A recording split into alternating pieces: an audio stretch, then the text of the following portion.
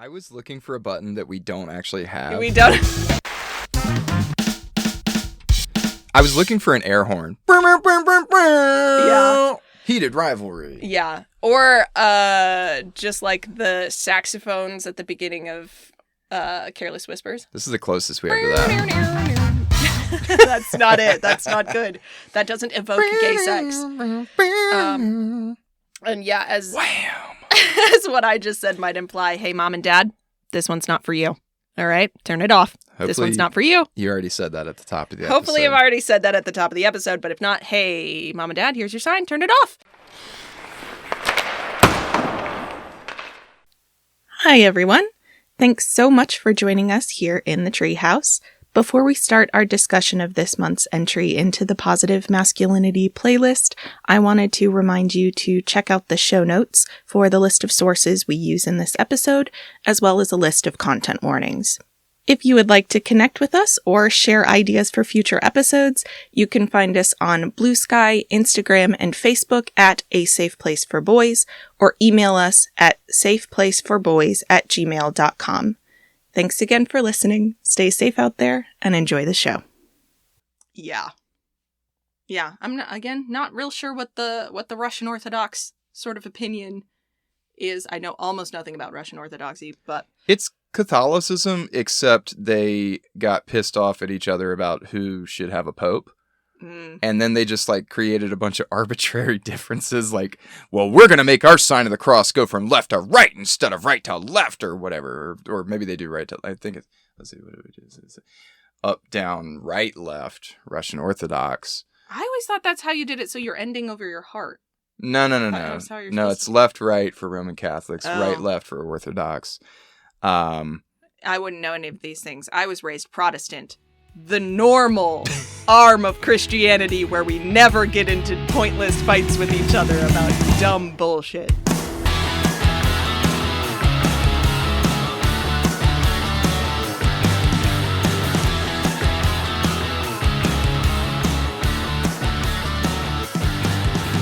Welcome to A Safe Place for Boys, compassionate conversations about masculinity in media. I am your host, Kelcee Sykes, and with me, as always, is the man in the crease, Dr. Spencer Todd Bennington, PhD. Do you even know what that phrase means? Who is, on a hockey team, who is the man in the crease? God, I don't even know the name of positions. This is the one position you know, I will say. Goalie. Congratulations, that is the goalie. I've done it. Yeah, man in the crease. I think that does sound vaguely sexual, but in a heteronormative way. So yeah. I'm not sure if it's quite as appropriate. No, well, you are here to represent the straight man contingent. Oh, then I'm the man in the crease. You are the man in the crease. Yeah. Congratulations. Yeah. Why do you hate Scott Hunter so much? I will break all of this.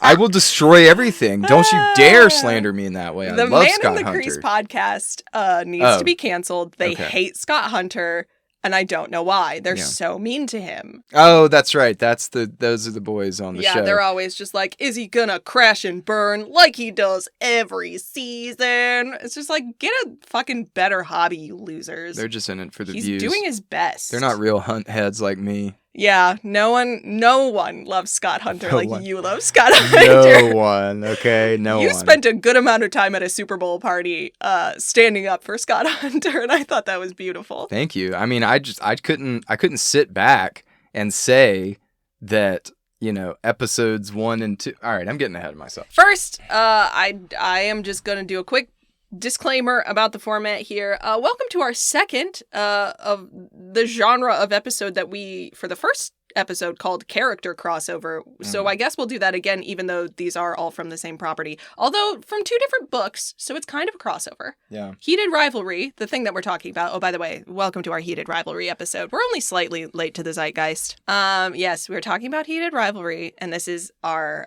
second attempt at a Heated Rivalry episode because someone might have lost her entire goddamn mind and written a 60-page single-space synopsis of all 6 episodes.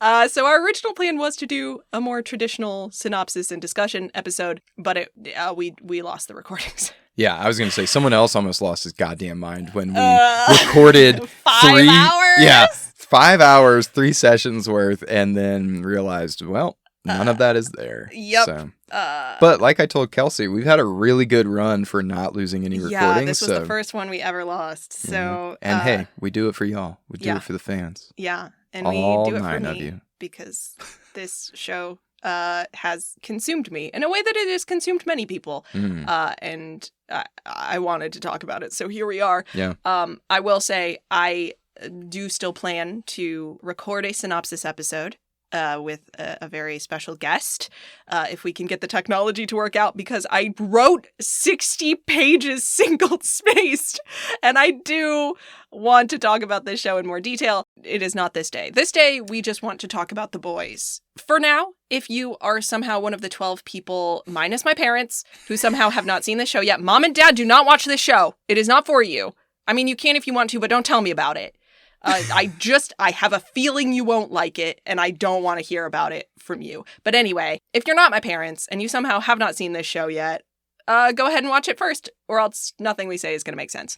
Or use this discussion to figure out if it sounds like your cup of tea. I don't know. Do whatever you want, but just, we're not doing a synopsis in this one. Honestly, the synopsis is gay hockey boys. They're gay. They play, well, no, they're not all gay. That is important that they're not all gay. It matters that one of them is bisexual. But there is 2 queer hockey players. 2 boys. At the highest level. At the highest possible level. They are getting it on with each other. Yeah. And so the thing is, that is the synopsis. But for those of you that are like, well, I don't want to watch that. You might. You might actually. It's pretty riveting television. I think pretty compassionate as well as passionate. Yes. But yeah, I think it actually presents some narrative elements and some topics of conversation that we really haven't been able to talk about too much on the show because of some of the other media that we've introduced. So I certainly think it's worthwhile and worth a look. And as the person who I was arguing with at the Super Bowl says, definitely worth your $10, right? Just pay for the HBO Max subscription for a month and enjoy it. It's just 6 episodes.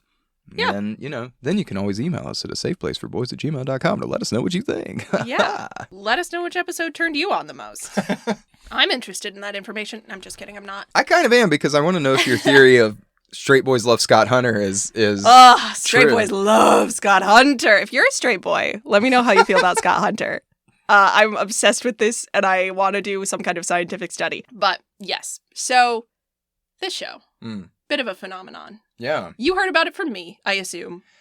Yes, and I had no idea what you were talking about. Yes. You literally texted me and was like, yeah, I'm watching that gay hockey boy show. And I'm like, what? What? And then, okay, First Hook was, and you're going to have to help me with his name, but produced in part by Jacob Tierney of Letterkenny fame, and Shoresy, I guess. Shoresy, yes. And those shows are not only amazing, if they're not your cup of tea, you at least have to admit they're very smart and well written. Yes. And so that's when I was like, okay, well, maybe there is some substance here other than beautiful, beautiful butt cheeks. You know? Yes. There are beautiful, beautiful butt cheeks. It's a very balanced show between ass and substance, you know? But listen, the hook is the ass. Yeah. Or the ESs. There's 2 of them. Actually, there's more than 2 of them. There's a few. You probably have one that stands out to you more than the others, but that's fine. We don't need to compare these beautiful boys. I learned about this show the same way I always hear about anytime the gay people are kissing on the TV, which is via the Tumblr account that I've had since the year of our Lord 2011. I have curated my online space in such a way that if there is a show with gay people in it, I hear about it. And then by proxy, I hear about it. Yes, and then if I decide it's worth other people's time, I tell them about it. Because I've seen many an obsession come and go on the internet. The only shows with gay boys I hear about are anime. Well, they're good. Yeah, I was just about to say, this one was so immediately in context to me as an internet user who has seen the obsessions that led to Heated Rivalry come and go over the years, such as, for example, the most obvious comparison I personally think, which is to Naruto. Not Naruto. Air Bud. No. Okay, I'm out. The Tumblr girlies don't care about Air Bud. They care about Yuri on Ice. Oh, yeah. Yeah, which has all the DNA of Heated Rivalry really baked into it. And you just kept wondering which character is going to sexualize a pork cutlet. I mean, if we're using the DNA of Yuri on Ice, then the thing that motivates Shane Hollander's love of hockey is portcullibles, which is not true of Heated Rivalry, unfortunately, but I would so love it if it were. The other sort of strange... He's motivated more by Chicken Kiev, if you know what I'm saying. Oh my God. Yeah, the other sort of strange obsession that I can map pretty directly onto this, and this might be a thing you are not aware of at all. I got one more. Make your joke. Ilya Stroganov. Sorry. God damn it. That was good. Yeah, it's good. Oh, that was worth it. Yeah. All right. Now let me talk about the even weirder thing that the internet did back in the year of like 2017, which was a true and like all-consuming internet-wide obsession with several members of the real-life hockey team, the Pittsburgh Penguins. What? Yeah. Controversially, only one of the two people that the internet was most obsessed with from the Pittsburgh Penguins made it into the canonical sort of pairing of Heated Rivalry, that being Sidney Crosby, who Shane is based on. And now I'm not going to remember how to pronounce the name of the other guy in the Pittsburgh Penguins. He was a Russian guy that everybody thought Sidney Crosby should be fucking, but Ilya is not based on him. He is based on... I want to say Alexander Ovechkin. Oh, yeah. I think Go Hurricanes. Yeah. It's my local NHL team. Yeah. Oh my God. Now I have to look up the guy. Oh, I'm not going to say this right. His last name is Malkin. That was the one that everybody thought Sidney Crosby had a thing with. These are all things I've seen come and go on the internet. And so when this one showed up, I was like, okay, it's another one of these. Cool. And I didn't really have intentions to watch it initially, partially because it was an HBO property and we didn't have an HBO subscription at the time, and I was like, I'm not getting an HBO subscription to watch one fucking show. And then Welcome to Derry came out and my coworkers were obsessed with it, and I was like, all right, maybe for 2 shows. Honestly, for 2 like Welcome to Derry was fine. This is way better.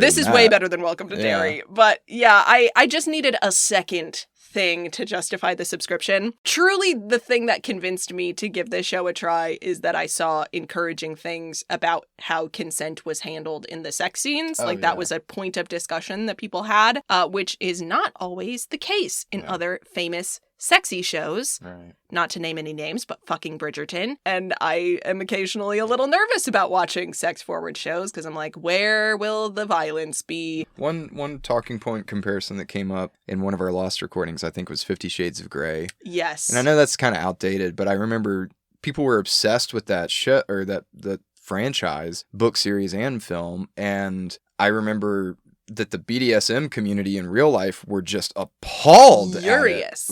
Yeah, people got hurt in real life trying to imitate stuff from 50 Shades of Grey because it is not well researched.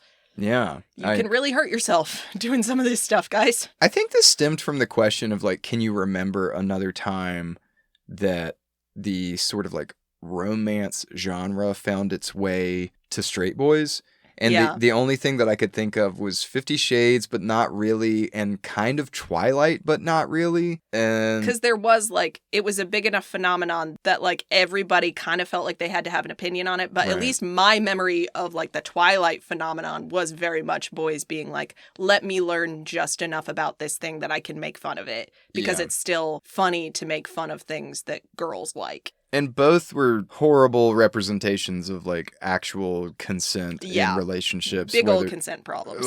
We see this all the time. And it's tough sometimes to even pick media to dissect for this show because it is such a recurring problem. Yeah. The understanding that sex is a given and that it should be handled a certain way and no one needs to talk about it and no permissions are needed.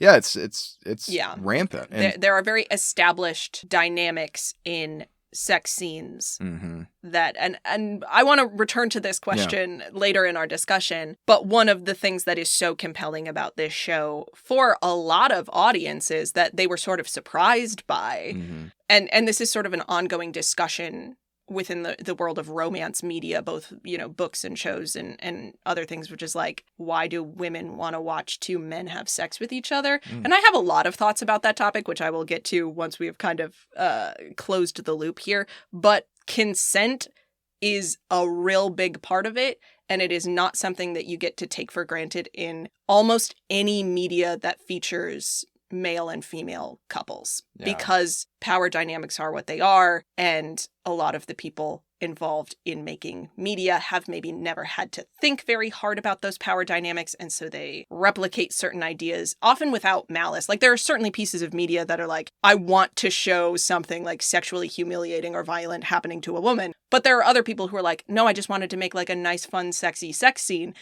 and have in fact showed something humiliating or violent happening to one of the partners involved, most frequently the woman, unintentionally. Yeah. I mean, I know you want to talk about this later, but like, again, the person I was not arguing with at the Super Bowl. It was a lively discussion. But she brought the point up to me, and I don't remember if you heard her say this, but she was like, yeah, I think a lot of women are into this show because they're seeing something in these relationships that is so foreign to them that they don't get in their real life. And I'm like, oh, honey, that's sad. I think you're right, but that's really sad. And I think this is a big piece of that puzzle. Yeah. Is that at least in heteronormative sexual environments, women are just often thought of as like the object and treated as such. Even in like loving situations, it's just been enculturated. And so, maybe that's something women audiences are seeing and thinking, oh, well, why doesn't my partner talk that way to me? Or like, why don't we have these negotiations? And like, why is it, And I hope that's it more so than like, oh, these are nice, loving relationships instead of just like you date all losers that hate you. Like... Well, yeah, there is a certain amount of like dating losers that hate you. But that is the sort of interesting thing about this show, is that it is showing two people who are on such even footing with one another, and who do have interesting power dynamics going on between the two of them, who still manage to have sex in a way that feels empowering for both of them, even if there are power dynamics in play, which is a needle that I feel like, I hate to be this person, because it's not exclusively straight men who fuck this up. Like, again, a lot of women involved in the making of Bridgerton. One of the worst shows for the handling of consent I've ever seen in my life. Women can absolutely fuck this up. But again, that's not something that straight men have to think about that hard, whereas like gay men have to think very, very hard about how they are conducting themselves in the context of intimate relationships, because the threat of what happens if this goes wrong is very, very high. So it's just kind of an interesting dealing of consent. We'll keep talking about this as we go. But it really was evident within the first 10 minutes of the first episode. Like, and it continued. I remember, I think I even vocally looked at you and I was like, oh, wow, consent. Like, I was like, huh? Yeah. Wow. Yeah. Good for these boys. And I would not have watched this show if that was not something that I had heard about it, because there are other shows that have a lot of like sexy stuff in them that I've heard of that I'm like, I mean, a lot of them have teenagers in them, and I'm also like, I don't want to watch teenagers have sex with you, even if the actors aren't actually teenagers. I'm not watching Euphoria, guys. I will never watch Euphoria. That looks like a nightmare. We stopped watching both Sex Education and Heartstopper at a certain point because it was like, you're just kind of watching teenagers have sex, and that feels weird. It's a We're shame, in our 30s. Both of those shows are good. Yeah, they are both very, very good. And like, I think handle the coming of age aspect of sexual awakening very well and in an important way for the 21st century. But yeah, and this is why once we start getting into like episode 1 and 2, where I just wasn't really all that on board. Their characters are quite young in the first episode. Aside from the very first scene, they are of age at every point, but they are behaving like young people who then have to mature as the story goes on. So why don't we quit beating around? Yeah, let's quit beating around the bush. So just before we get into some of the nitty gritty, like, what was your honest experience? Not like detailed, big picture, honest experience of watching this show from start to finish. Okay.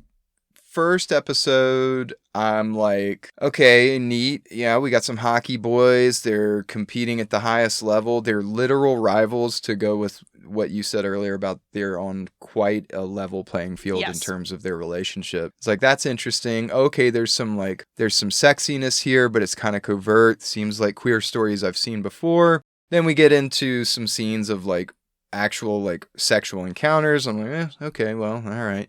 And I really wasn't all that gripped for the first couple of episodes, because like what we were just saying with shows like Sex Education, Heartstopper, it was just like not a romance story that I can identify with so much at this point in my life. Like, I remember feeling that way and these like highs and lows of infatuation. But something really turned around when, and I know you're going to say, when I met Scott Hunter. He changed your whole life. It changed my whole life. No, even with the characters... Well, you were on to Scott Hunter from moment one. The moment he showed up on screen, you were like, who's that one? Yeah. Wait a minute, who's that one? Hold on. Who's that guy? My literal quote was, how gay is Scott Hunter, though? Literally, I'm not kidding, you guys. I'm not fucking kidding. He didn't know anything about the story going in. No. He knew nothing about the story going in. There's that fucking graphic at the beginning of the All-Star game where it's like, it's the shot accuracy contest between these two. Previous record held by Scott Hunter. His immediate reaction is, how gay is Scott Hunter? I've seen a 2-inch tall photograph of this man at the top corner of the TV screen. How gay is he? Bring him to me. Who is he? I must know him. I was so interested. But I will say this. I mean, Francois is a very attractive man. I can't blame you. He's absolutely, to me, the most attractive of the three. I think he's too good looking, but that's just me. I like a boy who's a little rough around the edges, but that's just me. I like him too good looking. They can be too good looking as they want to be. But no, so obviously I do like Scott Hunter's storyline the best. That's no secret. But by the end of episode 2, I was less annoyed by... I've said their names so wrong. I was less annoyed by Hollister and Stroganoff because I think what we were starting to see were these genuine moments of insecurity and tenderness that I was like, oh, okay, this isn't just baby love anymore. That's why they're like this. Okay. This like really, yes, it resonates. It tells me something about their character, but also even to this day, I'll have those moments of typing a text, erasing the text, typing the text, erasing the text. And I'm like, oh my God, like, all right, so something is really hitting. So by the midpoint of the series, I was locked the fuck in. Yeah. And so that's what I keep telling people is like, all right, if you're uncertain, don't just watch the first episode. At least give it the first 2 so that you can see the setup and the stakes. And then if you don't like it, then it's probably not for you. Yeah. If you don't like it after the first 2, it's probably not going to get there for you. Yeah. But and like by the end of it, so again, Super Bowl party, epic fangirl was saying that this was the most like cathartic, beautiful love story that she'd seen in her lifetime, I guess, and like, you know, moved her in such a way. And my immediate retort was, I just felt that last year when I listened to the audiobook for The Color Purple. And I, you know, it takes different strokes for different folks, but I guess my comment there is just meant to be, yes, I can see that. And I felt that too. It was really moving getting to the end of this first season. They are doing another one, right? Yes. They're doing more? Yes. I could watch this and just consider it a miniseries and be totally fine. I felt like there was a really good resolution.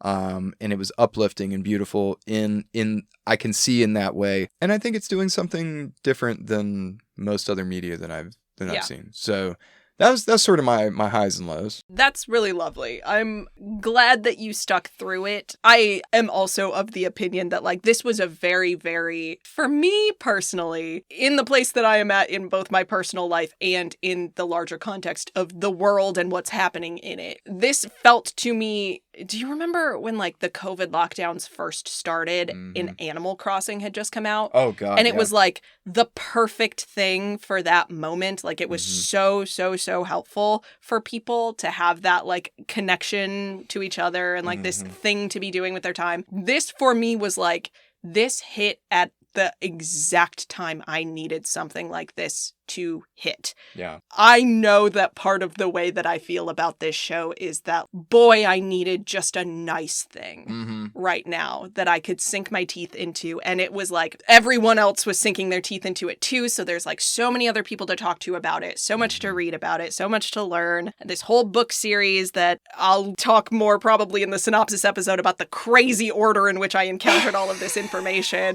That's funny.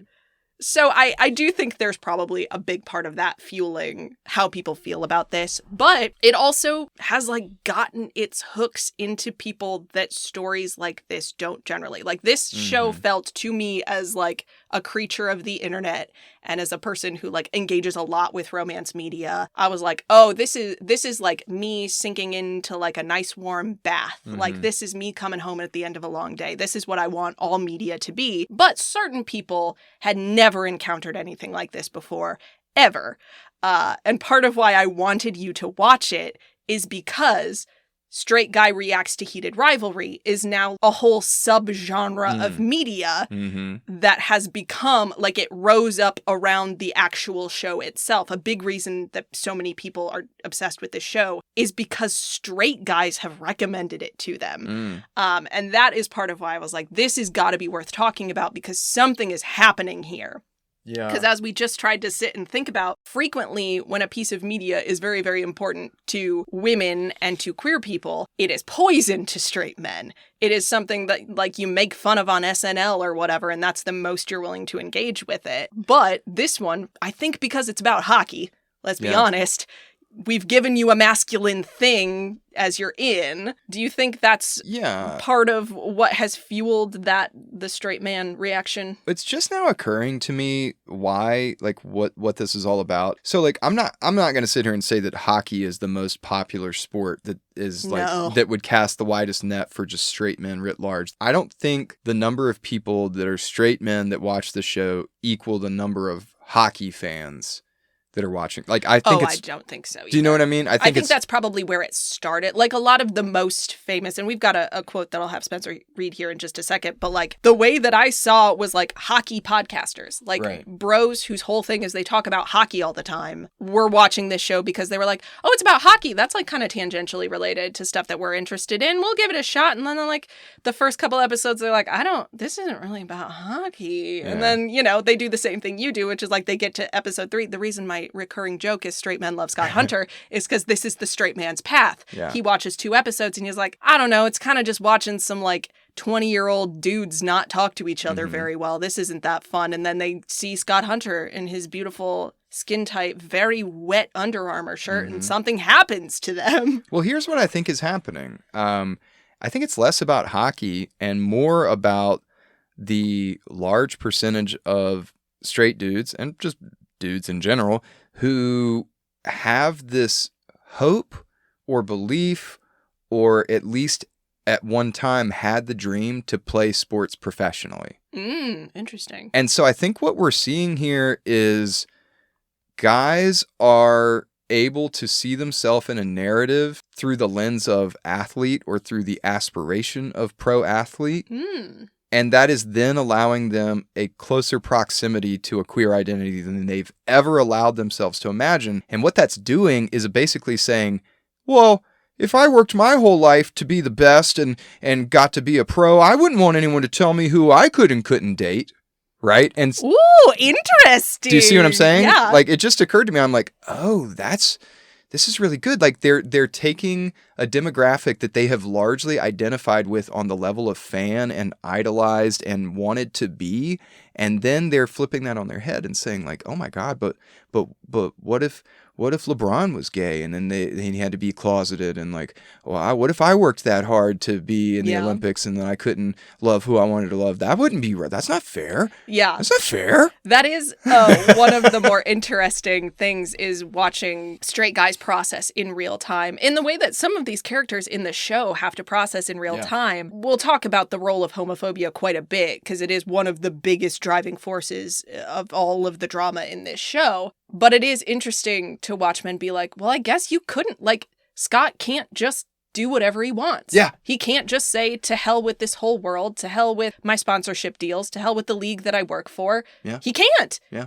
He does have to be thoughtful about that. That sucks. Yeah. Jesus Christ, that fucking sucks. I've never once had to think about that in my whole life. And it's like, no, you haven't. Right.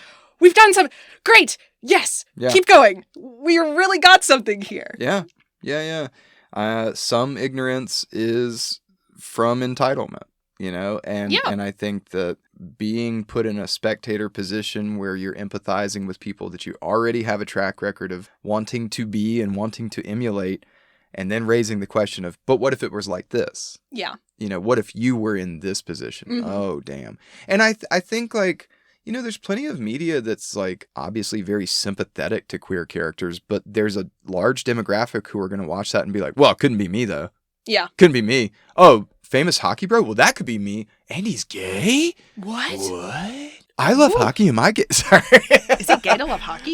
Yes, it is. Yes, it is. They've claimed it.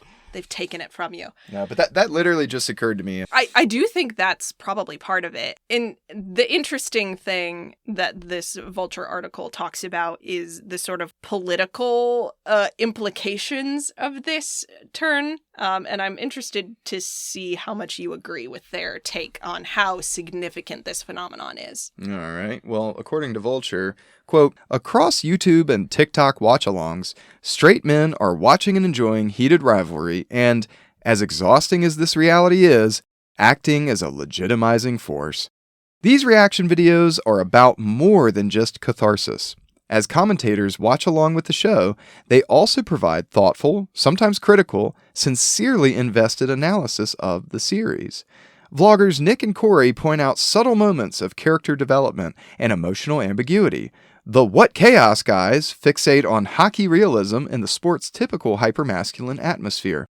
They're only a slice of the larger Heated Rivalry reaction world, which is full of videos from women and queer people who are overcome, thrilled, dubious, horny, skeptical, and shocked. But in 2026, there's a particular charge to watching straight men watch this show. One of the persistent arguments about how America got to 2026, 10 years into the Trump error, 10 years into the Trump error, with the Piers Morgan types announcing wokeness long dead, is that pushing too hard on identity politics and supporting queer families in the Obama years caused a reactionary backlash that threatens to snap this country back into the 19th century. And yet, with every new video of a dude in sweats leaning over the back of a sofa and smiling when two men on Heated Rivalry kiss, a tiny counter-narrative gets its wings. Watching people watch Heated Rivalry, especially when they're not the show's expected audience, is its own form of romance with a fantasy ending that's just as appealing. Maybe the last 80 years of American social progress will not be fully wiped away. Maybe it won't be mandatory heterosexuality and trad wives and whiteness and total regression. Watching a hockey podcaster shout appreciatively about another man's ass makes that fantasy seem the tiniest bit more real. End quote. Beautiful. You're saving the world, Spencer. Thanks. By watching gay sex on TV. Yeah, how do you feel? Do you agree with Vulture's take? In so much as I think that we have seen an anti-queer, anti-trans backlash for sure. I mean, just look at the what is it? The birthing movement. You gotta make more white babies. Yeah. The sort of conservative approach to take our country back by having more children in conservative families. I think that's a reaction against not only xenophobia but homophobia as well. Mm-hmm. Do I agree with the idea that straight men are a legitimizing force for the show? Not really. It's probably helping drive the sort of virality of the show. Yeah. For sure. But no, you don't need a fucking hockey podcaster to say, actually, I thought it was pretty good to make this show pretty good. It's very good. It was already legitimate for the core audiences that it was written for. So that I kind of find a little bit icky. But I think the hopeful bit of this take is that there are a far greater number of, and I'll use this term differently than it was originally coined, of a silent majority of, right?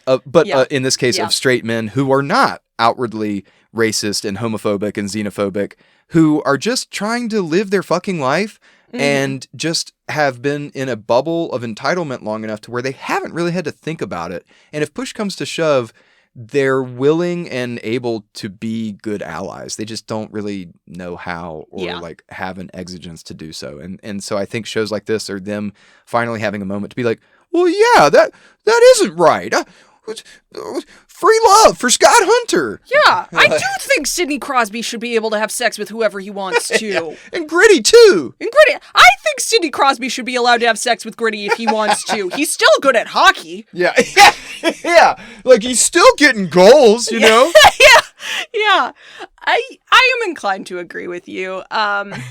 One of the most charming things about all these straight male reactions has been like a true like earnestness and like a willingness to learn. And like obviously there's been already some backlash to some of these fucking straight boys. Sure. Like, yes, I've heard about the empty netter stuff, but it is like genuinely charming and a sign, I think, of like media doing the work it's supposed to do when you have somebody who's like, wait, hold on, do you have to be on the top every time? Wait, doesn't Shane ever get a turn? Oh, he doesn't want to. Oh, wait, is that how it always goes? Oh, some people do like to switch. Wow. Oh, that's cool. That's actually kind of fun. I mean, obviously, it's giving straight men more credit, perhaps, than they deserve for a baseline level of compassion. But also, there are certain things that you can't know until you know them. Right. Until, like, something brings that information into your field of vision. I can't be mad at people for not knowing certain things about a different part of the world than the one that they inhabit. And I don't think it does us any good to get mad at people for learning something later than we learned it, you know? Yeah, so yeah, that's I think it's nice. Tomfoolery. And, like, yeah, we get a little, like, we don't need to fall all over ourselves being like, you guys are heroes for not being weird about gay sex. It starts to smack a little bit of the like, this dad put his daughter's hair in a ponytail one day and we gave him the key to the city. A role model for feminists everywhere. Yeah. Is he better than women? Let's ask this panel of men. Susan B. Anthony. The B stands for bro. Yeah, I mean, we could definitely drift too far into that territory. But, like, I've watched a lot of these videos, and every time I was sort of bracing for this to be, like, the gay sex version of the cinnamon challenge, where it's like, how much can these men stand to watch a romance between two men before they just start puking in the trash before they can, just start like projectile vomiting. And for the most part, that's not what it was. Like a lot of the reactions were like, man, these motherfuckers don't know shit about hockey, but the relationship is kind of nice, which is fair. My only big picture question before we dive into talking about the boys is, do you think part of this sort of like pleasantly surprised reaction from straight men is like an unfamiliarity with the romance genre? Because like, again, I went into this being like, oh, there's that trope, there's that trope, there's that one. All of my favorites are here. Look at it go. But I imagine it hits pretty different if you're just like not aware of how things work in romance. I might be a bad person to ask about this because I think I'm like way more familiar with the romance genre than the average bear, just because like, one, I'm an English major.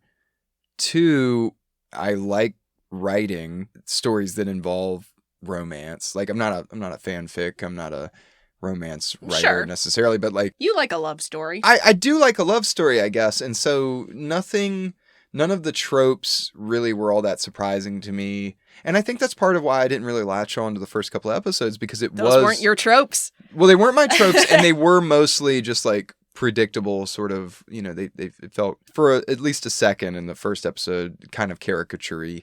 It's hard for me to imagine that the bros of the world aren't out here at least watching the kinds of love stories in your big blockbuster films that I am, but maybe not. Maybe they only watch like, well, I saw The Notebook because my girlfriend took me to it and made me go, and like. Well, if your experience with the romance genre is The Notebook, I bet this feels very, very different. I don't like The Notebook. Everything about The Notebook is like what's wrong with the romance genre, in my opinion. It's like all of the worst tendencies of romance are present in The Notebook. So if like that's the one that you've seen, I bet you are white knuckling it through a lot of this show and then being pleasantly surprised by how frequently the worst possible thing doesn't happen. Well, that's what I was about to say. Is like, I can't really speak to, you know, the novelty of romance, because I do feel like that's not really novel to me. But I was surprised that we didn't just get to a cliffhanger episode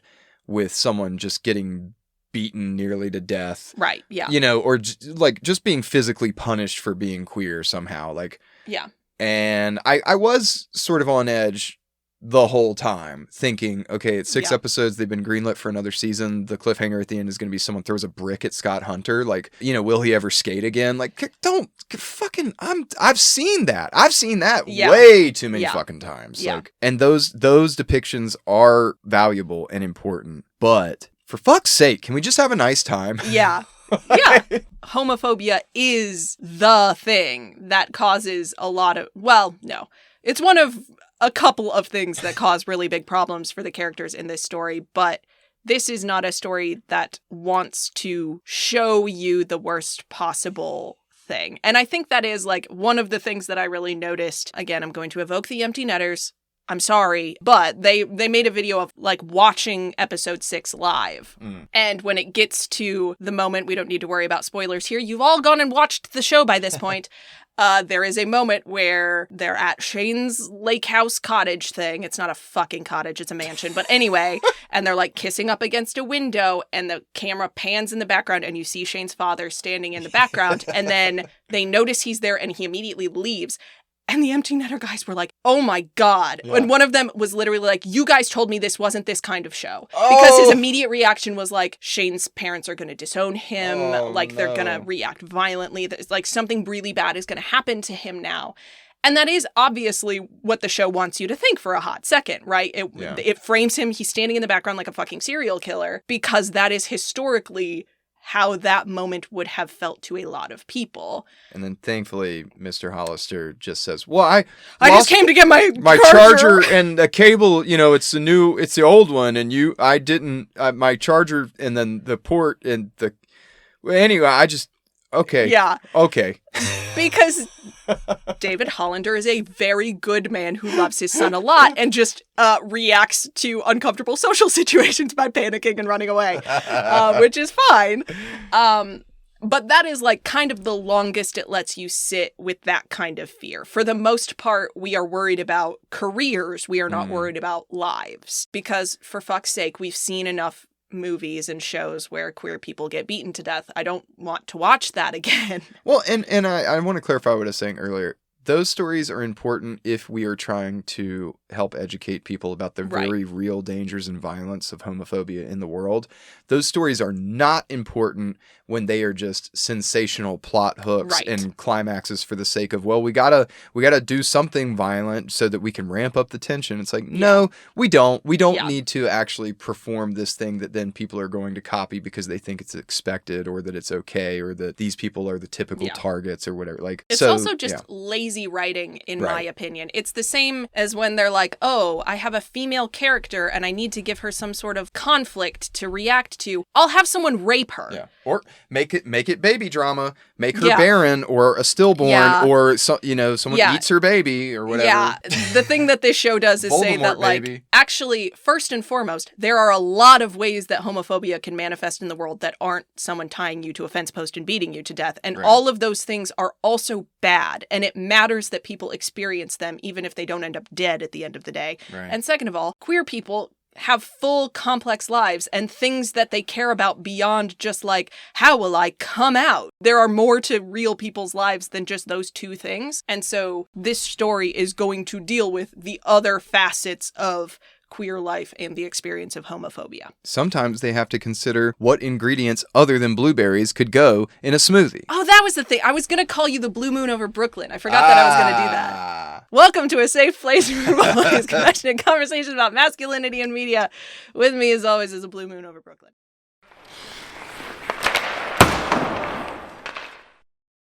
All right. Are you ready to begin talking about the boys? Yeah, I guess so. All right. So we will begin with your favorite character. And by your favorite, I mean your least favorite, who is, of course, Shane Hollander. He's fine. And we're starting with him because arguably this is more his story than anyone else's. That's just how it works. Even if you have two main characters, one of them is going to be a little bit more the main character than the other one. And in this story, Shane is more the main character. So, we will start with an aspect of his character that is not actually ever explicitly stated, but I think is important for understanding him and is also important to understanding a not insignificant portion of the reaction to this show, which is that Shane is autistic. He is somewhere on the autism spectrum. That is not something that is ever said explicitly in either the books or the show, but the author of the books, Rachel Reed, and the actor who plays him, Hudson Williams, have both confirmed that an understanding of autism has greatly influenced their portrayal of him. And perhaps more importantly, many autistic audience members have said that certain things about Shane's character and behavior really resonate with their experience. So a writer named Sarah Kerchak wrote a very good Time magazine article about her reading of this character and why people read him as autistic and what that has sort of meant to audiences to see such a sort of high-profile character written and performed in this way.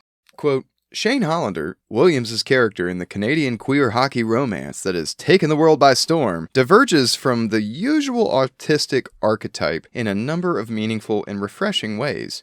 He's Asian, at a time when most autistic representation is still overwhelmingly white. The lack of explicit discussion of autism in his story makes sense for his character. Plenty of people who thrive in a field related to their special interests don't realize that they're autistic until later in life, if at all, and neither the writer who created him nor the actor who portrays him are cagey about the fact that they consider him autistic. This is a welcome change of pace from the litany of actors and performers who have been perfectly happy to exploit autistic traits and stereotypes for their own creative fulfillment while coyly refusing to admit that's what they're doing. Shane also looks, moves, and sounds thoroughly autistic in a way that is different from the usual mode. He has the flat affect, with a voice that rarely breaks out of a small range of notes, and a face that's largely unreadable unless you're watching carefully for micro-expressions. Once you're paying attention, you might also notice the gears spinning as he tries to process unexpected situations and conversations in real time, or the tension he carries in his body as if he's never quite sure what he's supposed to be doing with himself off the ice, or how it eases when he's with someone who truly gets him. And all of these outward expressions feel like they're part of a cohesive whole. And the article attributes some of the quality of this portrayal on the real-life connections that the creators have with autistic people in their lives. One of Rachel Reed's children is on the autism spectrum, which is something that she discovered in between writing the first book and the second book. And Hudson Williams' father is also on the autism spectrum, and he's been pretty open about the fact that he based a lot of Shane's characteristics and mannerisms on him. So these details are coming from a place of love rather than, every so often you hear about actors who are like, yes, I needed to play a monster in a movie, so I went to see some autistic children on a playground or whatever the fuck Benedict Cumberbatch was talking about back in the day. Like, treating this as, people that I love and am drawing inspiration from, as opposed to like this foreign, weird group of people who have something wrong with them. Pathologizing. Yes, exactly. Which obviously doesn't make either of these people or anyone else involved in creating this character and this show true experts. And ultimately, the Time article calls for more autistic people to be involved in media if this is a trend we want to see continue. Quote, art by people who know and love autistic people is better, but isn't a substitute for art by autistic people.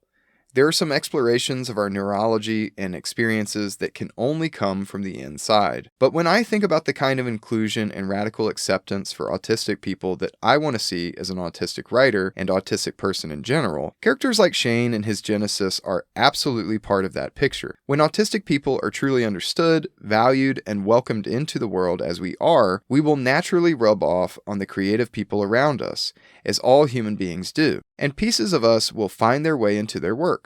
Not as freaks to be studied from afar, mimicked, and exploited for other people's creative whims or amusement, but as complex and whole parts of the world worth exploring and celebrating. End quote. I'm immediately thinking of fucking movies like Radio and all these movies we grew up with like undisclosed mental health diagnoses, Forrest Gump, right? That don't really exist that way in the real world. They're like some crude amalgamation of like, again, caricatured representations that those people had seen second or third hand. Like, I can't imagine being a person, say, on the spectrum that's like watching media like that and just being like, well, that's what, fuck. That's how you see me? Yeah. And the interesting thing, she says this elsewhere in the article, is like, it's not that all of those things have like no basis in reality whatsoever, right? There certainly are people in the world who experience things similarly to like a radio, for example. It's not that that has no basis in reality. It's just that if that's what you say, like, this is what autism is, it's always like this exact thing, then you're making it harder for people in the real world to either make sense of their own experiences or get other people to accept that they're telling the truth about things when they're like, well, you're not like radio, so you're just trying to get a diagnosis, you don't, blah, blah, blah. All the hangups that people have about mental health diagnoses because they're expecting you to look like, you know, Dustin Hoffman in Rain Man. Rain Man, yeah. When it's like, okay, some people are like Rain Man, yes. A lot of people aren't, though, and that doesn't mean that they're lying to you about their experiences. And one of the things that people find most meaningful about this story is that it is showing an autistic character in the context of a romantic and sexual relationship. Because a lot of the tendency, if a piece of media is going to bother to show an autistic person, they're not going to show them as like sexual beings. Right. They're going to be very infantilized. And so it is really refreshing to be like, autistic people fall in love and have sex. So what might that look like? The other wonderful thing about it being like unstated in the show but acknowledged by the writer and the actor is, yet again, you can have, you know, normies out here being like, oh yeah, I identify with that. Like I've been like frustrated and distracted sometimes, and like I feel tense everywhere because I'm like, my mind's on this and I'm fixated on, Yeah. Yeah, this is a very like comfortable sort of character to identify with in that way. Meaningful for both people who do have autism and for people who don't. Like it's an empathy builder to be like, you just watched a whole show about this guy. Yeah. You like him, right? Okay, great. Let's take that lesson out into the real world. Yeah. And I won't go into like everything about this character that people have sort of pointed to as resonating with their experience of autism. How dare you? We just don't have time. It's everything he does. All of the things someone has been like, well, I do that. But there is an Instagram user named Mim Kempson, who at least on Instagram claims to be a relationship therapist who specializes in neurodivergent adults. I hope she's not lying about that. And has spoken about her own experience of autism, has talked about some of the ways that Shane interacts with other people, and Ilya in particular, in the context of this romantic relationship that really resonate with her and at least with some other people's experience of autism. So there are just 3 of them here, but there are 3 kind of big ones, if you wouldn't mind. So the 3 that we're going to talk about are delayed processing, certainty and routine, as well as safe foods. My man loves some ginger ale. He loves it. He needs ginger ale and he's frequently denied it. But like, yeah, I'm thinking immediately of just like moment after moment where this shows up in the show. I'm like, oh my God, yes. And these are also like really easy to empathize with. These are not things that are limited to people on the spectrum. So under delayed processing, quote, Shane and Ilya's relationship developed over the course of nearly 10 years. For autistic people, this is normal. It can take us longer than usual to deepen connections, build trust, and feel authentic in how we express ourselves emotionally. To recognize how we truly feel often takes not only time, but space. As Shane adjusts to the new experience of connecting with someone so intimately, we can see how having time alone really benefits him. Whenever he feels put on the spot, we instantly see discomfort. When autistic people are given breathing room and shown patience from others, we are often able to identify and articulate our feelings because it's on our own terms. And yeah, it's interesting because in the show we see moments of like what you might first think of as isolation. He's alone a lot. But when you stop and think like how confused he is in the moment, like in strange dialogues, or like I mentioned the, you know, writing the text, deleting the text, like after something is bothering him, but he can't quite pinpoint what. Having that cottage that's a mansion, those quiet spaces and those times to reflect are really, really valuable to Shane. Yeah. I think the most prominent one is that moment at the very end of the show when he's gotten caught making out with Ilya by his dad. He, within a couple of minutes, is like, I have to go over there. I have to talk about them. Like, I have to do this now. I can't let them sit with this. And he's going and going and he's going over to this house, and Ilya is coming with him, and he's going in there and he's immediately coming out to his parents and trying to explain this whole long relationship. Has this whole like heartfelt conversation with his mom, blah, blah, blah. He seems to be doing fine. They're sitting down and they're eating pasta, and all of a sudden he's just like, I got it. Nope. I'm done. Yep. I can't. I've reached the limit of what I can do today. I need to sit with my head down for a few minutes. Yeah. And it's a lovely moment where, the show allows us to see Ilya like helping him navigate that. And it's this really lovely moment. But that's one of those moments that people have really pointed to as like, yep, there it is right there. Yep.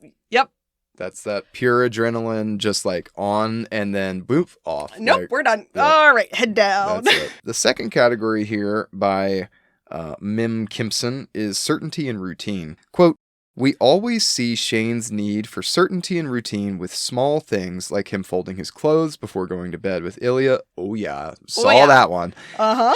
To changes in communication from Ilya that Shane doesn't know how to interpret. For autistic people, the distress that someone else's inconsistent communication can cause us is often not about feeling rejected, but quite simply not knowing where we stand. We also see Shane become frustrated or dysregulated when Ilya talks about their future in abstract ways, using vague terms like someday. But by contrast, we see Shane excited, confident, and grounded within himself when talking about future plans with great detail. Yeah. The big cause of tension between these two characters specifically is you have Shane with a very high need to be like, just tell me what you want and what you want to do and what's bothering you. Mm-hmm. I can tell something's bothering you. And Ilya's whole damage is like, I can't let anyone know something is bothering me. I can't admit to any of the things that are going wrong in my life. And he has good reasons for that. But I think of that scene at the Olympics where they're watching the ice skating and Shane is like, oh, you just lost a game. Do you want to talk about that? And Ilya's just like, no. And he's just like, but are you mad at me? Like, why? Yeah. And of course, Ilya in that moment is just doing the like, go away, go away, go away. I'm going to say a bunch of shit I don't mean because to get you to go. boring in Canada. Yeah, I know I did not answer your boring text. When what he means is my father is going to kill me and I'm scared and I'm in Russia and I hate it here and like my brother hates me and everyone hates me and I did the one thing I wasn't. He's just like, and you're so perfect and you can't talk to me. And Shane is just sort of like, but I want you to talk to me. Yeah. And like it takes them a long time to get past that. Yeah. But you do see that scene at the very end after they have like the last of their Ilya talking about how he likes to have sex with women conversations, which is another thing that he does pretty frequently because he can't talk about his feelings in a normal way where, he's doing the like, well, I could marry Svetlana for an American passport. And Shane just goes into full like Microsoft Excel mode and he's like, no, you fucking won't. Yeah. Here is what we're going to do. I have the next 10 years of your life planned out for you. Yeah. Congratulations. Well, and like equally, I think we see, in that last episode, Ilya is sort of like head in Shane's lap outside by the fire, fully confiding in him, just like rambling about things that he's thinking about, like being very open. And Shane, before the Excel moment, before the dad pops in, like is more comfortable because he trusts Ilya with the vagueness of, I believe in you, even though we don't know what the future holds, but I believe in you. Yeah. And like, that's really sweet. So, and it's very similar to that scene where it's like Shane shuts down and Ilya like pats his back or like raises his head and kisses him or whatever he does. And like, you are good here. Yeah. Oh yeah. Your family is here. Oh. You're all good here. Your boyfriend is here. Yeah. Oh, that's so good. This is really good. Yeah. And like the thing I love about, I know we're not talking about Ilya right now, but like the thing I love about that scene and about him is there is no shame. There is no hesitancy because he's in front of Shane's parents. There is no filtering. It's like, no, I'm going to talk to you and say the things as authentically as I would if it were you and I here alone. And if people don't like that, fuck them. Once Ilya gets over the thing that he has to get over, he is like, I have shifted modes entirely into being the best possible partner for you that I can be. Because like you got through the armor and we're in this together forever now. And my firm belief is that will continue to be Ilya forever. Like once you get in, you're in forever. And he is going to fight for you. And like, he'll punch your dad if he thinks he has to. And thank God your dad doesn't put him in that position, but he'd do it. Not like, David Hollister. Nobody would. I was just looking for the charger. And it's the other charger. It's the old cable. Yeah. And I want to say one more thing about Ilya, but after we get through safe foods. Yeah. Safe foods. Last category here. Ginger ale, baby.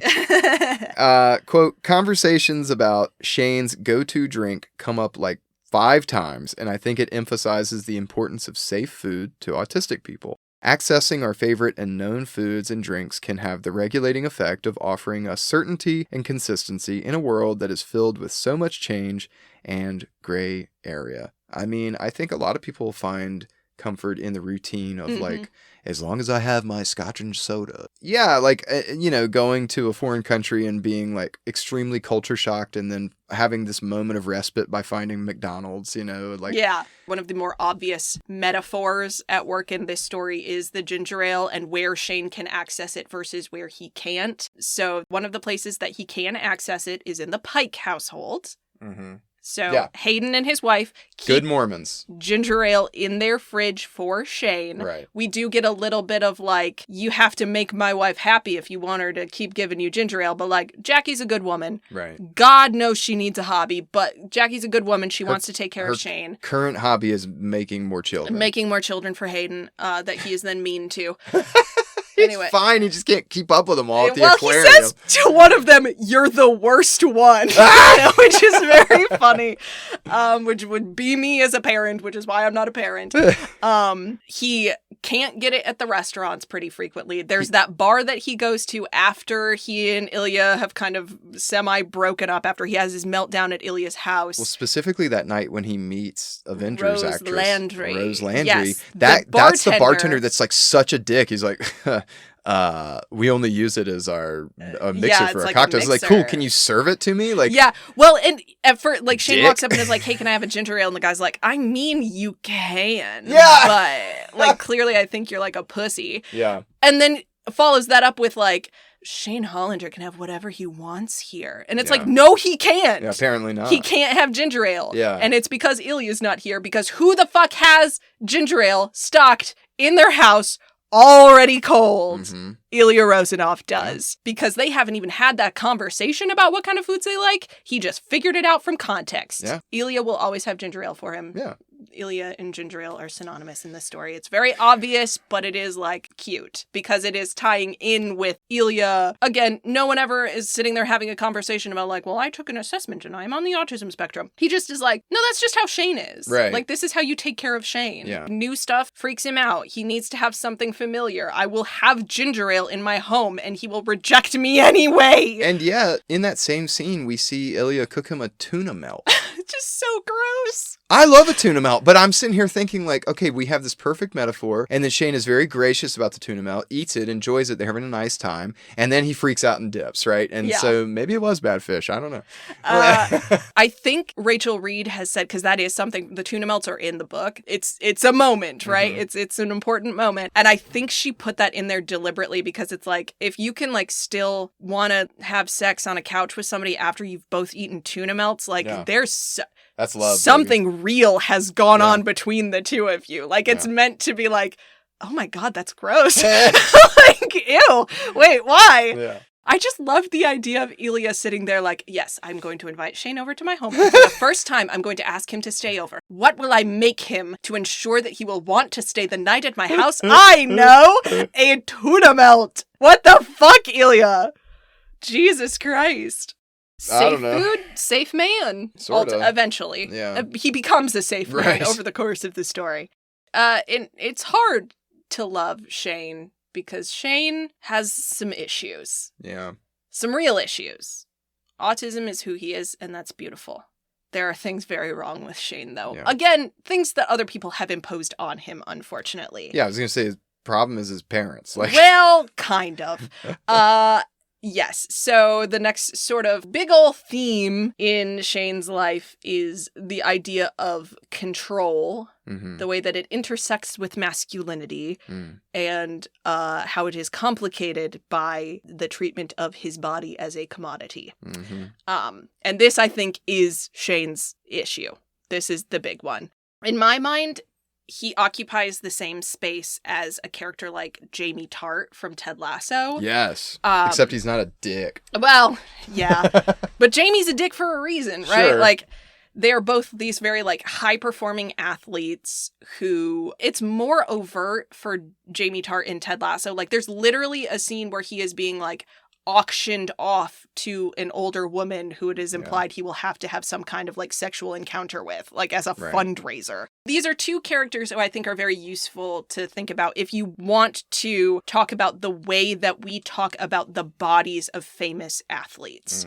We started thinking about this in our ill-fated... Our shadow recording. Our shadow Ted Lasso recording that just spiraled totally out of control. And I just ranted about consent for like 45 straight minutes because the shit that happens to Jamie Tart is disgusting. Yeah. Just horrible. The idea that because someone does a very physically demanding job, their body is in one way or another on display. Like, obviously you wear a lot of pads in hockey, so you can't see Shane when he's playing hockey, but you know he is using his body to do his job. That sort of entitles a lot of people to have opinions about what he does with his body. And even if those people don't verbalize those opinions to him, he is aware that people have those expectations, and so he acts accordingly. And what makes me sad about Shane, and what I ultimately find very compelling about Shane, is that at least at the beginning of the story, no part of Shane's life is fully his, even the parts of it that he loves. So there is that moment in episode 4 where he is talking to Rose in the restaurant, and they're sort of comparing childhood stories, because they both kind of had these like weird upbringings. She's been an actress since she was a little kid. He was actively recruited to play hockey starting as a pretty young child. And he's like, but when I was 8 years old, it was still fun. And she says, has hockey stopped being fun? And he responds like, well, no, not exactly. Like, still, like, playing a game of hockey is fun. It's just become a lot more intense because of everything else around it. And what he says is he has had to become more intense, too. And those sources of that intensity for him are both external and, as a result, internal. So, what are some of the sources of intensity for him? Most notable for the purposes of this specific story and its plot is the titular Heated Rivalry. That was not Shane's idea. The first thing that we see Shane do in this show is very politely and kindly and in a spirit of friendship introduce himself to Ilya and tell him that it's so much fun to watch him play. That's the first thing Shane does. And the whole rest of this story is everyone being like, look at how much he hates him. When have we ever heard him verbalize that, even for a second? We know that he wishes he had gotten picked first in the draft, but he's not mad at Ilya for that. He does not want to punish Ilya for that. He wishes that had gone differently. At no point does this man say, I hate that guy for real in earnest. We see him lie about it. Yeah. That was something completely fabricated by the NHL PR team to drive sales. That's not something that belongs to them. It's something that's so interesting, too, because in Western sports culture, we are so obsessed with winners and losers. There must be a winner. We have to go into sudden death, overtime, golden point. We cannot have a draw. There are winners who are happy about winning, and there are losers who are sad about losing, and they're also angry at the winners for winning.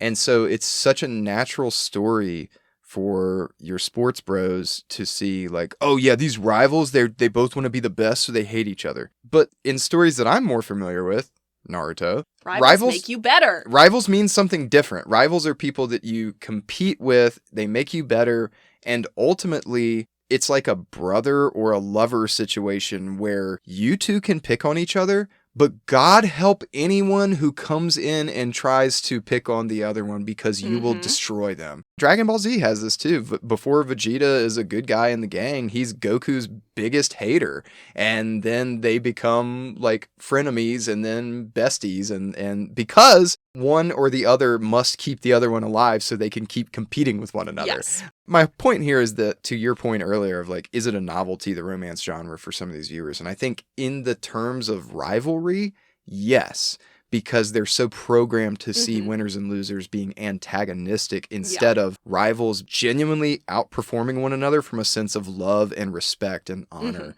And like, I don't know. I think this is a really good point, because we see sweet little baby Hollister show up and she's like, oh, hi, it's such a pleasure to meet you, Mr. I don't think Rosanov. you're supposed to smoke here. Yeah. Yeah. A lot of the framing of this man's professional life is like weirdly mocking him for his immediate impulse to want to befriend this person. Right. It's sort of like, well, no, you can't. You can't befriend him. He's as good as you. Yeah, you have to kill him. You couldn't possibly admire someone who's on your skill level. There must be the best. Like, what? Okay, there can only be one. What? Why? Yeah, why? Why can't we just both be good? There's a whole league of us. Yeah. Like, and I don't want to like dwell too much on the book because that is a separate piece of media. But like the book does make it very clear that the way that these two characters view their rivalry is, oh, he makes me better. Mm-hmm. Knowing that there is someone out there who is as good as me keeps me accountable to like keep trying to improve rather than just coasting. Because either of them alone could just coast. They wouldn't have to work that hard, but it's just sort of like, no, I have to be ready for him. Mm-hmm. They kind of at a certain point are only playing hockey so they can keep playing each other. Yeah, absolutely. The next sort of facet of Shane's life that does not belong to him is his physical human body. Mm-hmm. And boy, does this cause him some issues. Who are some stakeholders in the body of Shane Hollister? Tiger Woods. Hollander. Got him. How dare you? I got you. Is it Tiger Woods? It's not Tiger Woods. Is it Serena Williams? It is not. Are you sure? We'll circle back to them in a minute, though. Okay. We'll get there. I mean, you got Mommy. Certainly. You got Rolex. You got Rolex? Who's the other one? Gogurt? I don't know. Not Gogurt. The Montreal Metros. Oh, sure. So the biggest one being his team, the league writ large, and by extension, the fans. And we know that Shane takes his supposed obligation to those stakeholders very seriously, not just because he is obsessed with hockey and it's his whole life, but because he verbalizes how he feels about them in episode 1. So there's that press conference before the All-Star game. What you're supposed to take away from that scene is that Ilya is having a hard time following the thread of the question in English, and so Shane steps in to answer it, and you're supposed to be like, oh, that's so sweet, he's saved Ilya. But listen to what he actually says in his answer to that question, because it's some stupid bullshit about, you guys play professional hockey, do you think you want to win cups? Yeah, do you want to win the cup? The dumbest bullshit sports journalism question ever. And Shane talks about how his mother is a lifelong Metros fan. She has this historical love for the team that he plays for. And, you know, he as a professional person is now obligated to take the desires of his fan base very seriously. He knows that, you know, it's been a long time since his team has won any cups. He has been brought in with the assumption that he is good enough to turn that around for them. And that is an obligation that he takes very seriously. We also learn in episode 6 that loyalty is something that his mother values very highly. So Shane is not going to leave this team who drafted him unless something real big happens to make him change his mind about this team. He feels a lot of loyalty to them because they went out of their way to choose him, right? And we know that that is something that he has gotten from his mother, because when they're having that conversation about Ilya potentially leaving the Boston team, she really disapproves of that, despite the fact that she's like, oh, you're doing this because you love my son and want to be with him. She's still like, but they drafted you in the first round. Loyalty. Yeah, which means in her mind that he owes Boston the full length of his hockey playing life. They took a chance on him. But right? It's actually really sweet because he's saying like, yeah, I'm more loyal to your son than right, I am exactly. to a team or to people that pay me or whatever. Yeah, well, and it is another question of, does Ilya feel as strongly about hockey as the Hollander family does? No, he does not. No. And, you know, we'll back down from that attitude later, one hopes. But that is certainly the mentality that Shane has been raised with. If someone goes out of their way to give you an opportunity, you pay them back. Mm-hmm. And you do that to the best of your ability every time. And that means you play hockey real good and you do whatever it takes in the rest of your life to make sure that you stay in good hockey shape forever. The other group of stakeholders you identified, Rolex, writ large, the brands that he is affiliated with. This is frequently how professional athletes, a lot of professional athletes at least, make a good amount of their money. Sure. Is through sponsorship deals. And I think Shane is probably less fixated on, like, the money aspect, because he is also being paid a lot of money by the Montreal Metros. Don't worry about that. He's fine. Mm-hmm. But he's thinking more about what his mom says to him in episode 1 about the sort of tricky space that Shane inhabits as an Asian Canadian player. Because there's that obvious bit that she verbalizes about him being a good role model for all the kids who don't get to see themselves in hockey very often, which requires him to be visible as much as possible. But there's also this idea that because he inhabits that minority minority space, he should be extra grateful that these brands are willing to take an interest in him. She says, like, oh, you're the youngest person that, like, I think it might have been Reebok or Rolex, what some brand has ever signed to a deal like this. Right. You have to be grateful. Right. And being grateful to people is often synonymous for Shane with bending his will towards theirs, even when he knows that they view him as a commodity. You can think about that conversation that he's having with his parents about Wimbledon in episode 4, right? His mom is like, well, Rolex wants you to be in their VIP box so it looks less Tennessee. And Shane is like, you mean less white, right? They need somebody who's not white sitting in their box so they don't look like bigots. And he knows that that's what's happening, but he's still kind of willing to play ball with them a little bit because A, I like the money, and B, how often do kids get to see a guy like me in a Rolex ad or whatever? And knowing that his mother is an immigrant, she is a first-generation immigrant. One of the things that she claims, at least, made her feel Canadian, quote-unquote, was getting really into hockey. Right. So this is there is more at stake for her than just like, well, I want my son to make a lot of money. Sure. Right? Like, there's a lot going on here. Yeah. Yeah, so let's talk about the third of the big stakeholders in terms of Shane's body and what he does with it, which is his parents, and perhaps most predominantly his mother. And this one's rough because a foundational, sort of inarguable truth about this story is that David and Una Hollander love their son. Yep. So much so that they have built their whole entire lives around him. Yeah. Like, listen, David works for the Treasury Board of Canada. He has other interests. He's a very busy man. He doesn't even know what YouTube is. He doesn't know what YouTube is. I love him. Una is his manager. Like, as far as we can kind of tell from the show, like, that's what she does for a job. Obviously, there is a lot of privilege baked into that for Shane. That colors a lot of his mentality, that he has never for a single moment of his life had to doubt that his parents love him. That is, of course, not true for everyone in this story. But there is also another side of that coin, because Shane also knows that his parents have built their entire lives around him. Yep. He is aware that they have made sacrifices for him. He is aware that they have probably foregone some of their own dreams in order to make his dreams come true. And while I am positive that neither of these two people have ever told Shane in words that he owes them for that, when people have worked that hard on your behalf, it can be very difficult to push back against them in any way, even if the things that they start asking you to do have nothing to do with your own interests or comfort level. And we know that a lot of what Shane does is not something that he has chosen. Just look at the fucking ad campaigns that Una puts him into. They're insane. This man has no business selling luxury watches or perfume or fucking Speedos or Reeboks. He even says in that scene in episode 1, like, Mom, anytime that anybody sees me, I'm wearing skates. Why do I have a Reebok deal? No one ever sees me wearing sneakers. The most egregious one in my mind is the fucking energy drink ad. We know he doesn't drink energy drinks. We know he doesn't. Where he's being sprayed down and he's in a wet t-shirt. And then his mom comes up at one point and is like smoothing the t-shirt down more so it's sticking to his chest more. Why are we doing this for a drink that we know this man doesn't drink? So what are we doing here? It's, it's interesting because I'm just now thinking, like, okay, throughout the show, we see Shane get teased for, but mostly by Ilya, but like he hires a designer.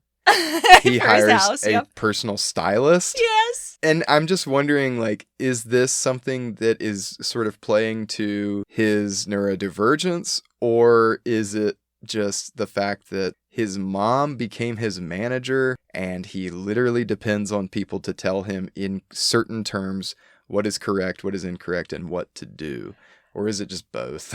I mean, I think it is both. I think he is supposed to be like a very sheltered sort of person. I'll have to fact check this just to make sure I'm absolutely right. But one of the costume designers, because boy, they put a lot of thought into the costumes in this show, points out that in that scene in episode 6 where Shane is going over to his parents' house, he is wearing a shirt that is the same fabric as the shirt his mother is wearing. Ooh. To implicate that, like, she bought him that shirt and he is putting it on in that moment to be like, I'm still your son. Yeah. Look at me. I'm visibly wearing a thing that you gave me. This ties us together. Mom, please don't be mad at me. Right. Please remember that I'm still your boy.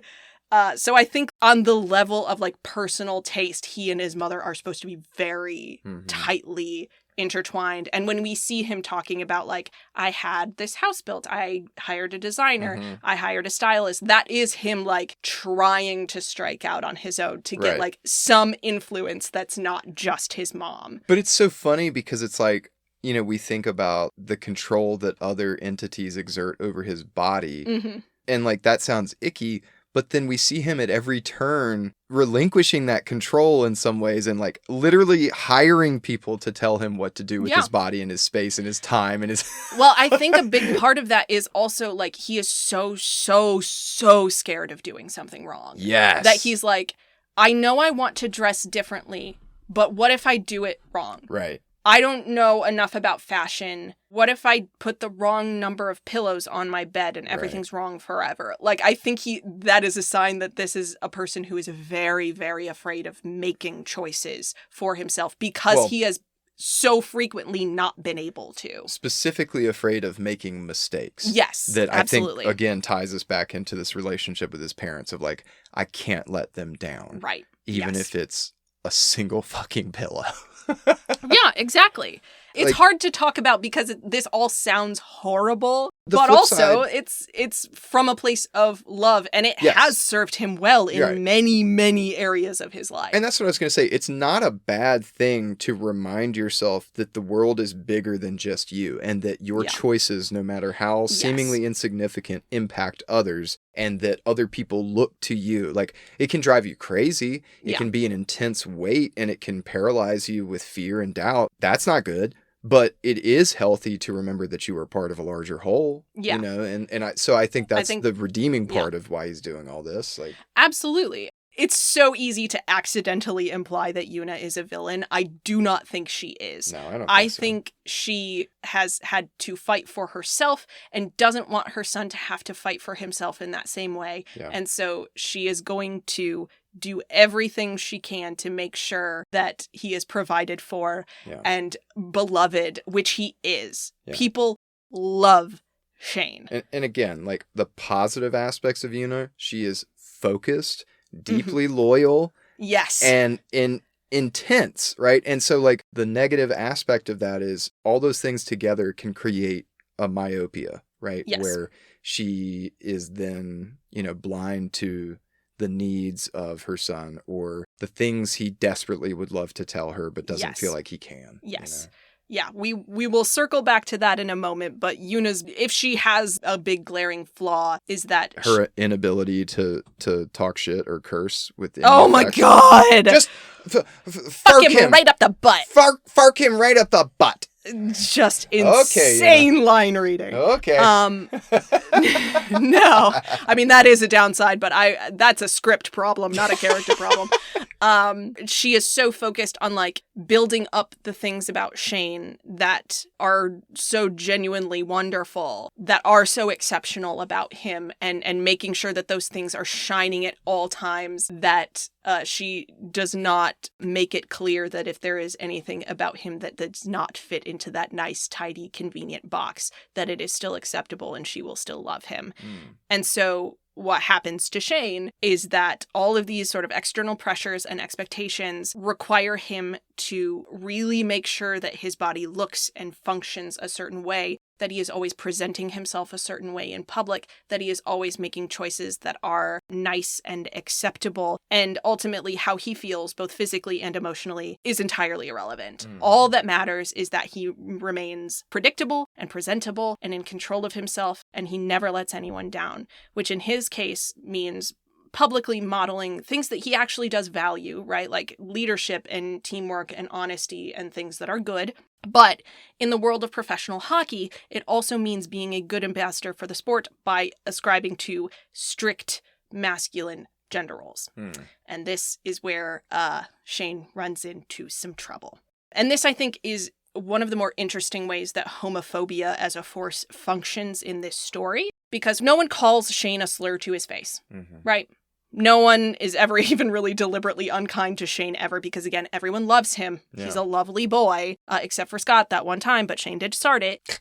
The way that homophobia functions in Shane's story is as a masculinity reinforcement mechanism. Almost all of the homophobic language that we hear in this show is either directed at or said about Ilya, who is, of course, Shane's rival. He's his counterpoint in every way, right? And he's an asshole. Yeah, as everyone says, despite a complete lack of evidence. The man who supposedly represents everything Shane is not, right? He's a very outspoken person. He's flamboyant. He's brash. He's cocky. He's occasionally rude. He's Eastern European. And the way that people talk about him to Shane not only communicates how little they respect Ilya, and by extension, how little they would respect anyone who would choose to associate with Ilya, it also inadvertently sort of warns Shane about what will happen to him if he tries to step outside of his own very carefully cultivated, clean-cut, nice, boring, masculine persona even a little bit. So we referenced it before, but Yuna's crazy line in episode 1, which I hate the way this line is written. No offense to the actress, I don't like the way she performs it. It's so jarring and out of place. But they're eating lunch in a public fucking restaurant, and they're talking about, she just watched a clip of one of Ilya's interviews where he sort of implies that he's better at hockey than Shane, and she communicates that men like Ilya need to be shut up by saying, quote, "Fuck him right up the butt," which is a crazy phrase to hear an adult woman say with her human mouth.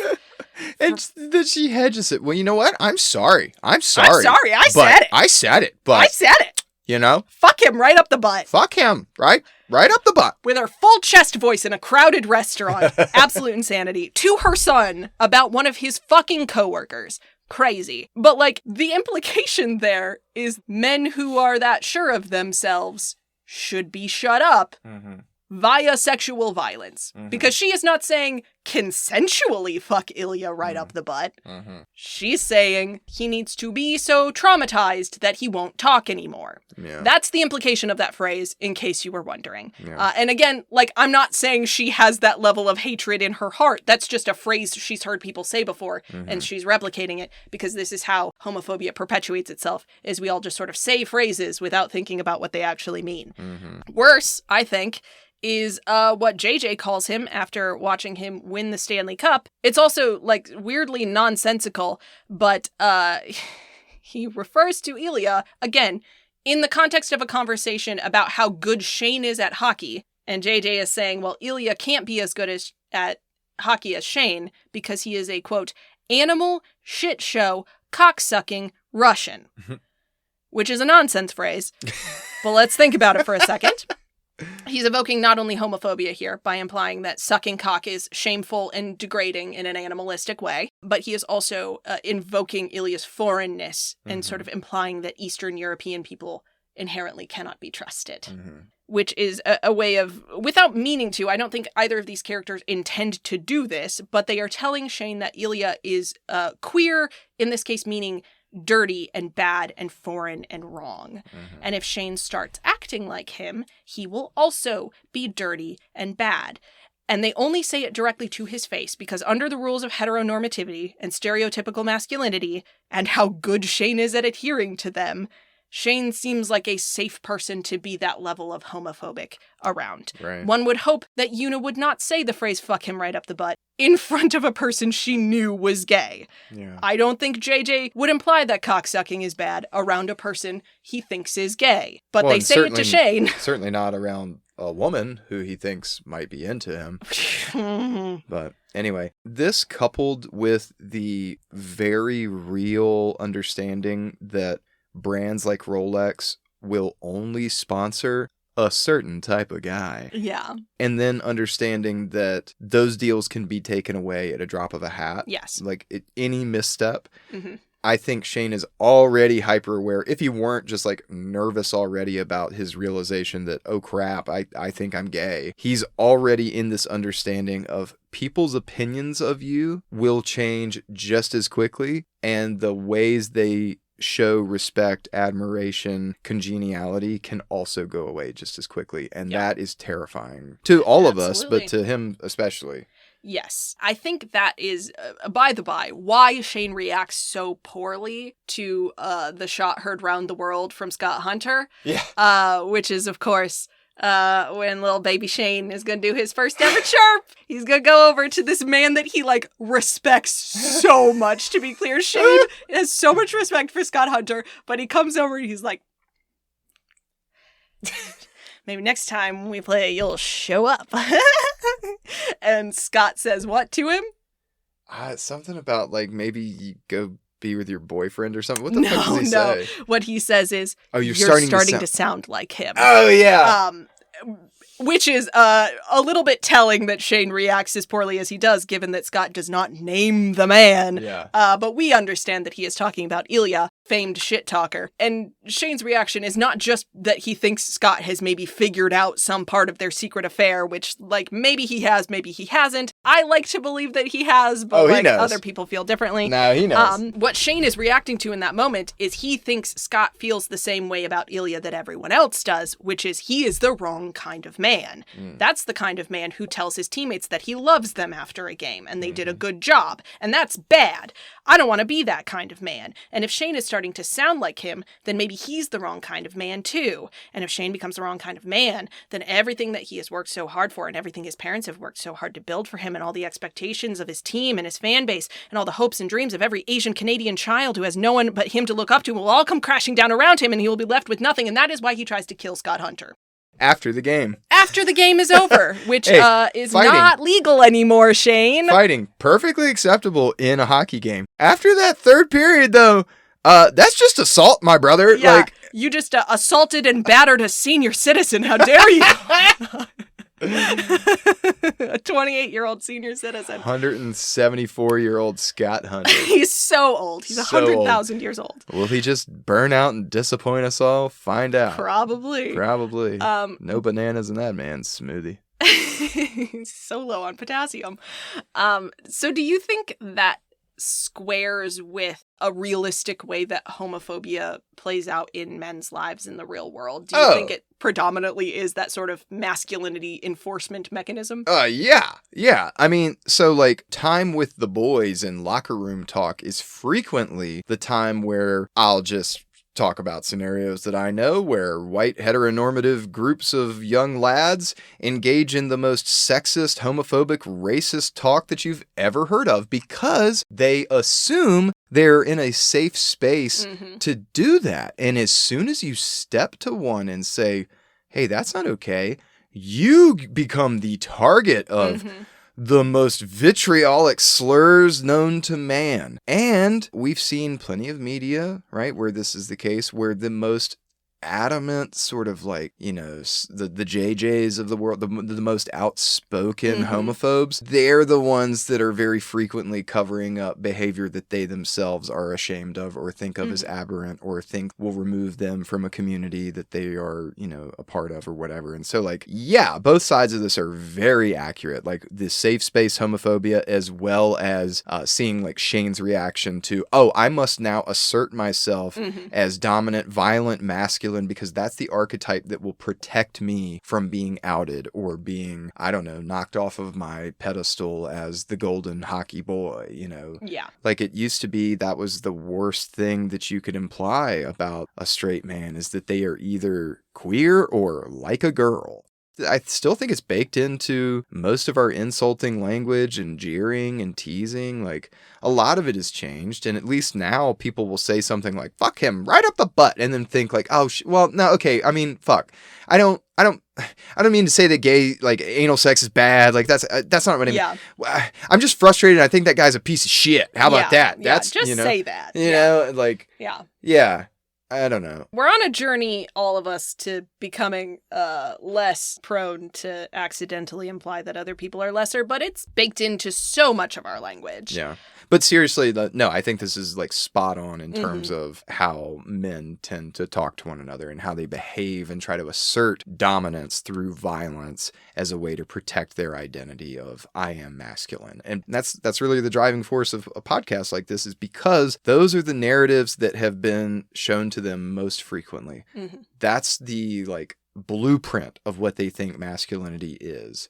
And so if they're not adhering to that, then their identity and their place in the world is threatened, so they must fight back. Maybe you just need to go find a gay bar that's filled with Kyles that are nice to you. Yeah. Thank Kyles you, and Kyle. Kips. Thank you, Kyle. Oh, man. I mean, book readers know Kyle will take good care of you. Okay. So all of this pretty rough stuff. Not great starting out point. All of it is complicated by the fact that, oh yeah, he's not white. So, in a show that has been championed as being so important for representation, I will say I think this is the weakest aspect. Granted, the show does an infinitely better job of talking about Shane's race than the book does, since it does actually talk about it, aside from just introducing it on page 1 and never talking about it again. And of course, like, you can look at Hudson Williams on a screen and be like, well, that's not a white person. But some audience members do still sort of feel like they would have liked to see more dealing with Shane's identity in this respect a little bit more. So we have a quote here from an article by Samantha Pack. Quote, I can appreciate the show not belaboring the fact that Shane is Asian Canadian. There are those who prefer it that way, saying we don't need it stuffed down our throats. There is nothing to indicate that Shane is Wasian other than looking at him and, by extension, his parents. On the one hand, this is great because Asian Americans, or in this case, Asian Canadians, are more than our race. Shane is a multidimensional, multifaceted character. He's gay, a professional athlete, and even though it's not mentioned in the books or show, is also on the autism spectrum. Being Wasian is just one part of his identity. On the other hand, why even mention his race and the barriers he's breaking down when nothing comes of it? In contrast, both the books and the show delve into Ilya's Russian heritage quite often. Meanwhile, Shane is so culturally generic, he could be from any background. It's an ongoing joke that Ilya calls him boring. Again, this typically wouldn't be that big of an issue, but when you compare how much attention to detail is paid to Ilya in contrast, even to the hockey team's uniforms, Shane being Wasian just feels like an afterthought. It also feels unrealistic that him being one of the only Asian players in Major League Hockey, the show's version of the NHL, wouldn't be difficult for him beyond the idea of representation for young aspiring Asian fans and athletes. In a sport that has been so historically white and, let's face it, filled with toxic masculinity, and in a book series that tackles issues surrounding topics such as homophobia, mental health, and sexual assault, you can't tell me they've magically solved racism. Now, I'm not saying I want to see Shane on the receiving end of a racist hate crime. We don't need that kind of trauma porn. But even a small scene with Shane meeting a young Asian fan, thanking him, or sharing their excitement for when he joined the league would make for a great callback to that first episode. End quote. I absolutely agree with that. Like, for example, like that scene where Shane's in the hospital after the concussion. Like, what if some little fan kid just came in and like brought him something or like asked him to sign something? They have a scene built in when he and Hayden are at the aquarium where two kids come up to him and ask to take a picture. You could have just had those be Asian kids. Yeah. It wouldn't have been that hard. That's and that's a really good point. A not having people of that background in the room enough problem, because I think like it really would have been pretty easy. And all of that is absolutely fair. But we've got what we've got, right? So let's talk about the intersection of masculinity and Asian diasporic heritage that we do see represented here, right?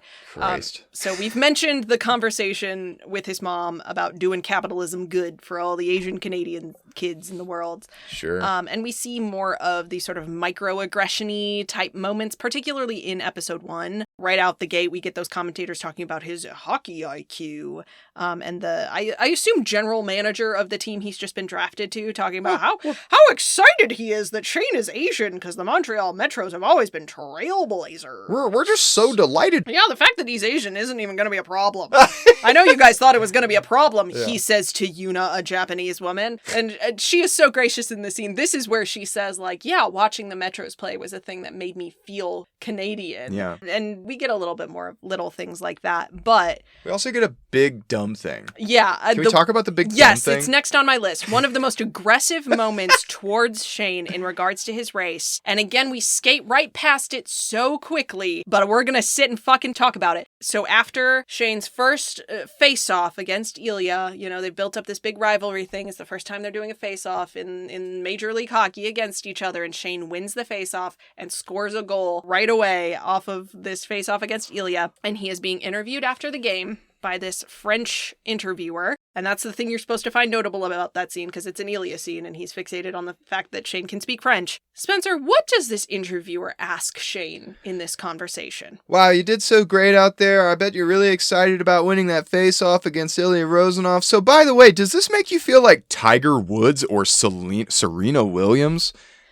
What? Insanity. Sorry, what? No. Let me be even more specific. What this woman says to him is like, you're being talked about like you are a generational talent. And he's like, oh, gee, Willikers, I'm just happy to be on the team. Yeah. And she is like, what would you say to people who say that you have faced similar challenges to Tiger Woods and Serena Williams?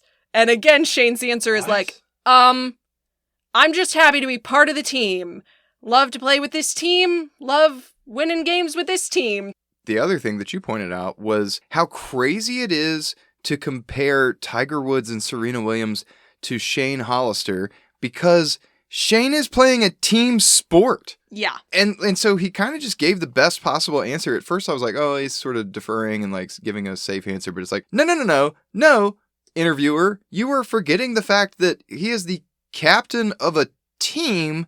He's not out here just like hitting balls by himself. Like, I don't know. Like, it's a wild moment, both in terms of the people that you have singled out to compare him to, and also it's bad sports journalism, and that she invokes specifically the word challenges. Have you faced the same challenges as these other people? And he doesn't say this. He doesn't speak to the idea of challenges at all. But it feels like she has set a trap for him. Right. If he answers in at all affirmative, he is saying, yes, my experience as a Japanese Canadian man is the same as that of an African American person. And also, the sport that I play is the same as the sports that they play, which it's not. Right. There's no possible reason I can think of that she would have asked him that question, if not to accidentally trip him into saying something racially insensitive. Right. I cannot imagine why else he would ask a question like that. Or gendered. Let's not forget Serena Williams on the list. It's like, well, no, I'm not a woman. I'm not black, and I don't play those sports. And also, I kind of just started, so no, I haven't faced anywhere near the same challenges. Yeah. These are like Hall of Famers in their own right. Like, what are you talking about? Yeah, it's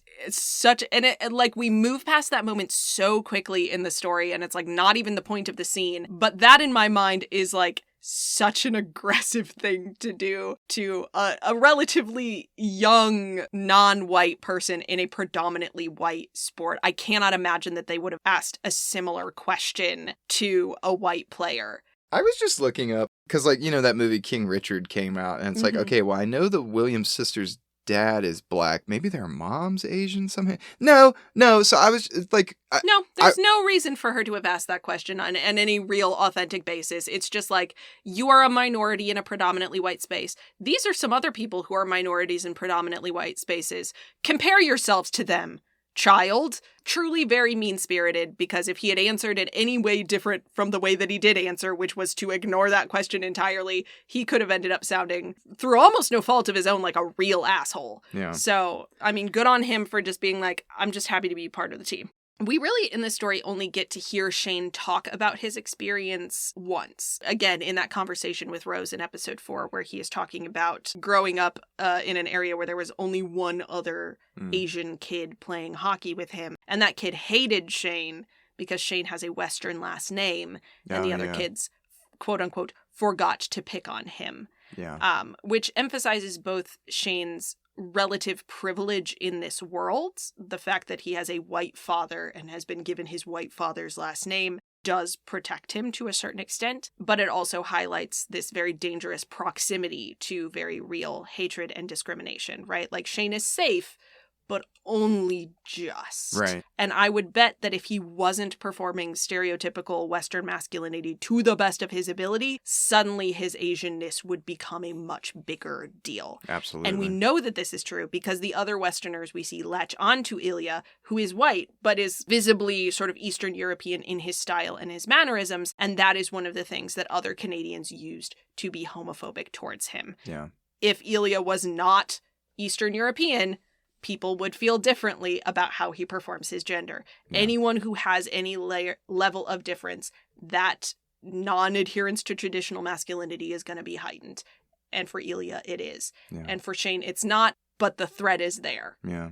One little thing can shift, and then suddenly you're the target. And unfortunately for Shane, in the place that he inhabits, there are a lot of sort of anti-Asian stereotypes for him to dodge. Yeah. So, you know, this show is not particularly committed to showing the reality of anti-Asian racism, especially in this hypermasculine space, as well as in a show with such a focus on romance and sex. Yeah. But if it were, what are some stereotypes we would expect to see weaponized against Shane? There are a lot of really, really ugly stereotypes about Asian men, the goals of which are to desexualize them. Yeah. There would be pressure on you, even more pressure than we see on Shane. I mean, hockey is a world where you talk about who you're having sex with in the locker room. Mm-hmm. That is something that I have heard from the hockey podcasters, so I am given to understand that it is true. And I can imagine there being even more pressure on a person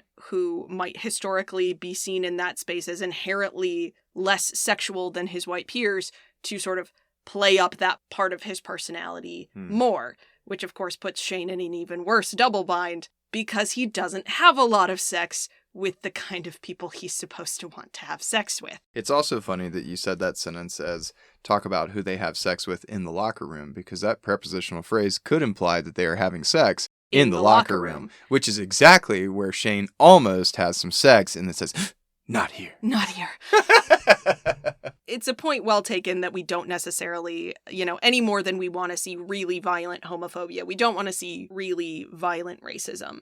But it is strange for this show to like invoke all of that in episode 1 and then kind of never come back to it ever again. Because this is like a real phenomenon. There's an article for a website called Cold Tea Collective that talks about the reality of life in the NHL for athletes of Asian descent. If you wouldn't mind reading that for me, Spencer. Quote, Chinese-Canadian Larry Kwong became the first person of Asian descent to play in the NHL in 1948. Nearly 80 years since, only 40 players of Asian heritage have followed suit. To put that into better perspective, there are typically more than 700 active NHL players in a single year.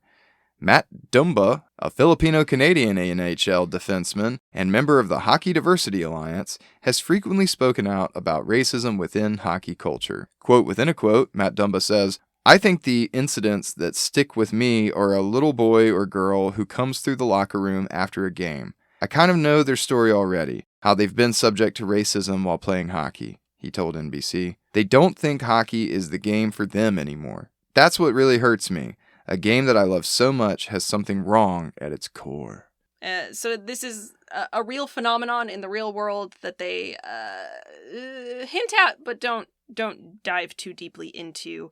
But it is part of this sort of kaleidoscope of things that all rely, in Shane's mind, on him performing masculinity perfectly. And for the most part, at least early in the story, we see that he is able to do that pretty easily. It helps that he is one of, if not the best hockey player in North America, at least. Mm-hmm. That's easy. It helps to be so undeniably good at the game that it's hard to argue against you.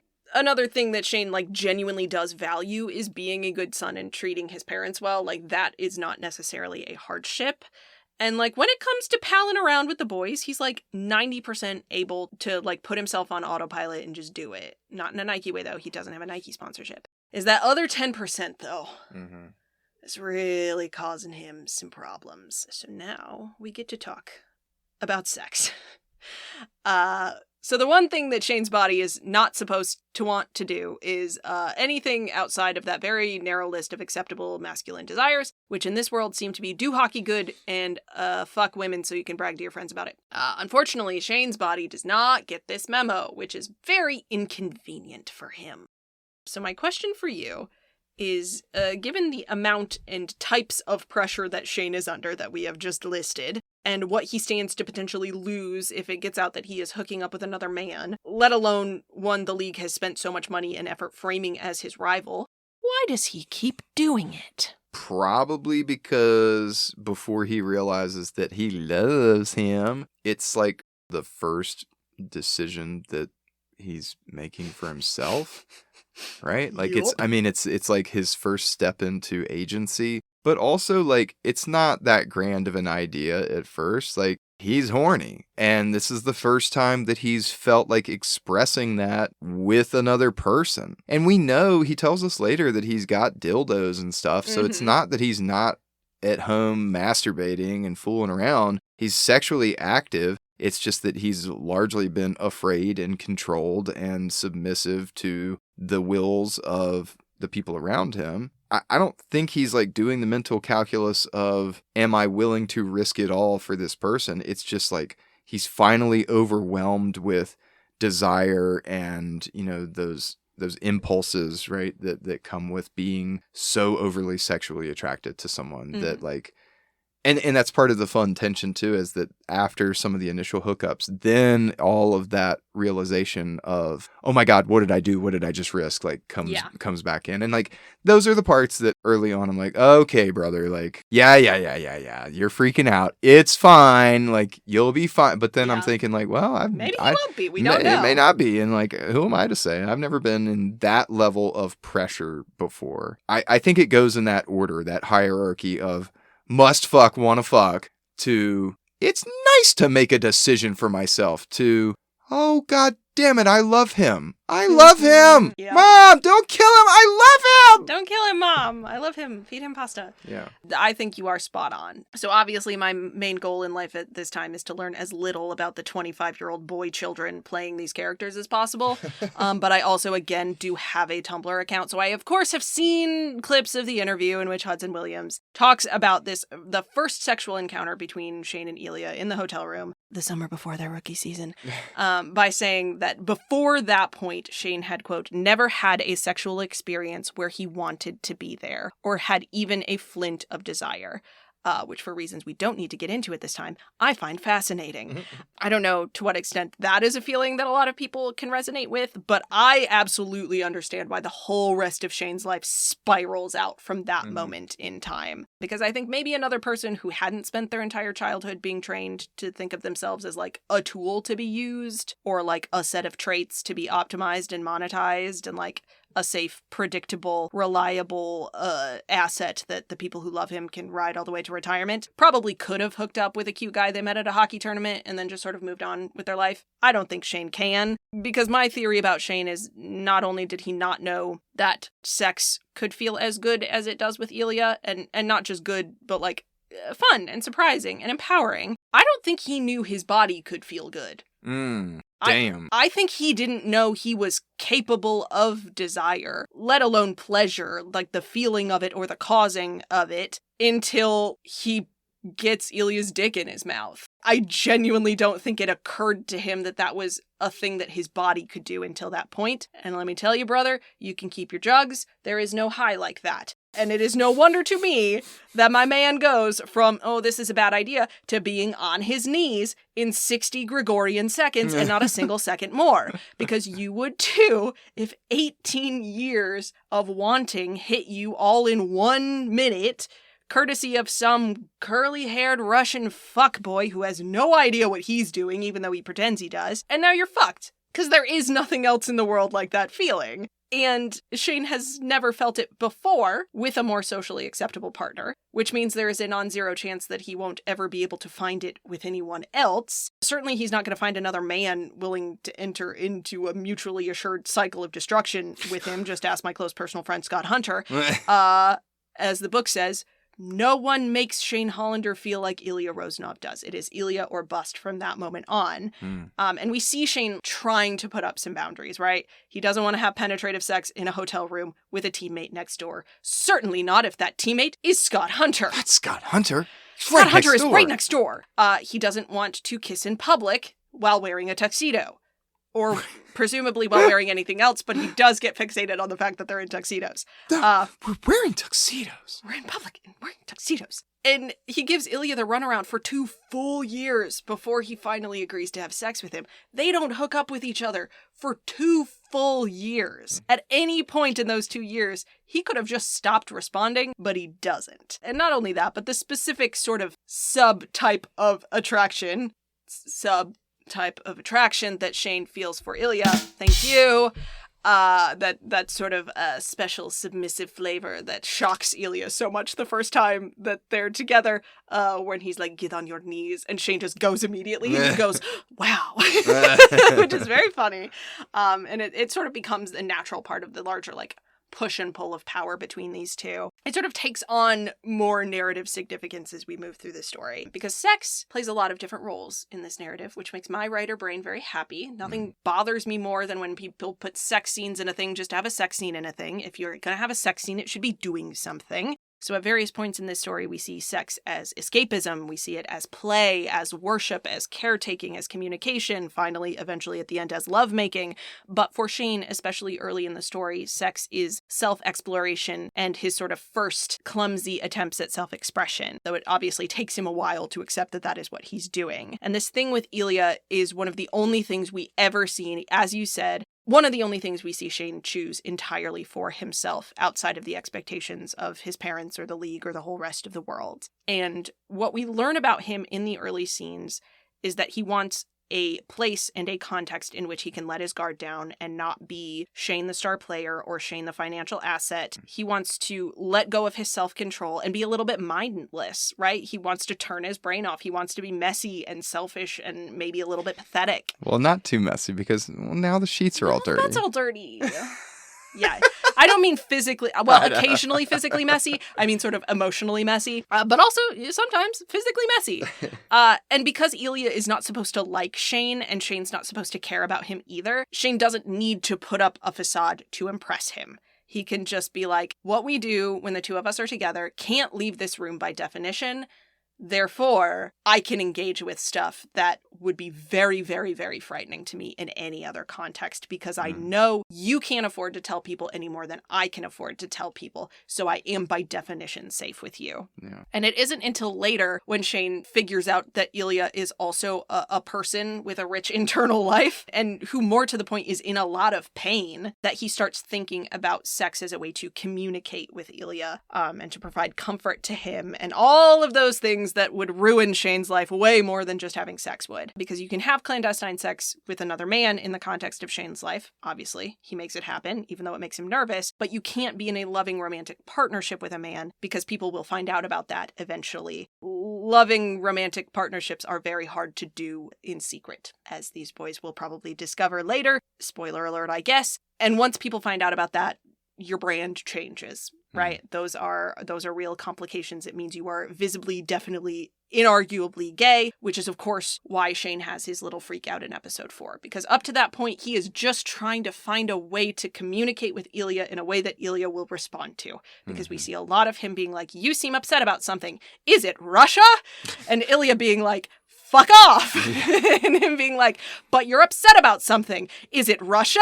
And Ilya being like, I'm going to kill myself right now if you don't stop talking to me about Russia. And he's like, okay, what if I touch your dick instead, but in a way that makes it clear that, like, I think you should feel good. I see you're sad. I'd like for you not to be sad. And Ilya's like, oh, that's why you keep talking about Russia. That's great. I love you, Shane. And Shane is like, oh no! And runs away. And runs to whomst, like the most famous woman on earth somehow.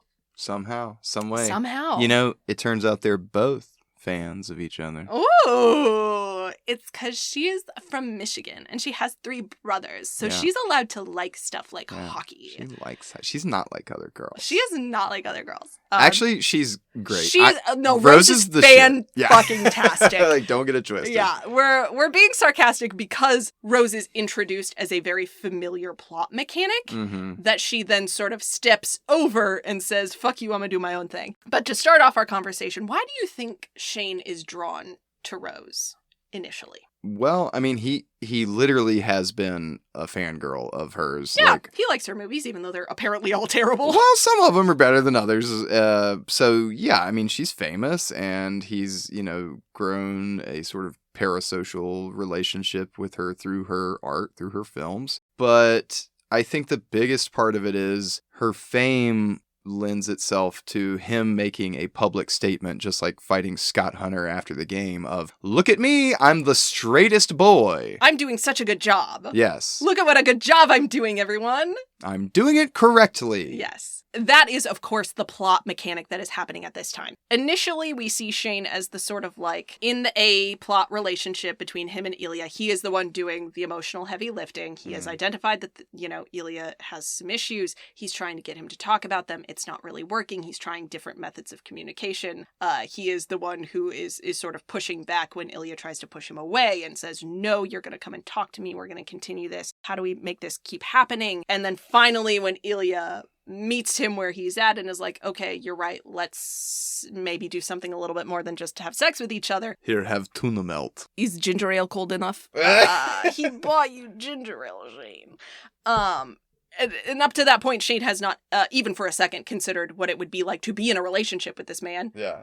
That doesn't occur to him until just that moment, and then all of the impossible things descend on him all at once, and he freaks out and leaves. And of course, now is the part in the story that he has to convince himself that he's not really gay, and he doesn't actually have to blow up his whole life. He can still be normal. He can still do the right thing, quote unquote, right thing. Right? Shane needs to be convenient and controlled, and he can't cause any issues for anybody. And he's a Rolex man. He's a Rolex man. Not a Go-Gurt man. Which means at this point in his story, he has to try to make it work with a woman.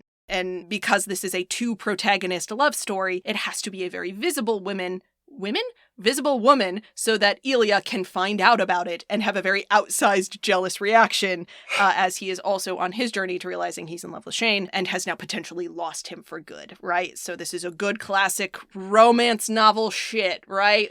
This is not enough. And in a classic romance novel, we would expect Rose to be sort of terrible. She's standing in the way of the grand love story. We know who the grand love story is about, and it's not about Rose Landry. Well, the moment she figures out, like, oh, you're probably not into women, huh? That's the moment where she's supposed to be mean and nasty and tease him and threaten to out him and extort him and, like, bully him into, like, all these awful, awful things.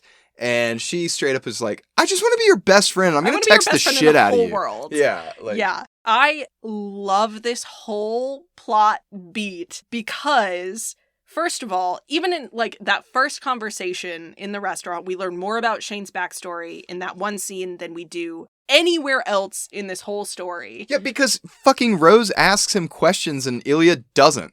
Yes. And that's like the fucking heteronormativity of it all, right? Like women get to ask those questions of you, whereas like it's implied that like Hayden knows these things about him. We don't see that interaction happening, but Hayden is his best Jackie friend. probably asked them. Well, yeah, probably Jackie is the one who asked them. But a big part of Shane and Ilya's dynamic up to that point is trying very, very hard not to be in love with each other because that will ruin everything. So they deliberately don't talk about anything important for a very long time. We didn't even kiss. And that's the story's way of saying, like, without that ever-present threat of homophobic violence and punishment, it is laughably easy for even Shane to form connections. He does it by accident by sitting down at the wrong booth in a restaurant. And it goes so well for him, a person who's bad at talking to people, that he ends that conversation by asking the most famous actress in the world if she wants to keep hanging out while she's still in town. And she says yes, because heteronormativity is a hell of a drug, my friends. Once we get to that eventual moment of her being like, hey, man, I think I maybe don't do it for you. And I think maybe I don't want to keep being your experiment. She just doesn't have a lot of skin in that game. Right. So some people really hate the restaurant scene between Shane and Rose. Really? And I see why they do. I have a quote later in the Scott Hunter section about some people's reaction, particularly to this scene, because it is in public, first of all. Like, it's not a particularly compassionate thing to have that conversation with someone in public, but also the way Shane reacts is perhaps not entirely realistic. Anyway, what I do appreciate about this scene is that it not only pushes back against Shane's sort of knee-jerk reaction of shame towards this complicated part of himself, right? When Rose is trying to be like, I think maybe you would like someone like my friend Miles more than you would like me. And hey, it's okay. You don't need to be upset. She says, it's okay. And he says, it's not. Like his immediate knee-jerk reaction to even a hint that there is something different about him is, it's not okay. It is not okay. And it's her being like, yes, it is. I'm not hurt. I'm not mad at you. I'm not offended. You haven't complicated my life particularly. Mm-hmm. Like, I liked hanging out with you. I think it's fun. I would love to date you if you were into that, but you're not. So, like, it's okay. You didn't hurt my feelings. But she also, like, as that conversation goes on, asks him to really sit with this question of whether or not he has been with a man before. Did that feel good? Mm-hmm. Hey, Shane, you've been with a man before. Did it make you happy? Did it feel good? Mm-hmm. Did you like it? Have you, at any point in your whole life up to this point, actually tried to articulate whether or not something made you happy? And I appreciate that this conversation with Rose forces him to do that. And that the immediate follow-up is like, good, you're allowed to want the things that make you happy. I think if that's the thing that makes you happy, you should do it. Even if it's a thing that is inconvenient. Because, hey, guess what's not convenient for me? You forcing yourself to have sex with me and looking obviously miserable the entire time. Yeah. That's not good for me, Shane. And that won't be good for any other woman that you try to do this with. So, hey, maybe give self-acceptance a shot. It's gonna be better, not just for you, but for everyone else too. Because this is not... It's a problem. This is not enough. A problem is something you can fix. You don't have a problem. You just are who you are. Mm-hmm. And I like that. What we see as a result of this moment with Rose Landry is that the other thing that's a hell of a drug is self-acceptance, apparently, because Shane storms into Tampa, Florida, ready to lock this shit down for good. New shirt. New shirt, new jacket, new hairdo, new vibe. This man's out here flirting in public, drinking Coronas. So funny. Out of control. Really rewiring Ilya's whole brain. But it's nice. So, I want to circle back to this conversation that he has with his mother at the end. The story ends, again, you've all seen it by now. This is not a spoiler. It ends with Shane and Ilya going to his cottage, hoping for secrecy, not getting it when David Hollander has to come get his fucking phone charger. See, my charger's the old charger, and I left it. I left it in your house and just had to come and get it. I didn't see any. I didn't mean to. The cords are different. And, I'm so sorry. I gotta go. So Shane goes over to his parents' house with Ilya in tow and sort of tells them everything. And over the course of this conversation reveals that at this point, he and Ilya have been together, quote unquote, in one form or another for almost 10 years. And when that piece of information sort of settles on Yuna that this thing has been going on in her son's life for so long, and that he did not feel comfortable telling her. And in fact, if he hadn't gotten caught, would have continued to not tell her. Yeah. Despite the fact that he has made a goddamn spreadsheet about he and Ilya starting a charity and moving to new teams, and we're going to rewrite the whole world together, and maybe someday we'll be together.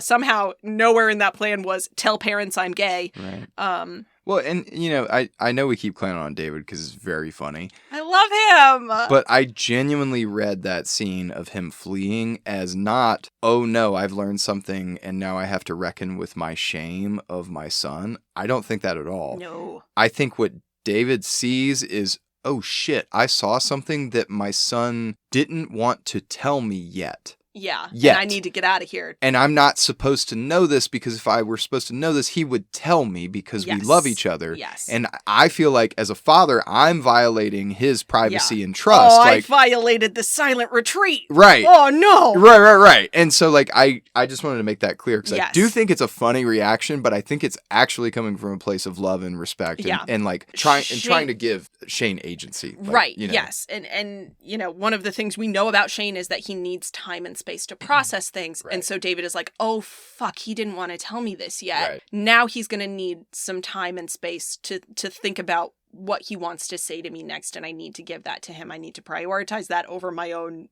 desire to ask questions. Right. Misguided in that moment, I think. Scares the shit out of Shane. But again, these are two people who do, in fact, love their son unconditionally. Right. They just maybe have not done the best job in the world of communicating what they mean when they say unconditionally. Right. Which is the crux of this scene between Shane and his mom outside the house. She has gone outside because she's like, oh, fuck. I really thought that I had done a good job of communicating how much I loved him and how nothing could possibly change that. And it turns out I haven't, because he's been keeping this secret and it's clearly been weighing on him and he has clearly been suffering. And that gets to be a little bit much for her to handle. So she goes outside. Shane doesn't know that's why she's upset. Right. So he goes outside, he brings her her sweater. And what he says is, quote, "I need you to know that I did really try. I tried really hard and I just can't help it. And I'm sorry." And he doesn't specify what he means. He doesn't say what it is that he tried to do or not to do, but he doesn't need to, because he means all of it, right? He tried to force himself to be attracted to women. He tried to force himself not to be gay. He tried to force himself not to be attracted to Ilya. He tried to force himself not to fall in love with Ilya. He's tried to push Ilya away, and it didn't work. And I don't like to generalize about whole classes of identities, but if there is a universal queer experience, I do think it's this right here. It is the trying. Everybody is sort of trying something different, but I do think all queer people have tried at some point to force, their thoughts to dwell on the right kind of people, to try to force their body to react in a way that is fundamentally unnatural to it in order to be more conventional and convenient, both out of fear for what people will do if they find out you're different and out of love for the people who want what's best for you. As Yuna undeniably does for Shane. He wants to be the perfect son for her, just like he wants to be the perfect hockey player and the perfect role model. And he knows that his difference will make him harder for at least some portion of the world to accept, and that will make Yuna's job harder. And he doesn't want her to have to shoulder that, because perfect sons don't give their mothers burdens, right? And I so appreciate that Yuna's immediate reaction is no, you don't apologize. I have to apologize. And she says, "I'm sorry I made you feel like you couldn't tell me. I am so proud of you. Please forgive me." And I like that the show does not shy away from the necessity of that apology. Because again, she is not a monster. I don't, despite her one very weird comment like 10 years ago. Look, moms say fucked up, weird, dumb shit sometimes. I don't think she meant it. I don't think she's a bigot. And she has openly loved her son very much his whole life. But she does have an idealized image of him in her head. And she didn't clearly communicate that image allowed space for him to love who and how he felt most comfortable. And she did put him into a world where any deviation from a hyper-masculine norm would be punished. And none of those things are inherently evil. But again, homophobia is a hell of a drug. For straight people, as much as for queer ones, to say nothing of the apparently mind-altering powers of sports rivalries. Well, that's what I was going to say. She also bought into and drank the Kool-Aid of this heated rivalry that obviously Shane must actually hate Ilya, his biggest competitor. It's like, no. They just play for different teams. He doesn't have to. Yeah. That's a thing that you allowed yourself to believe without asking him about it. And because of all of those things, her son was in pain. And for the better part of a decade, he had to keep a secret from her and lie to her because he didn't know for certain that his parents would be able to handle it. And if they couldn't, the risks were very, very high. And that is worth apologizing for. And so I'm glad that she does. And I'm glad that Shane says he forgives her rather than saying it's okay.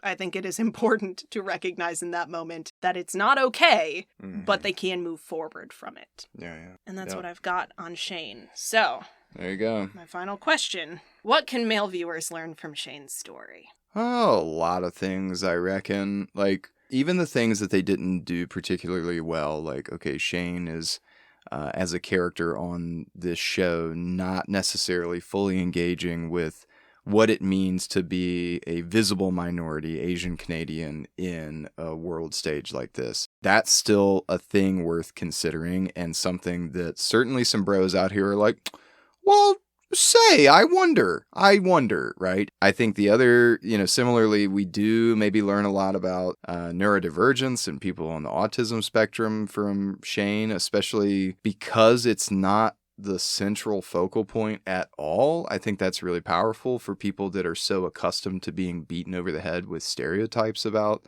mental health and neurodivergence. But I would say the biggest Shane-focused lesson is it's really easy to fall into patterns and traps where your life is dictated for you. Mm-hmm.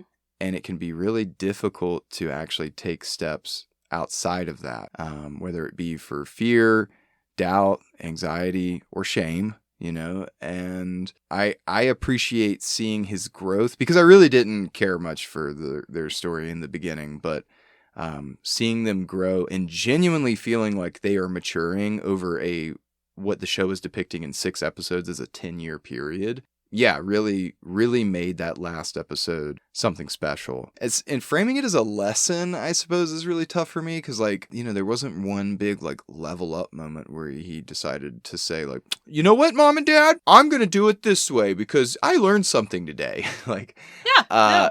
So I don't know. What do you think? What have you learned from your boy, Hollister? Mean, to quote my favorite Mary Oliver poem, you do not have to be good. You do not have to walk on your knees for 100 miles through the desert repenting. You only have to let the soft animal of your body love what it loves. Well, goddamn. Yeah. My favorite thing about Shane is that he does not want a grand, glorious coming out story. Mm-hmm. He just wants to be allowed to love who he loves. He just, as he says in episode 6, he just wants a future. That's all that he wants. He doesn't want to be the spokesperson for all queer people everywhere. He doesn't want to be an activist. He doesn't want to be a hero. He just wants to be a guy in love. Yeah. And what he needs most in this story is permission to forgive himself for all of these so-called failures that he has largely contrived for himself, and which the world has contrived for him. And I don't know. I really appreciate Shane, despite the fact that, you know, he's an out-of-touch rich kid who is clumsy with other people's feelings and kind of gets what he wants anyway, because he is a person who is worried that the loveliest things about himself are the most wrong, and he just carries all of that worry so close to his chest that it would just swallow him if he let it. And I am grateful to live in a world where men can watch a show and see a character, a male character even, who has so many people look him in the eye and tell him that he can let that worry go at least a little. Because shame can kill you if you let it. So you shouldn't let it. That's my lesson for the boys. Well, damn. Yeah, that's Shane. All right, are you ready? I'm ready. Are you ready for your boy? Been ready. Born ready. Born ready? Born ready for Scott Hunter? Born this way. Ready.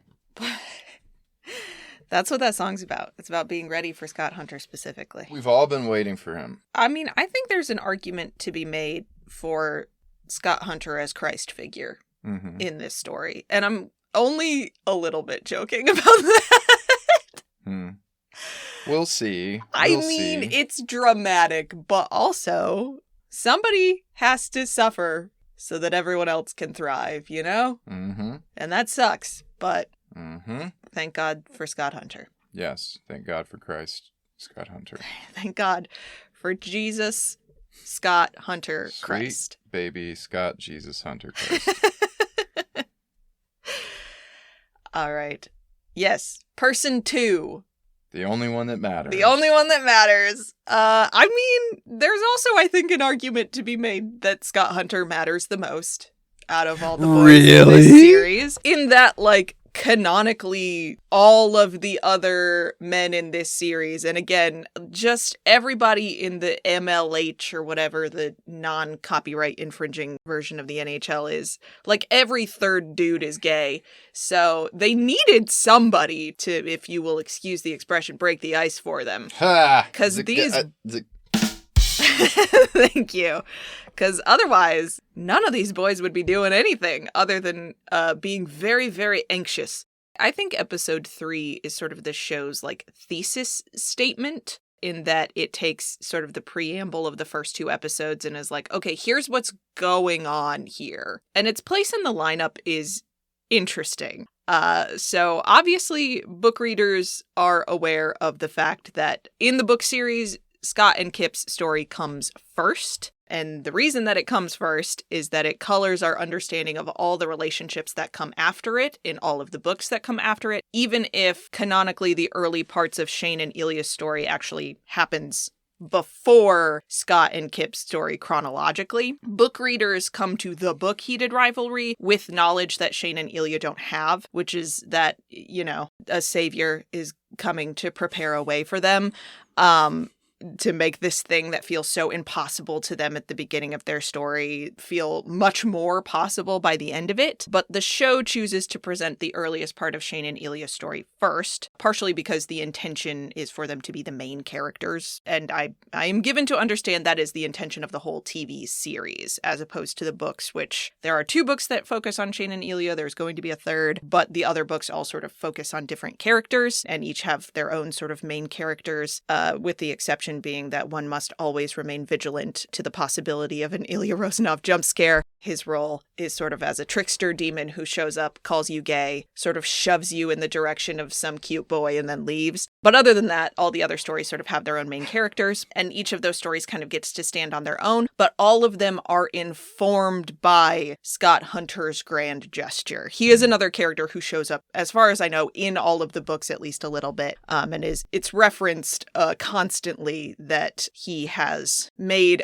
all of the stuff that happens in all of the rest of these stories possible. And you expressed some frustration with Shane and Ilya in the first couple of episodes, because they are, to be clear, being dumb in a lot of ways, but they are also A, basically children, B, at least in Shane's case, deeply in denial about their sexuality, and C, at that point in the story, as of the end of episode 2, completely positive that the world that they both inhabit will not accept either their true selves or their feelings for one another, and they are not yet aware that their Lord and Savior Scott Hunter has come to prepare a way for them. And to be fair, episode 3, Scott Hunter also does not know that. And the show kind of wants to imitate that feeling for viewers. So it starts by showing Shane and Ilya first getting together, shows them behaving in this really cagey, fearful, not entirely kind way towards one another, without telling you explicitly, aside from Carter Vaughn explaining Russian homophobia to 2 gay men,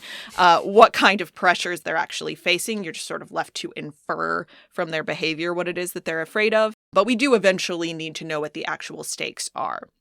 So we step into a different context with a character who is in an entirely different place in relationship to his own identity, so that we can have a different perspective on what the state of things for queer hockey players actually is. Yeah, you keep referencing Scott Christ, and it is worth mentioning that only in episode 6 does he rise to the great salvation of Sparkle. Episode 3 is really the Garden of Gethsemane, where he says, "Take this cock from me." Take this cock from me. And the Lord does take the cock from him, unfortunately. The Lord does, yeah.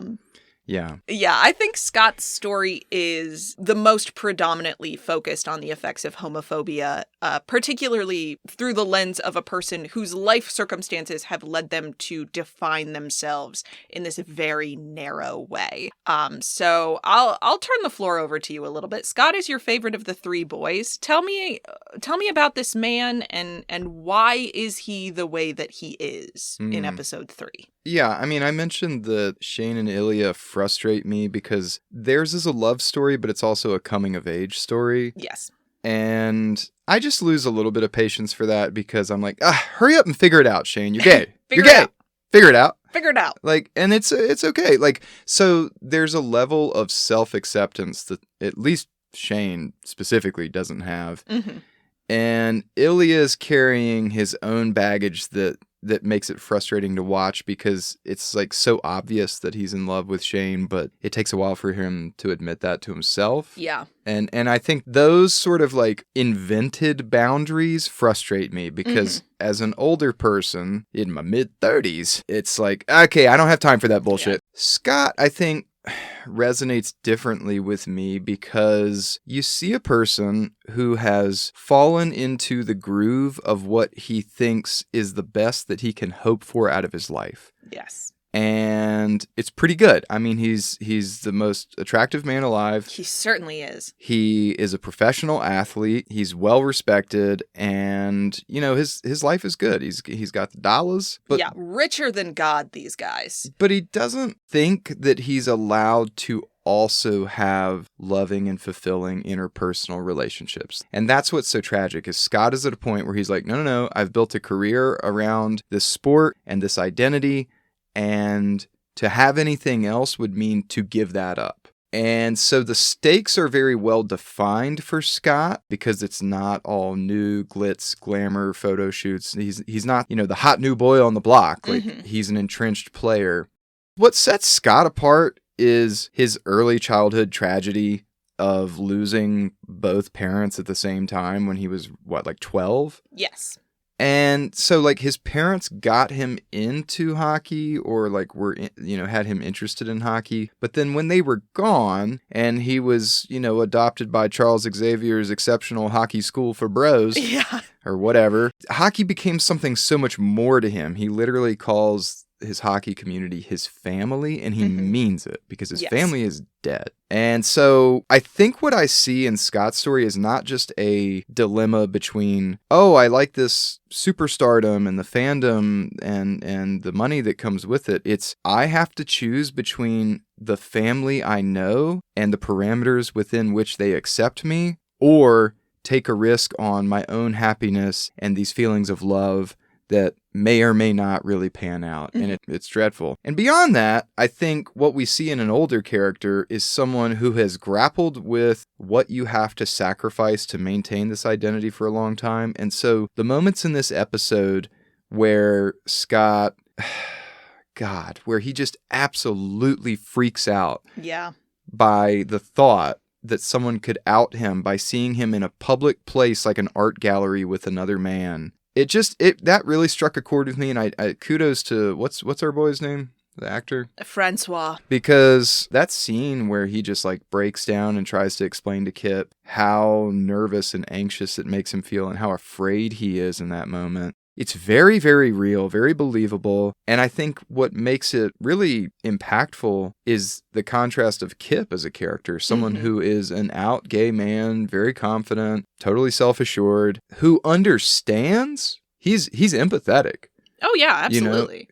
But at the same time, as time goes on and the thought of the two of them maybe having a relationship, Kip can't wait forever. Kip will not be put back in the closet, essentially. Right. Because what Scott is asking Kip to do is exactly what Scott is afraid of doing, which is giving up his family. Basically, yes. Because Scott's big flaw, if you will, is that he has allowed, there's concepts from psychology about having multiple pillars of your personality and things that you value and people that value you and communities and things that you're interested in. The more of those things that you have, the easier it is to sort of weather hardship, because if one of those things goes away, that's okay. You have all the other pillars holding you up. Scott's got one pillar. Yeah. He is a profoundly, profoundly lonely person. We know that he cares a lot about hockey. He gives that speech where he draws a very clear distinction. His parents were hockey coaches. The thing that he knew about his parents as a child was that they liked hockey. And when they were gone, he was like, the only way to stay connected to them is to do hockey. And then he didn't have anything else. We don't see Scott doing anything else. He has friends on the team, but they don't seem to spend time with each other. He tells Kip point blank, I have never brought another person back to my apartment before, because he is that scared that someone will find out about him. Because if he loses hockey even a little bit, that's it.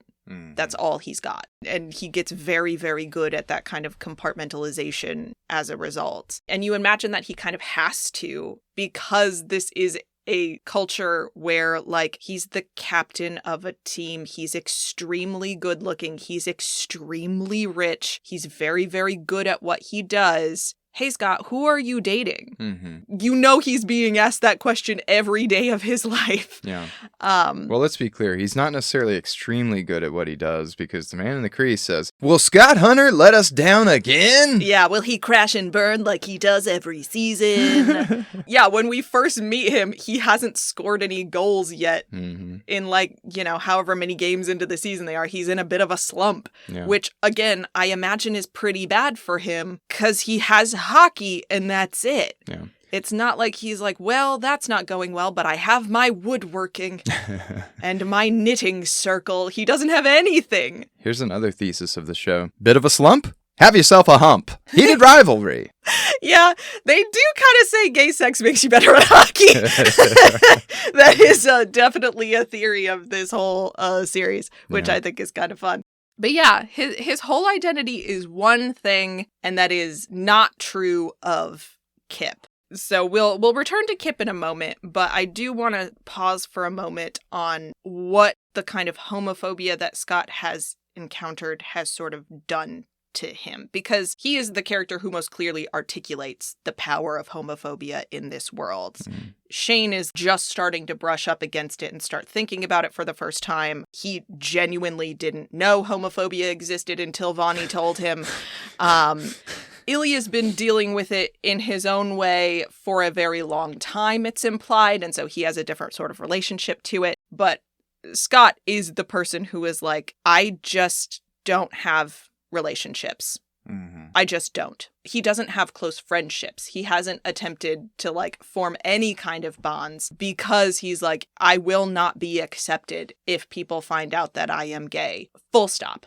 And so my entire life has to be designed around making sure nobody ever finds out. And it's, maybe a sort of glimpse of what might happen to people like Shane and Ilya down the line if they keep trying to carry on in secret, is they might get the kind of neuroses that we see in Scott Hunter where he's reading serial killer books because they make him feel less obsessive, which is really something, bud. It's arguably easier for Shane and Ilya, though, because they're in the exact same scenario. They have each other. They have each other, and they know that each other has the same thing to lose, whereas Scott and Kip are in different worlds. Yeah. And that does make it much, much harder, because, like, Kip can identify and empathize with the fear of being outed before you're ready, but he has no idea what it's like to lose multi-million-dollar contracts and, I don't know, just the one pillar, as you mentioned, the only thing that you do, your livelihood. In that way, they can't quite see each other. And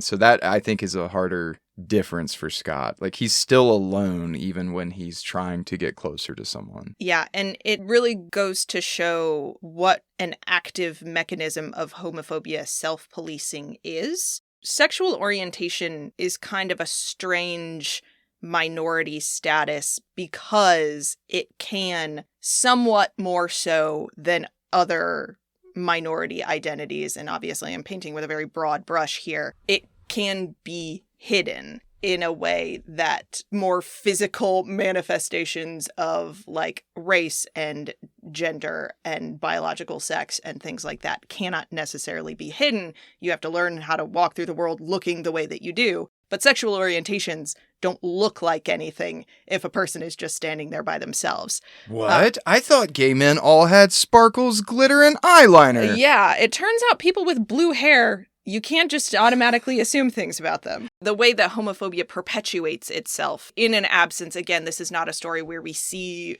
anyone being on the receiving end of like a violent hate crime or anything. But you don't need to be, because the way that homophobia works is that it shuts you up preemptively. It tells you if you were to espouse these preferences publicly, if you were to be in a public relationship, then the violence would come. And if you want to avoid the violence, then you need to hide yourself and your relationships. And I think Scott is the most heartbreaking example of that, because he has been self-policing for so long that it comes very naturally to him. And that is, from what I can tell, a pretty realistic depiction of what it actually means to be a closeted professional athlete. And you don't have to take my word for it. It's probably not surprising that many, mostly former professional athletes, have reacted to Heated Rivalry with heartbreaking recognition. One of them is Colton Underwood, which you will remember as a former professional American football player and the first ever Bachelor contestant to come out as gay. Remember Colton Underwood? He was a thing for a while. He's back. He wrote an essay called The Quiet Negotiations, in which he speaks to the kind of hiding that we see all of these characters doing, but that I think is particularly salient in Scott's story. If you would not mind reading a quote from that, please. I do not mind reading it. This was the first time I saw something on television that accurately reflected what I lived through. Not externally, but internally. The calculations, the restraint, the constant negotiation between who you are and what the environment will tolerate. What this story captures and what our culture still struggles to articulate is that gay men in hypermasculine spaces are not simply hiding. They are navigating systems that reward conformity and punish disruption. They are managing risk in environments where ambition, masculinity, and belonging are tightly policed. That experience isn't unique to sports. Sports just make it easier to see. In any institution built on hierarchy, performance, and control, there is an unspoken cost to visibility. You learn quickly that success isn't only about talent, it's about predictability, about not complicating the machine. Over time, that expectation becomes internalized, and self-regulation replaces self-expression. You don't disappear entirely, you edit. That kind of editing produces discipline. It also produces fragmentation. One of the most important things this story does is refuse to frame coming out, or authenticity more broadly, as a singular, triumphant moment. Instead, it presents it as an ongoing negotiation between safety and truth, between aspiration and risk, between what you are allowed to be and what you are willing to sacrifice. That framing matters, because our culture often treats visibility as a moral benchmark. If you are out, you are brave. If you are not, you are behind. But that binary ignores the reality of systems that still demand compliance before they offer protection. For many people, especially those in high-stakes environments, silence is not confusion, it is strategy. What struck me most was how accurately the story portrayed that internal tension without asking its characters to resolve it neatly. There were no speeches designed to educate, no moments engineered to reassure the audience. Instead, it allowed the discomfort to exist. Because representation isn't just about being seen, it's about being understood. And understanding requires restraint, patience, and a willingness to depict people mid-process, not before the struggle or after it, but while it's still unresolved. When stories get this right, they do something quietly powerful. They give context to experiences that are often misunderstood or dismissed. They allow people to recognize themselves without being asked to defend their choices or justify their timing. They say, you weren't weak for waiting. You weren't dishonest for surviving. You weren't wrong for adapting to a system that wasn't built for your whole self. That kind of recognition has ripple effects beyond entertainment. It changes how we talk about masculinity. It complicates how we define courage. It challenges institutions to ask whether the cost of success should include self-erasure. Most importantly, it interrupts isolation. Love, on its own, doesn't dismantle systems.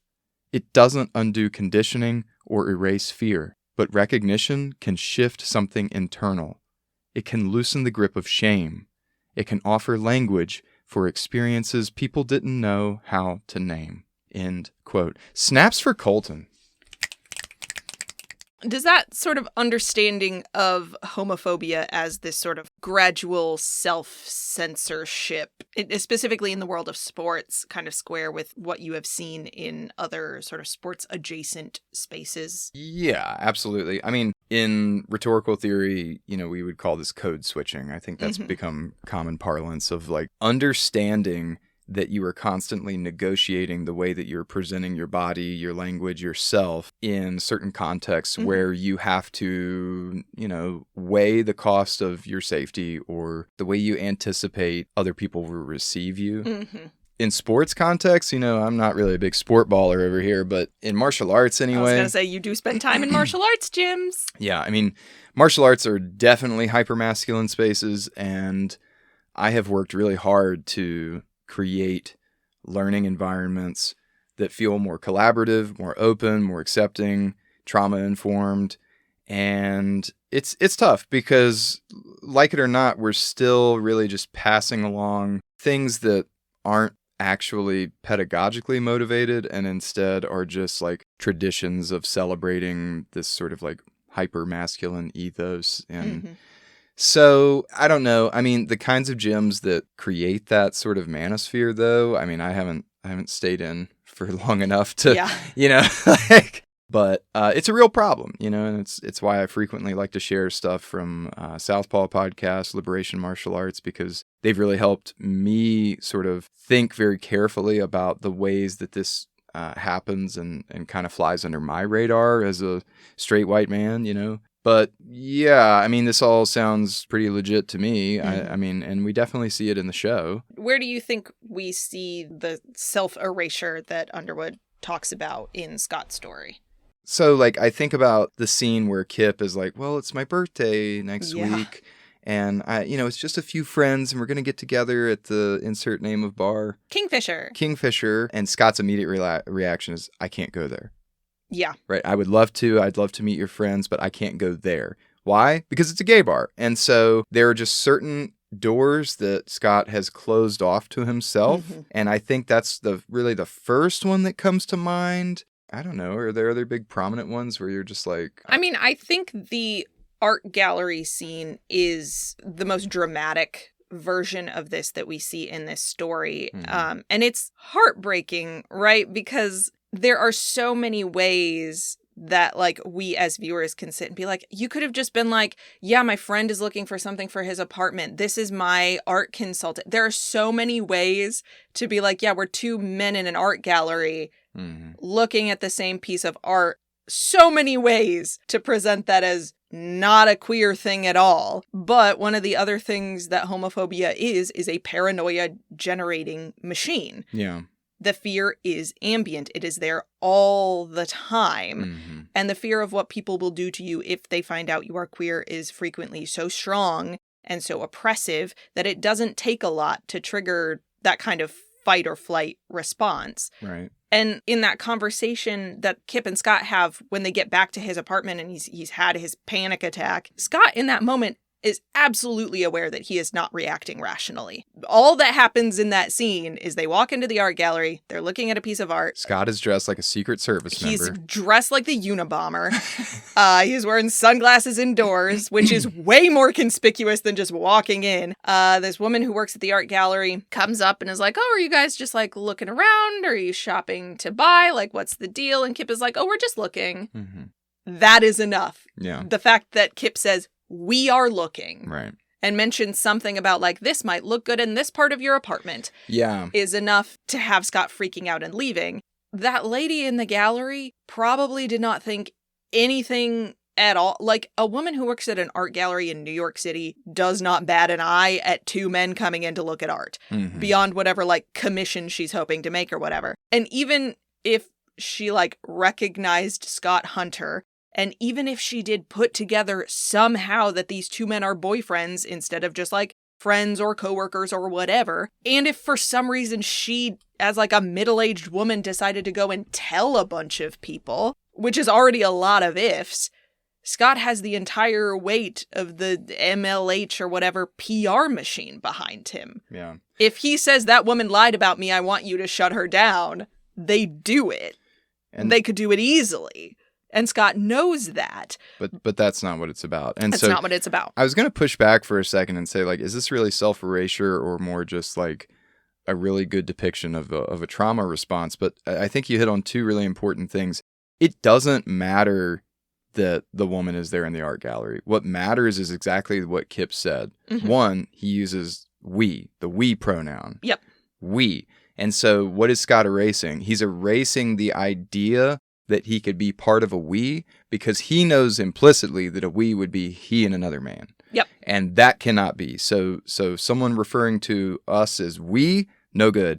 More importantly, the fact that Kip says in public, I think this would look good in your bedroom, hallway, whatever, means that anyone could figure out that Kip has been in Scott's home. In his house. Yep. And no one goes to Scott's house. Yep. And so, this is another kind of erasure. And so, now I remember this now, like the panic response makes a lot more sense, because it's not necessarily the fear of being found out, because as you just mentioned, that's highly unlikely. Yeah. It's the fear of allowing himself to ponder, wonder, what if, how might I be different? Because he has officially closed those doors off to himself for so long. Yeah. And that is what frightens him, is that there could be some other part of him that he has been denying, and that there could be some other kind of life out there for him. That's the real fear, I think. And I would argue that a trauma response that gets in the way of you being able to have the kind of interactions you want to have with the world is a type of erasure. It's one that is, to an extent, been forced on him by, the world that he lives in, but it is also, part of who he has allowed himself to become. Mm. This is a type of exposure therapy that he doesn't have, right? Mm. His limbic system is so well trained to protect him that even this really, really small interaction triggers it. Because as safe as Scott probably is, realistically, there's always a chance that someone could react to the truth about you really, really badly, especially if you are internationally famous, because the worst does still happen, even to relatively well-protected people, sometimes, and Scott has no way of knowing when or if that will ever happen to him, so he is just trained to prepare for the worst at every moment of every day, forever. And Kip kind of knows that, right? Which is why he is so kind to Scott during that scene. Scott is apologizing and saying, I wanted to do it.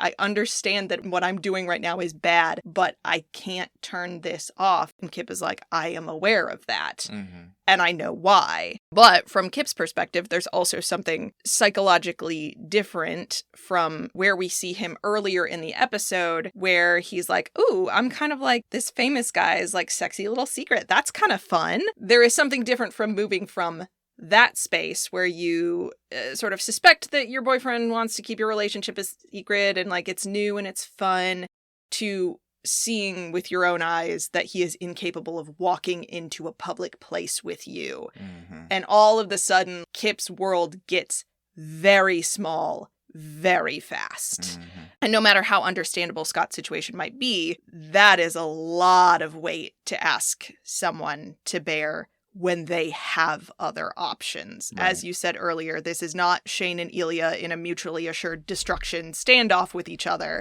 Kip isn't famous. Right. He is not the face of an entire sport. And more to the point, as you said earlier, he is out. Yeah. He is not used to keeping secrets like this. He doesn't have to. And he doesn't care what the NHL thinks. Mm-hmm. He doesn't work for the NHL. Right. So you can see them being at this impasse where they both understand each other and can't really do anything for each other. So I do want to pause here just to give Kip his flowers. We don't have a whole full section about Kip. He's the bestest boy. But he is a very good boy. And I want to talk about what is so different about Kip's situation, because it's not just that he's not a hockey player in a story full of hockey players. Kip has a lot of things going for him that Scott doesn't. So what are some of the things that Kip has going for him?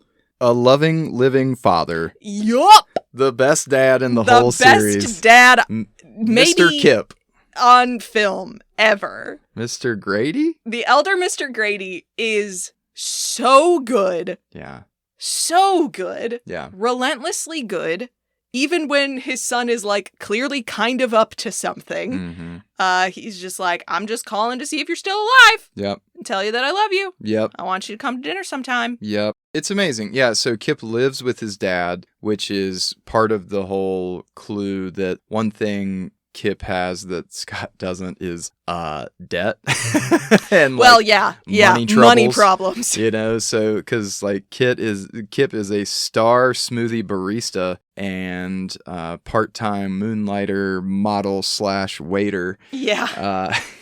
But no. New York used to have real waiters. Now they're all just models who can't carry a tray. Yeah. Kip has a totally different perspective, being out, being broke. Yeah. But also Kip has plans. Kip has big dreams. Kip wants to go to grad school to become an art historian. When we meet him, he's working a bunch of jobs, trying to save money, living with his dad, who's the greatest, right? Yeah. His dad loves him. He has nice friends. He has a routine. He's got a community of support in the Kingfisher. Thank you, Kyle. Thank you, Kyle. You know? Yeah. Poor Kyle. Pour one out for Kyle. Yeah. He's in love with Kip. It's unfortunate Oh, yeah. for him. That's right.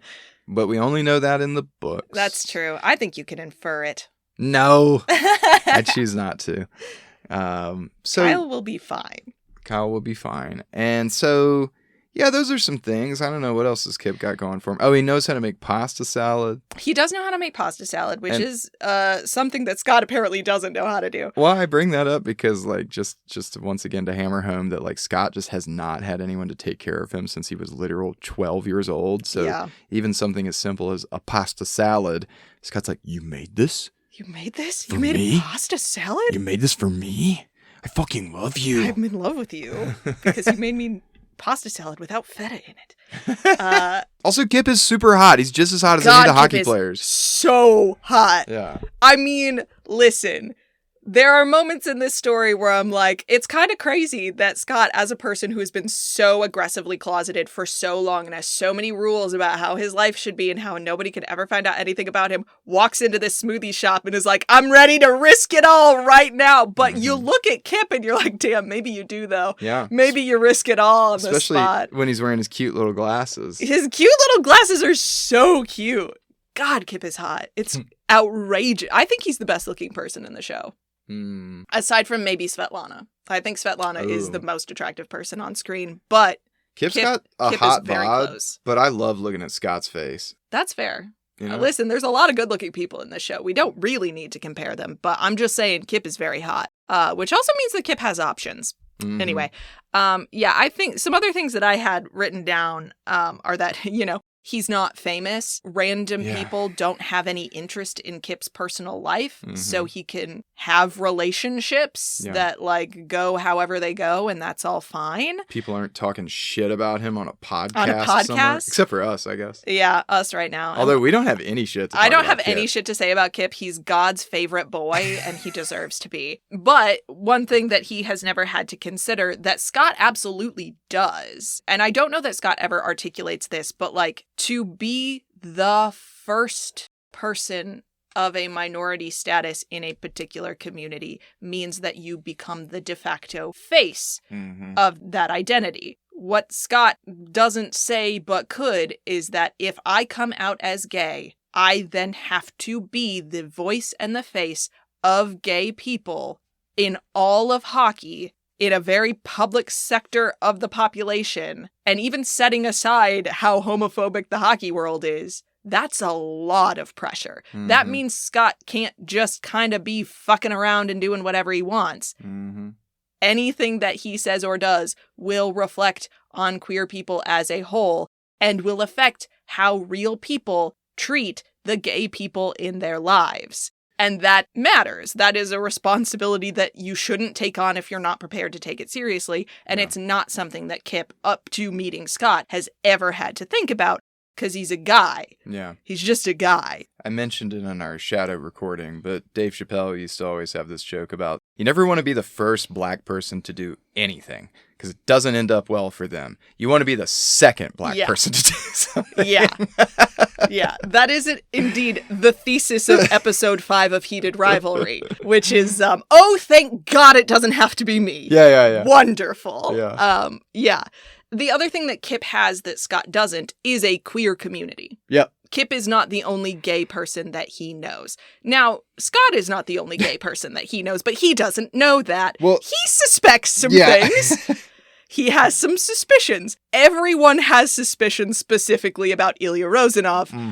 Again, my favorite part of the books, and I'm so sorry to keep doing this, but my favorite fucking part of the books is in book 1, Game Changers. Scott sort of starts the process towards the end of the book. Before his big grand gesture, he like comes out to like his coach and a couple of his friends on the team and stuff just to kind of like take the temperature. Every time he comes out to someone and he's like, yeah, and the reason I'm doing this is because I've been seeing someone. Immediate reactions from every hockey player that he comes out to is like, you're not fucking Ilya Rosanov, are you? Yeah. And he's like, no? What? No. So like, at least in the books, everybody's like, okay, first of all, Ilya definitely queer and definitely fucking some other hockey player. We just can't figure out which one. And we thought it might be Scott, but it's not. What the fuck? But yeah, that is a huge benefit for really people of any minority identity. It is good to have a community. It is good to have other people who have learned survival tactics that they can teach you and who can make you feel loved and supported and like there's not something fundamentally wrong with you, which is a thing that Scott does not have.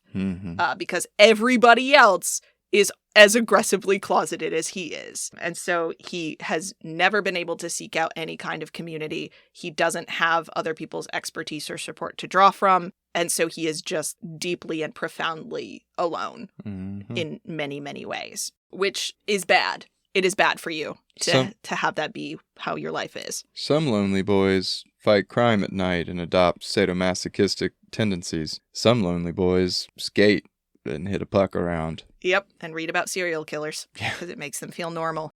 Oh, Scott. Oh, Scott. So given all of the above, do you think the little speech that Elena gives to Scott at the gala about how important it is to come out and live in the sunshine, as she says, do you think that Elena is correct? And does Scott owe it to Kip to come out publicly? No. I mean, Elena needs to kind of stay in her lane, Elena a little bit. Elena. Yeah, Elena needs to stay in her lane a little bit. She's saying all of this from a place of love because she's fully on Team Kip. And I think she even oversteps by saying Kip loves you. Yeah, she evokes love before Kip gets a chance to, and that makes me really mad. It's not good. But ultimately what she's saying is, hey, I need to call your attention to the fact that while you two have a cute little thing going on, Kip is making a lot of sacrifices, and whether or not he's admitting it, I know that he's suffering. Yeah. And she could have framed it better, and it didn't have to end on this note of the one and only thing you can do to make it all right is to come out and to be with him happily ever after. Because no one owes it to anyone else to come out ever. Yeah. Not only before they're ready, but just ever. Like, if it's one thing I think this show is trying to teach us, it's that you should have agency to live the life you want to live, how you want to live it. Yeah. And so if Scott is fully at peace, staying closeted, flying to wherever in Europe they don't know who he is to have sex with people, and, you know, he can come out after he's retired and kissed all the cups or whatever, like, cool, that's his choice. It's not your choice, Elena. And you certainly shouldn't speak for Kip. I think it was an intervention from a place of love, and I think she overstepped. I'm curious what season 2 is going to look like, because I wonder how much of her saying that is what motivated Scott to do what he does. What was it really, do you think, that pushed him to go from we can't be together and I'll choose my private suffering to suddenly, I won the cup? Great. I'll have my man. Yeah. Like, that's actually a question I was going to ask you here in a second, is why Scott chooses to come out how and when he does. God, it's frustrating because the timing in the show is so buck wild. So episode 3 takes place in like 2014, I think. And it ends with Kip essentially saying, like, I will not be your secret anymore. I am certainly not going to wait around another 10, 15 years for you to retire in order to be with you. I miss my family. I'm going home. And that last shot of the episode is Kip celebrating his birthday in the Kingfisher and Scott just standing alone outside. And then 3 years go by. Mm-hmm. And then Scott wins the cup. The non-branded non-Stanley Cup. And it's... the logistics there are wild. Like, my joke when watching the show is like, you just can't think too hard about the timing, or else you'll just be like, why are any of these people doing anything like that? Why are you waiting 2 years to have sex with this guy? Go find someone else to have sex with. Why are you still going to this guy's games after you've been broken up for 3 years? What's going on here, Kip? I think, so we actually kind of addressed the why wait 2 years thing. I think that tracks with the whole like autism spectrum thing, and like that at least says something about the character of Shane. And then I forgive the 3-year waiting period here because I think if nothing else, it shows that the two of them have both kept each other in their minds and hearts throughout this period. And my theory, they don't say this explicitly in the show, but I think you're right. You and I were talking about this. I think Scott always keeps those tickets for Kip. I think Scott is just like, you have a standing seat at any of my home games. And you can come anytime. And it makes sense if there's always a ticket there for him. Of course Kip would come to the freaking championship game. He's going to come watch you win the Stanley Cup. I mean, it just feels wild to me that someone with as much going on as Kip does just doesn't try to move on at all. We don't know that. I mean, he might be. He's in grad school. He's about to probably dissertate or whatever. Like, maybe he is. But at the same time, that doesn't mean that what he felt for Scott wasn't real enough to come back, see the championship, step on the ice, and then like reevaluate, you know, because even though that moment's all beautiful, we haven't seen the fallout or the resolution or the denouement. We saw the climax, right? Of Scott basically saying, I won and here's my man, deal with it, world, fuck off, mwah, you know, and like that's all we see. We don't see them talk after. Yeah, we really don't see any of the fallout for these two characters specifically. I mean, we hear a little bit about it. And, like, there are people who really dislike the way that Scott and Kip's story is handled in the TV show, and I think this is one of the reasons why.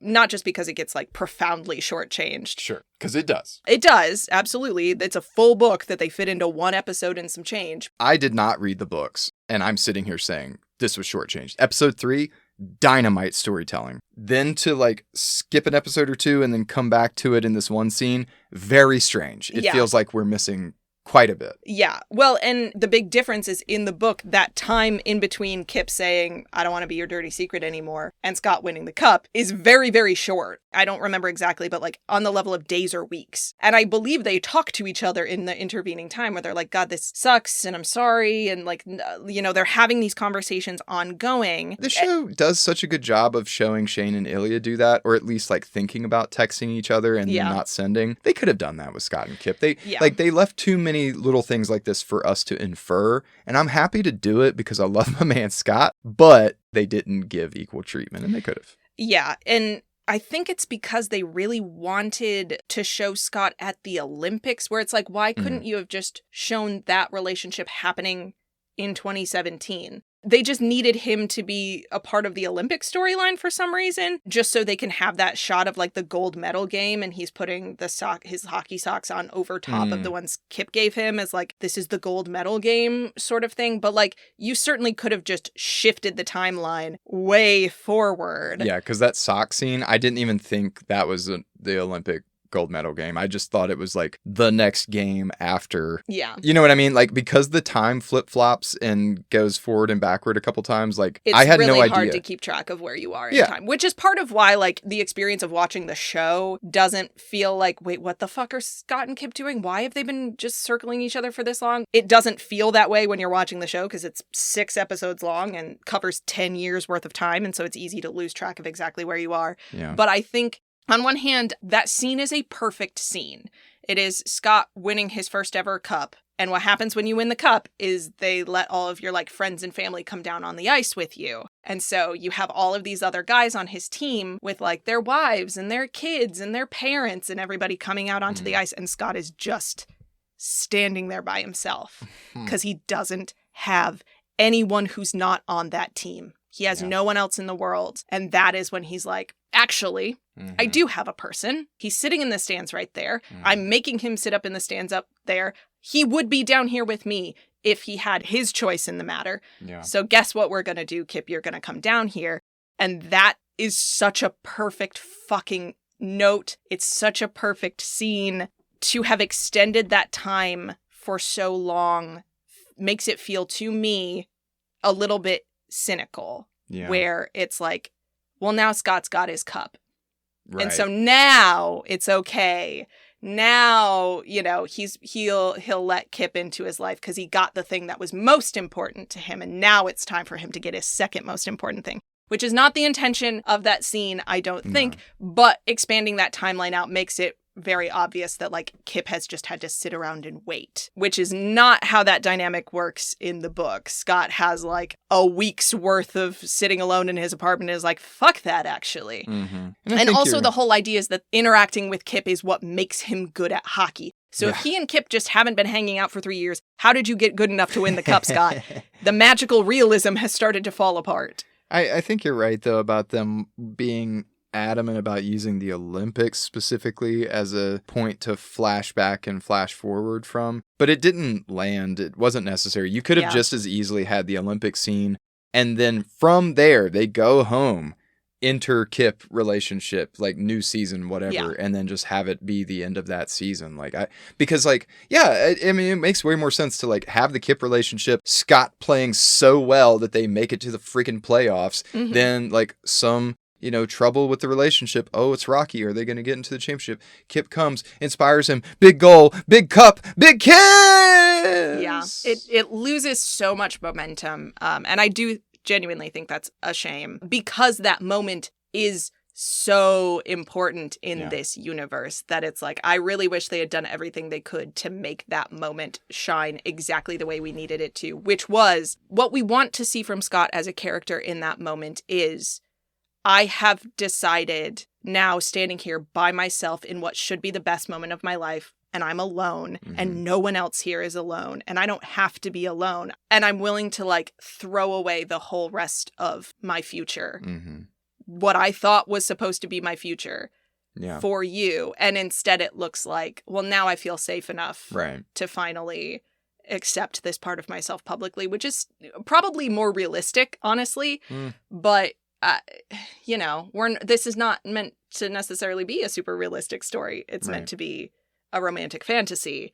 Going from, I can't win this without you. I need you there. I know you're not happy with me right now, but I can't do this without you. You're my good luck charm. And now I'm going to choose you in front of the whole world. I think you're right about the sort of gravity of the scene, because I didn't even really, when I think back to it, I don't remember the other players being on the ice. I don't remember their families coming down. Like, I don't feel like that was really brought out in the way that it could have been. Like, to me, my focus was... I felt that a lot. Oh, really? Yeah. Yeah. Well, and there's because I'm sitting there thinking like, well, Scott's there and Kip's there. What's gonna be? Yeah, you know, I mean, like... you had your romance goggles on. Oh yeah, I felt that in the framing of that because, you know, he's got the cup and he's got like this huge smile on his face. It's this huge triumphant moment, and he passes the cup off to Carter. And then he's just standing there. Yeah. We see like a couple of his like teammates come over and like skate over to him and pat him on the back and then skate away from him. And then he's just literally just standing there by himself. And then a lot of the commentary throughout that whole scene is so funny because the way that the scene is working is like we're seeing Scott on the ice and then we're seeing cutaway scenes to like Shane at his parents' house watching it on TV, Ilya at his house watching it on TV, and we're hearing the commentators try to figure out what Scott is doing in real time. It looks like he's pointing to a fan. One lucky fan. Well, and they even say something like, oh, look at Scott Hunter. He's looking out over the fans, no doubt thanking them for their loyalty to him all these years. Oh, no, he's waving at a guy. Oh, no, that's one guy. Who's that guy? It looks like Shane texting Ilya. Cut to Ilya texting Shane. What the fuck is he doing? I mean, the funniest moment in the whole show to me is Scott and Kip kiss. It cuts to the Hollander family, and they're all like fully mouth agape. Yeah. It's the funniest looks on all their faces where they're just like, what? Yeah. It's very good. One lucky fan indeed. Yeah. We all wish we could kiss Scott Hunter. Yeah, it's just a lot of like, wow, it's a big day for hockey. Yeah. Wow, you don't see that every day. Yeah. Yeah, it's very like, well, we're used to him just kind of being by himself and being weird. And look at that. Someone loves him. Isn't that nice? I guess the slightly less like cynical reading of the scene is like, well, now the NHL has to stand by their man or they look like assholes. Yep. So that was a really smart move, Scott Hunter. Good for you. Yeah. Which is absolutely what happens in the rest of the series. You know, spoiler alert, there will be other people who try to come out and receive a lot more pushback than Scott does, because he does it on fucking TV after winning the Stanley Cup. And what are you gonna do? Tell me I can't kiss my boyfriend after winning the Stanley Cup? Fuck you. Scott you Hunter. made so much ad revenue off of me this weekend. Fuck you guys. You've just won the Stanley Cup. What are you gonna do now? Go to Disney World? I'm gonna fuck my boyfriend! I'm gonna get gay married and buy the Kingfisher. I will still employ Kyle. Thank you, Kyle. So yeah, I mean, going back to the Elena question, I do think because what Scott does is come out functionally, like he doesn't prepare a statement and say like, I am gay until his speech, I guess. But, you know, he comes out, he claims Kip publicly and sort of owns that relationship. I do think the show kind of comes down on like, for Scott and Kip, the only way to make that particular relationship work is for the two of them to both be out. And for Scott, that means you have decided to take on the mantle of the first openly queer hockey player. You're an activist now, Scott. I hope that's what you wanted. I think Scott is a smart enough person that he has thought through all of those consequences over the course of 3 fucking years and is like, yeah, I'm ready to, you know, I've met enough of my professional goals and I've seen my loneliness for what it is now, which is an unhealthy coping mechanism brought on by the fucking grief from the death of my parents that I have never gotten over. And I've decided that maybe my personality needs another pillar. Functionally, Elena's sort of prediction is correct. Living as an openly gay person is what will make Scott happy. He is a person who needs to come out in order to be happy because he is in love with a person who is out and who has told him point blank, I will not be a secret for you. Yeah. Not every other character we encounter is in that same position. And so a lot of them react to it differently, which is why I think Colton Underwood is talking about how, like, this show resists the framing of, if you're out, you're brave. And if you're not out, you're a coward and you should be ashamed of yourself and you're a bad queer. Because obviously, like, we know that's not what, like, Shane, for example, wants. He says that explicitly. Yeah. He's like, I do not want to be out publicly. Right. I don't want that. I want to be allowed to have a relationship, which I accept means that some people will have to find out. But like, I'm not trying to be the head of the pride parade. That is not what everyone wants. Yeah. And I appreciate that this show does grapple with that to an extent. I think Elena should have gotten more pushback for speaking for Kip to the extent that she did. Well, yeah. But I mean, the way you know that this show is not making that statement about, you know, out and queer is bravery is that Kip didn't give that ultimatum. If Kip gave that ultimatum, then we'd be in a tough spot. One, because I wouldn't be able to like Kip as much, even if they were doing it in the context of a fight and he was like, no, I don't mean it. And two, I think it would really undercut what Shane and Ilya are navigating, which is like, okay, how do we make this work in such a way that we can be together, but we can also be professionals and we can do good for the community without having the spotlight on us as queer, you know? And their complicating factor goes beyond what Scott has to navigate, which is like, they're better than he is at hockey. Well, yeah. And the league that they work for has invested a lot and made a lot of money off of the two of them not liking each other. Right. Like, that is a framing that has fueled their careers and that certain entities will likely be very reluctant to give up. And let's face it, a lot of people have made a good amount of money off of Shane selling his body to women. To women, yep. You know, absolutely. He's a Rolex man. Absolutely, he's a Rolex man. He's a sweaty, drippy energy drinker. Well, and a big part of Ilya's reputation is that he is a famous ladies' man. Yeah. Which is true. Yeah. But not true and yeah.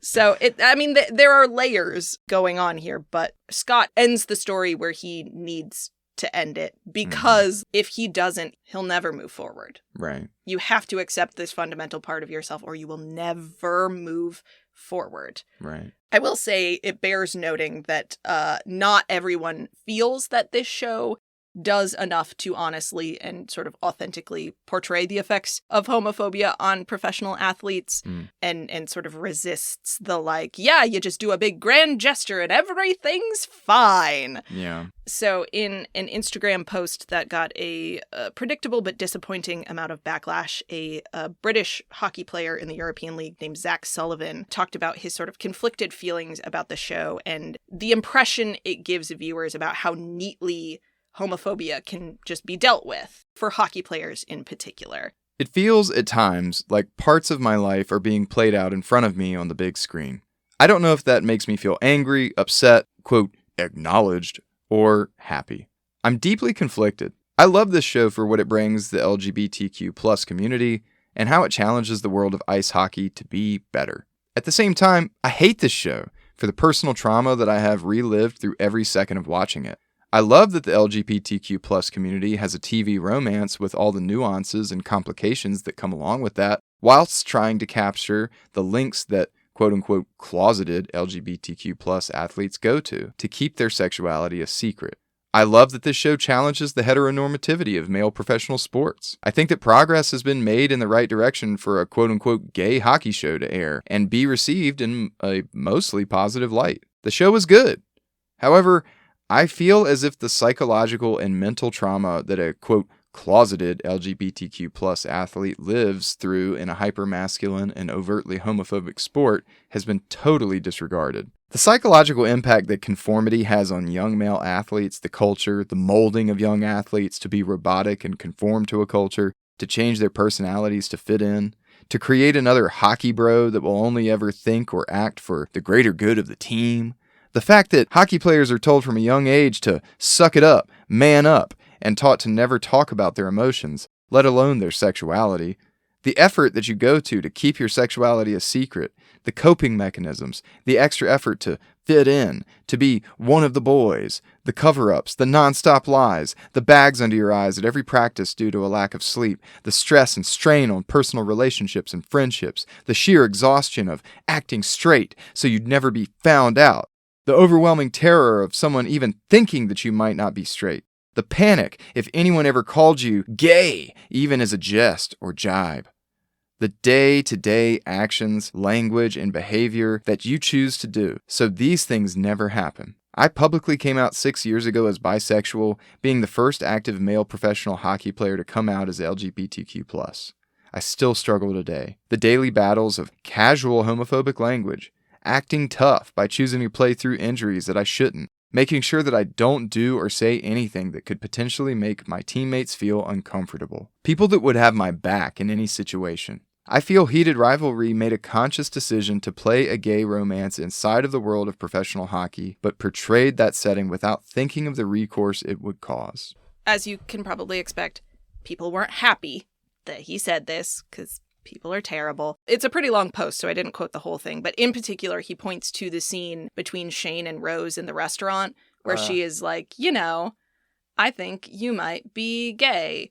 And he's like, for half a second, kind of like, oh no, don't, no, just kidding. I love to be a bottom.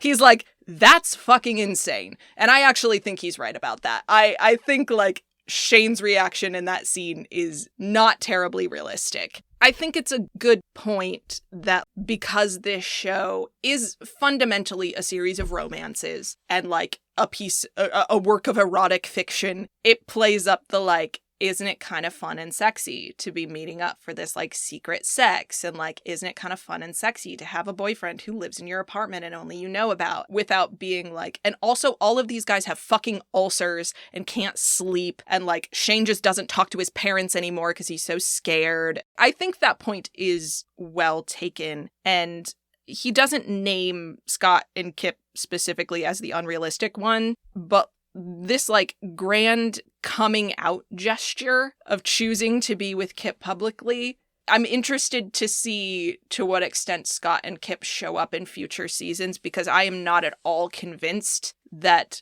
suddenly having this romantic relationship that you were afraid of 15 seconds ago be the most public relationship in the world is going to fix a lot of problems for Scott. I think Scott's pretty fucked up and needs more help than Kip can give him. Absolutely. If anything, it's going to cause more problems for Scott, and it's going to dump a lot of problems onto Kip. And here's the thing. You've mentioned it, but I think we've talked about it more off mic. To Mr. Sullivan's point, yes, this bit of media does not depict the realistic details of stress and trauma that homophobia can cause in hypermasculine professional athletic settings. But to your point, it's not supposed to. This is not the genre for that. Yep. This is romantic fantasy. And as such, to quote you, we were chatting last night, it's aspirational. Yes. It is meant to get people to wonder about a future that could be, not to dissect the present or the past as it really is. And so this is not a television drama. It's not a drama. It's not meant to get you to wonder about the gritty reality of being LGBTQ plus in the world of ice hockey. Instead, it's meant to have people, especially the straight boys, question, well, that's not right. Shouldn't they be able to live how they want? Yeah. He's still winning cups. He's still winning cups. Who cares if he sucks dick? Yeah. So I do think that's worth remembering, is that this genre cannot contain all of that. And if it tried to, it just wouldn't be a good show. Yes. It would be a That's whiplash. That's how you get the television program Glee. We have to avoid becoming Glee, guys. Yeah. You have anticipated my notes once again. Sorry. No, that's good. Yeah, I think you have to kind of hold two ideas in your head at the same time as a consumer of really any media, but this one in particular. Yes, on one hand, Scott and Kip's love story is not terribly realistic, because despite what Scott says in his speech in episode 6, while love may be more powerful than fear in certain circumstances, love is not a cure for fear. It is not a cure for social conditioning. Ask any woman who has ever been forced to act as a therapist for their male partner, right? Love is powerful and important and meaningful inherently, and it also cannot single-handedly address a lifetime of trauma. And also, the romance genre is invested in fantasy. This is not a documentary. The romance genre is a subset, and I really do believe this, of speculative fiction. In the same way that science fiction is speculative fiction, that fantasy novels about elves and dragons and all that bullshit are speculative fiction, romance and erotica are speculative fiction. This is a genre of what-ifs. And I can see why that would be kind of painful to a person whose lived experiences are so close to what we see in this show, but who was like, well, I just got a bunch of like health problems and ruined my relationship with my parents because of this. Like, I didn't get to have like a fun, sexy time at the cottage or whatever. I can imagine that being very painful, and I think it is perfectly legitimate. Zach Sullivan is not the only person who has espoused this, saying like, this is too close to the life that I lived, and it wasn't fun and sexy for me, and so I'm not enjoying this watching experience. I think that is perfectly legitimate. Yeah. I do think it is important when you are engaging with romance media in general, though, to ask, what is this piece of work saying what if about? So, the goal of the show is to say, what if the world of professional sports was not so homophobic that these guys didn't stand a chance? And once you have asked that question, you can then ask, well, how do we make the real world reflect the kind of ideals that we see in this show? That is the reason that human beings tell stories. Exactly. Is because we want to imagine a different world. Well, and more importantly, we want to create it. And so the stories become the blueprints for that. Exactly. And if you look, Mr. Sullivan, if you want realism, watch Shoresy. Yeah, Shoresy's great. Also unrealistic though, because Shoresy's a piece of shit, but like, he'd be so good to you. Yeah. Oh, I'd be so good to you. I'd be so good to you. I can't whistle through my fucked up front tooth. You'd wake up in the morning and there I'd be being good to you. Just being so good to you. And that guy would not be good to you in real life. Do not date a Shoresy. Maybe though. But maybe. Maybe just this one time.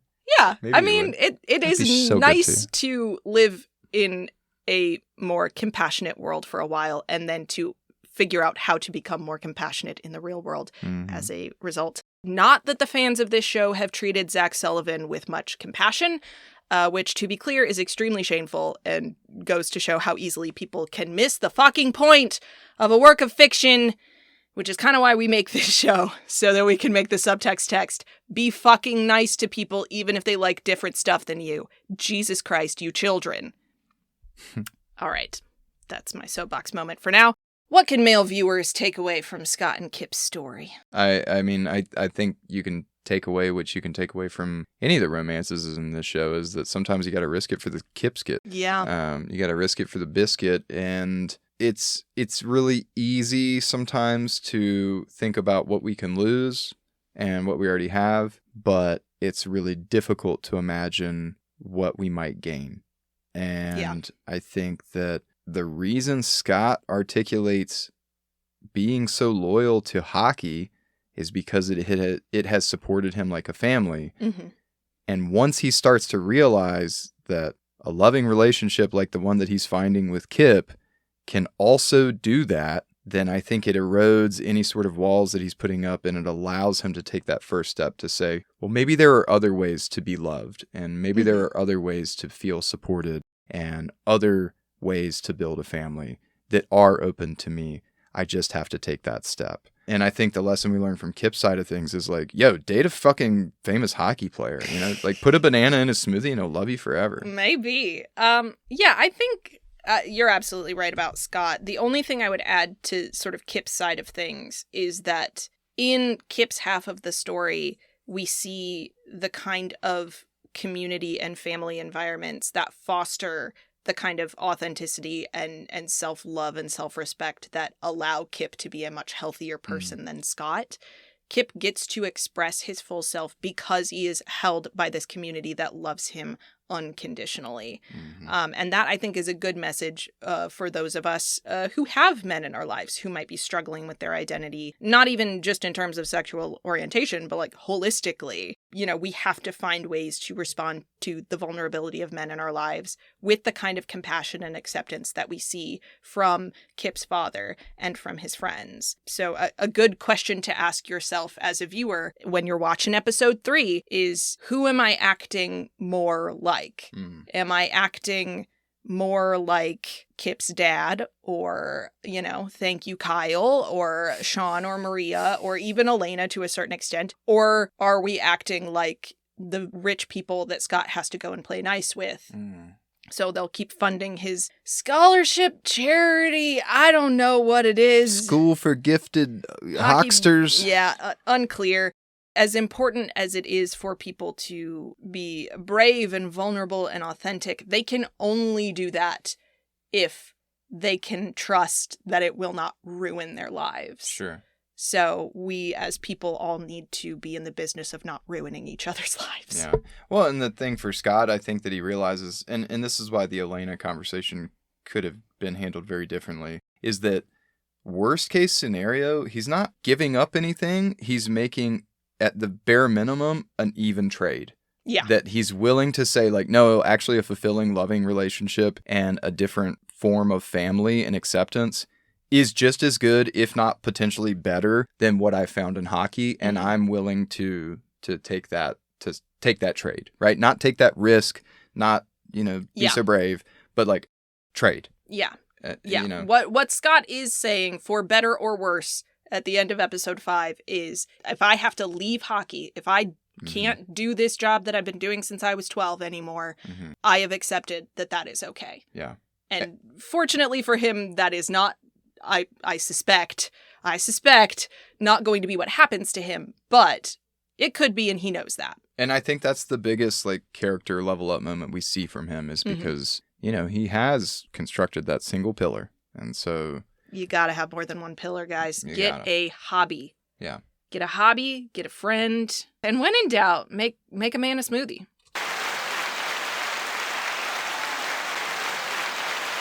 Blue Moon over Brooklyn.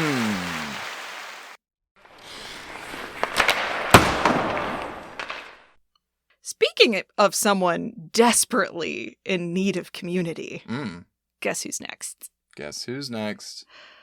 Next on our podcast list, Ilya.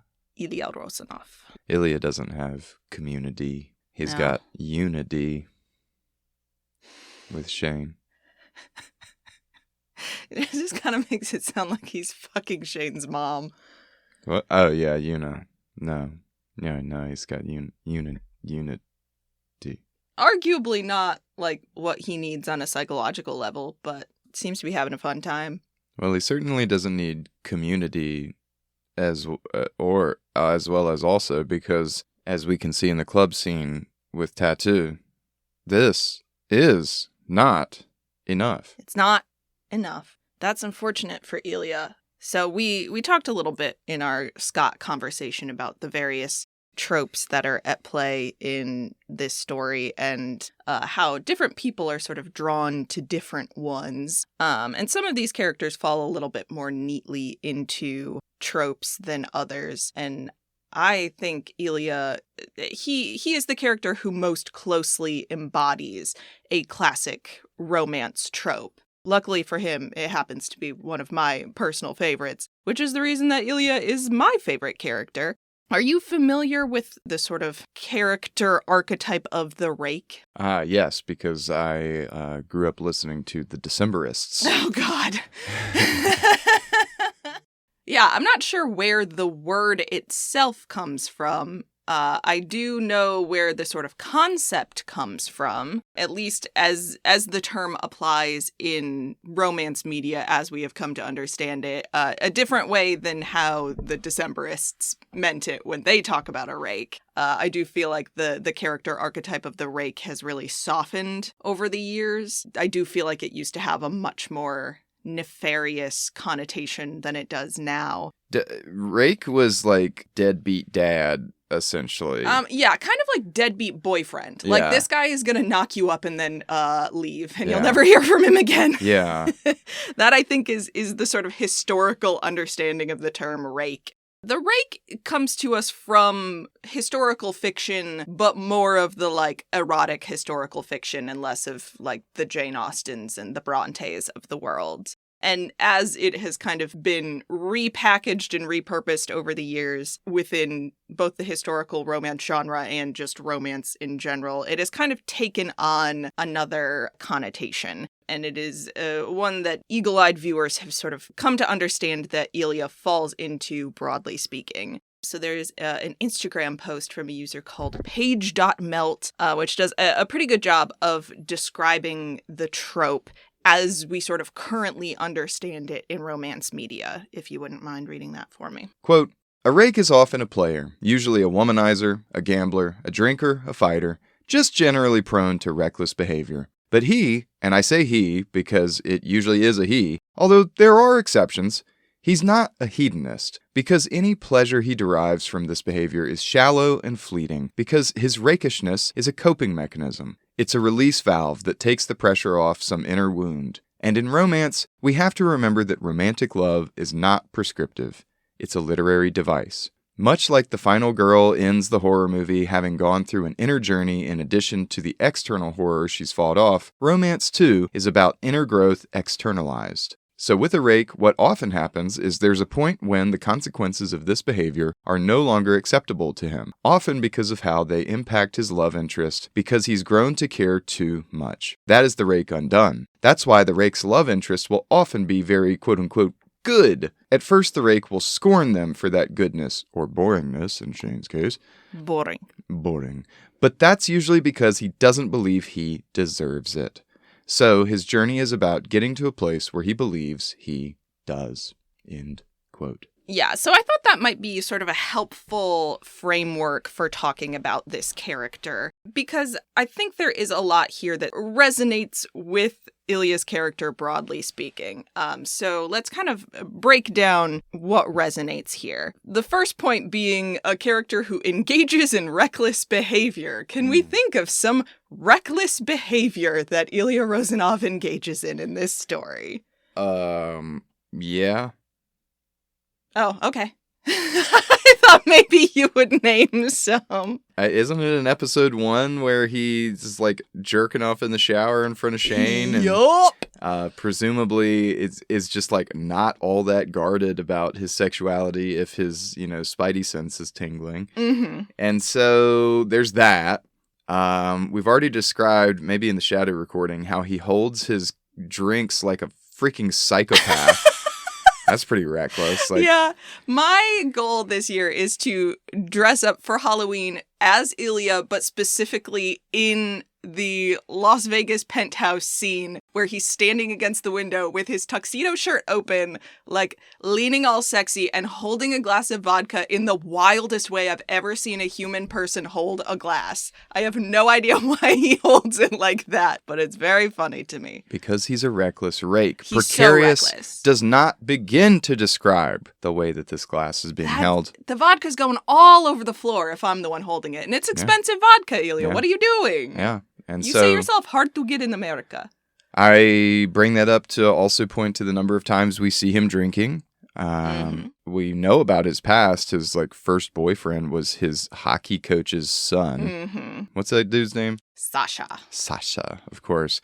We see Sasha in episode 2, I believe, Yes, at the Olympics. Svetlana attempts to... She's trying to be helpful. Guide she the really cock. thinks she's being helpful. Well, she's specifically trying to help Ilya do reckless behavior, which is have sex in this way too nice bathroom. The weirdest bathroom in the world. While his father in the Ministry of Foreign Russians is above them, or whatever, the Ministry of Sport Russia. Yeah, whatever Svetlana's dad is the minister of. We literally never find out. So those are a few things. Don't see a lot of manic money spending or gambling. In fact, he's actually really generous with his money and supports in that he's being semi-extorted by his brother. Yeah, kind of. But I mean, I don't really think he's responding to the extortion in the sense that his brother's going to out him or anything. Well, and I don't think, I think he's doing fine financially. He's not giving Alexei so much money that he is, struggling himself. These people all have so much fucking money. I mean, he is giving him a lot of money, but again, I think it's from one... duty and obligation to family, and 2 because Alexei has a freaking daughter, little baby. And so even early on when we can acknowledge okay, this dude's reckless in comparison to Shane, who's everyone's reckless in comparison to Shane. Never broken a rule in his life, but beyond that, we already have the clues for well, here's a person who does want love and does want to be good and clearly demonstrates that he is that way sometimes. Yeah. He's not the most rakish rake I've ever seen. No, definitely not, especially in the sort of historical understanding of the term rake.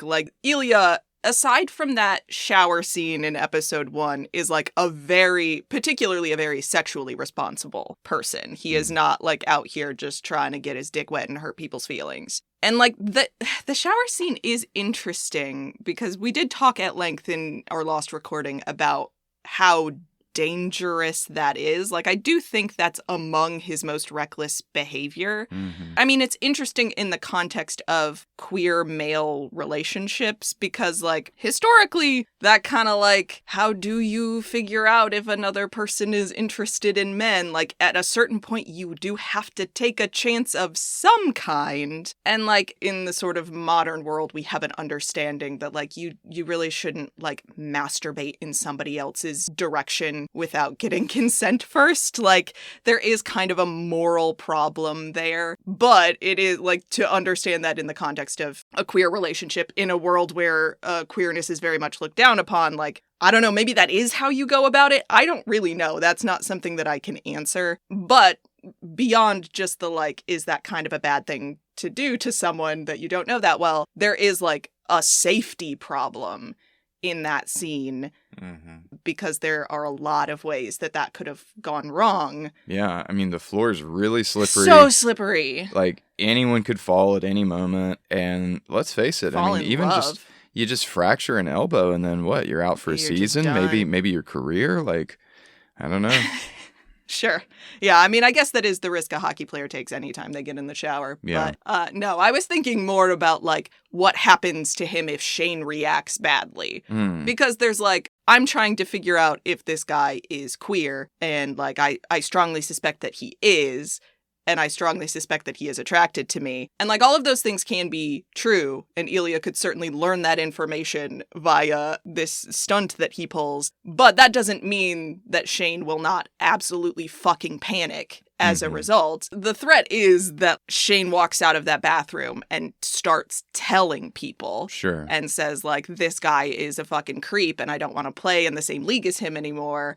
I want him to lose his livelihood. I want him to get sent back to Russia. And all of that is if he doesn't just have a knee-jerk violent reaction in the moment and just, like, try to kill him. Right. Sometimes people react extraordinarily badly to people trying to out them. That was our good friend Zach Sullivan's point about the restaurant scene between Shane and Rose being so unrealistic, because he's like, if somebody cornered me in a public place and tried to force me to talk about my sexuality when that was not the plan, like, I would not be as chill as Shane is. I probably just wouldn't talk to that person ever again for the rest of my life. And this is an even more charged situation. Right. Because this isn't like a friend gently saying, like, hey, have you ever considered that you might not be straight? This is a person getting their dick out and being like, you want this, and I know you do, and I have that knowledge about you now, and, like, I could do something to you with that knowledge.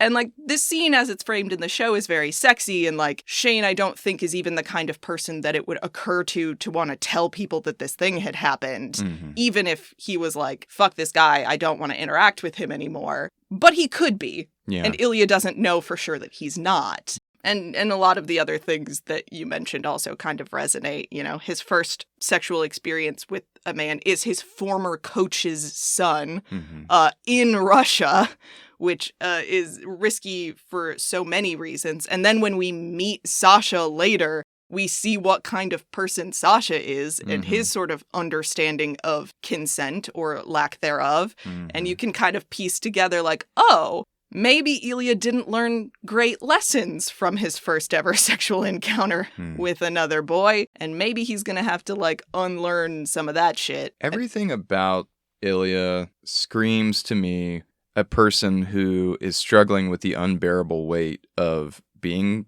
closeted, and he kind of, I think the like masochistic tendency that he has that's most evident is that he wants people to find out.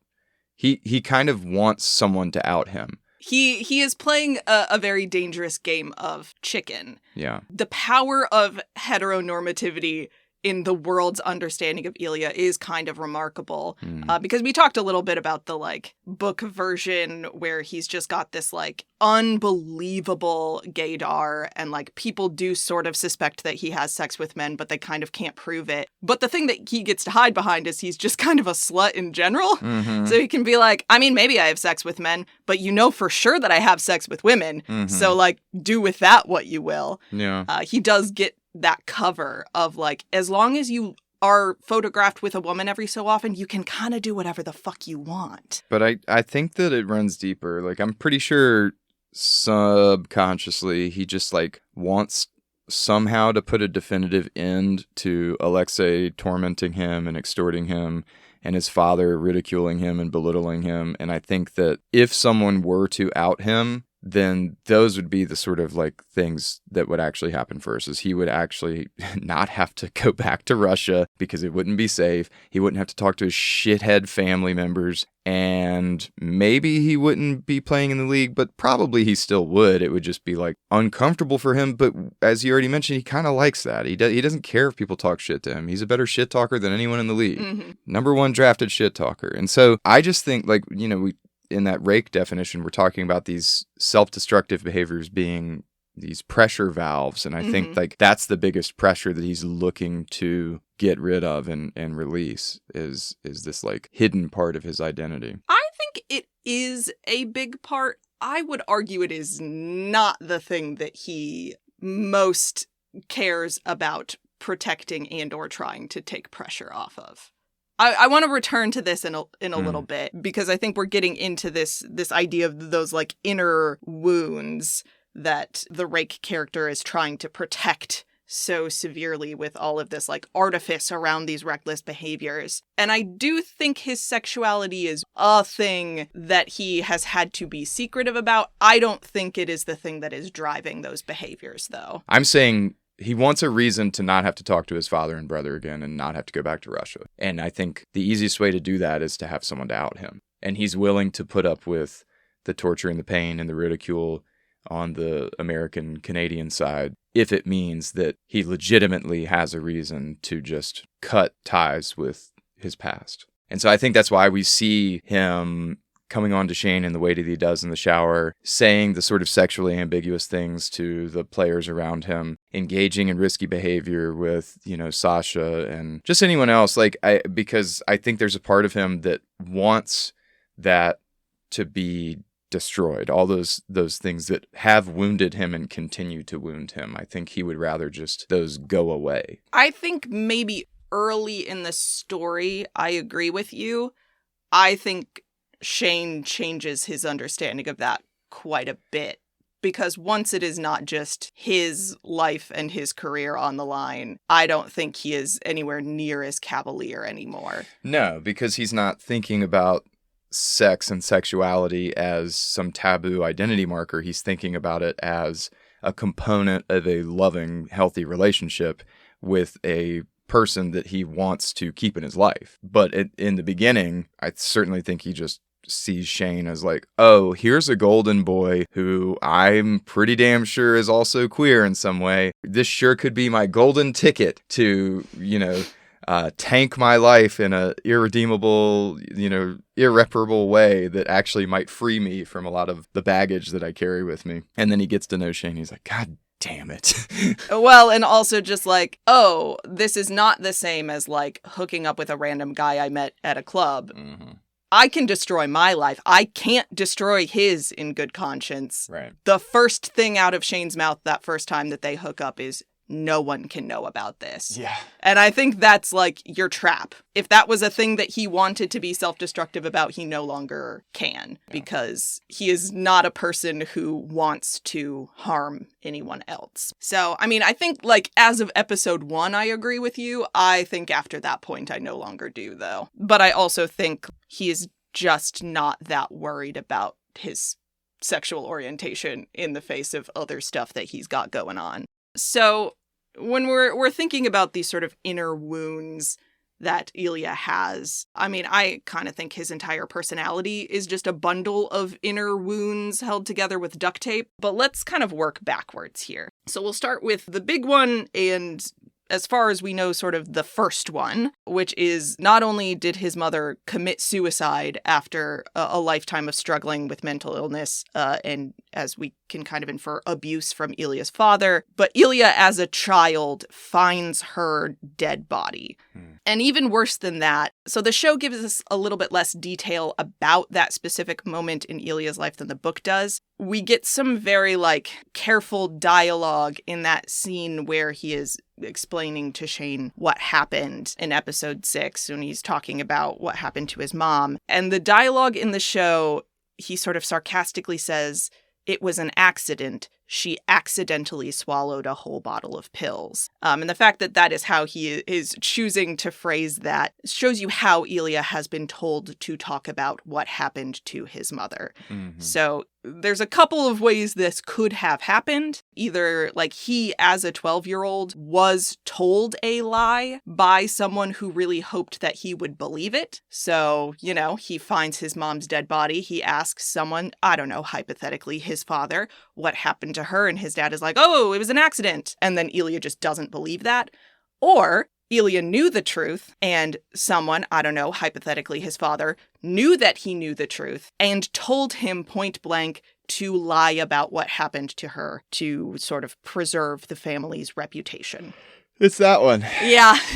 Yeah. It's that one. I certainly know which one I am inclined to believe. But either way, there is some level of shame around Irina's mental health struggles, and that shame was communicated to Ilya as a child. That, I think, is like such a nexus of horror that not only have you had this spectacular, traumatizing loss in your life, but you also aren't allowed to talk about it, which is why the dialogue in that scene is so heartbreaking when he's telling Shane about it. And like the first thing he says after he's like, yeah, my mom killed herself, is, I don't want you to think she was weak.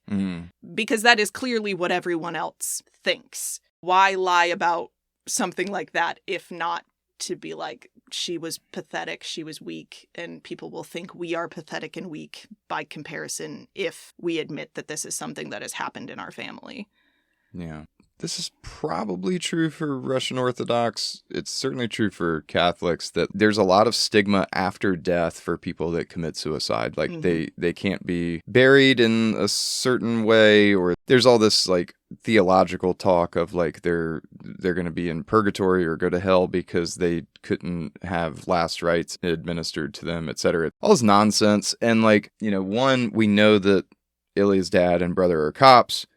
And so it's very plausible that big cop man just gets to steer the narrative of like, yes, no, we're not going to do an investigation into this. That was an accident. Yeah. And maybe there's a religious component there, but I think the biggest thing is that social component of like, I control the narrative. Here's what it is. You will not challenge me.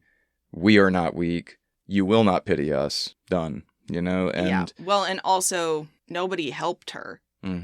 And, like, maybe that's because people didn't know, but the people living in that house knew.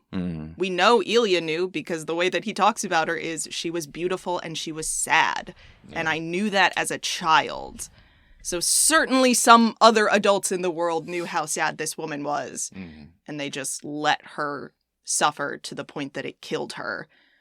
And, I mean, we learn almost nothing at all about Ilya's father.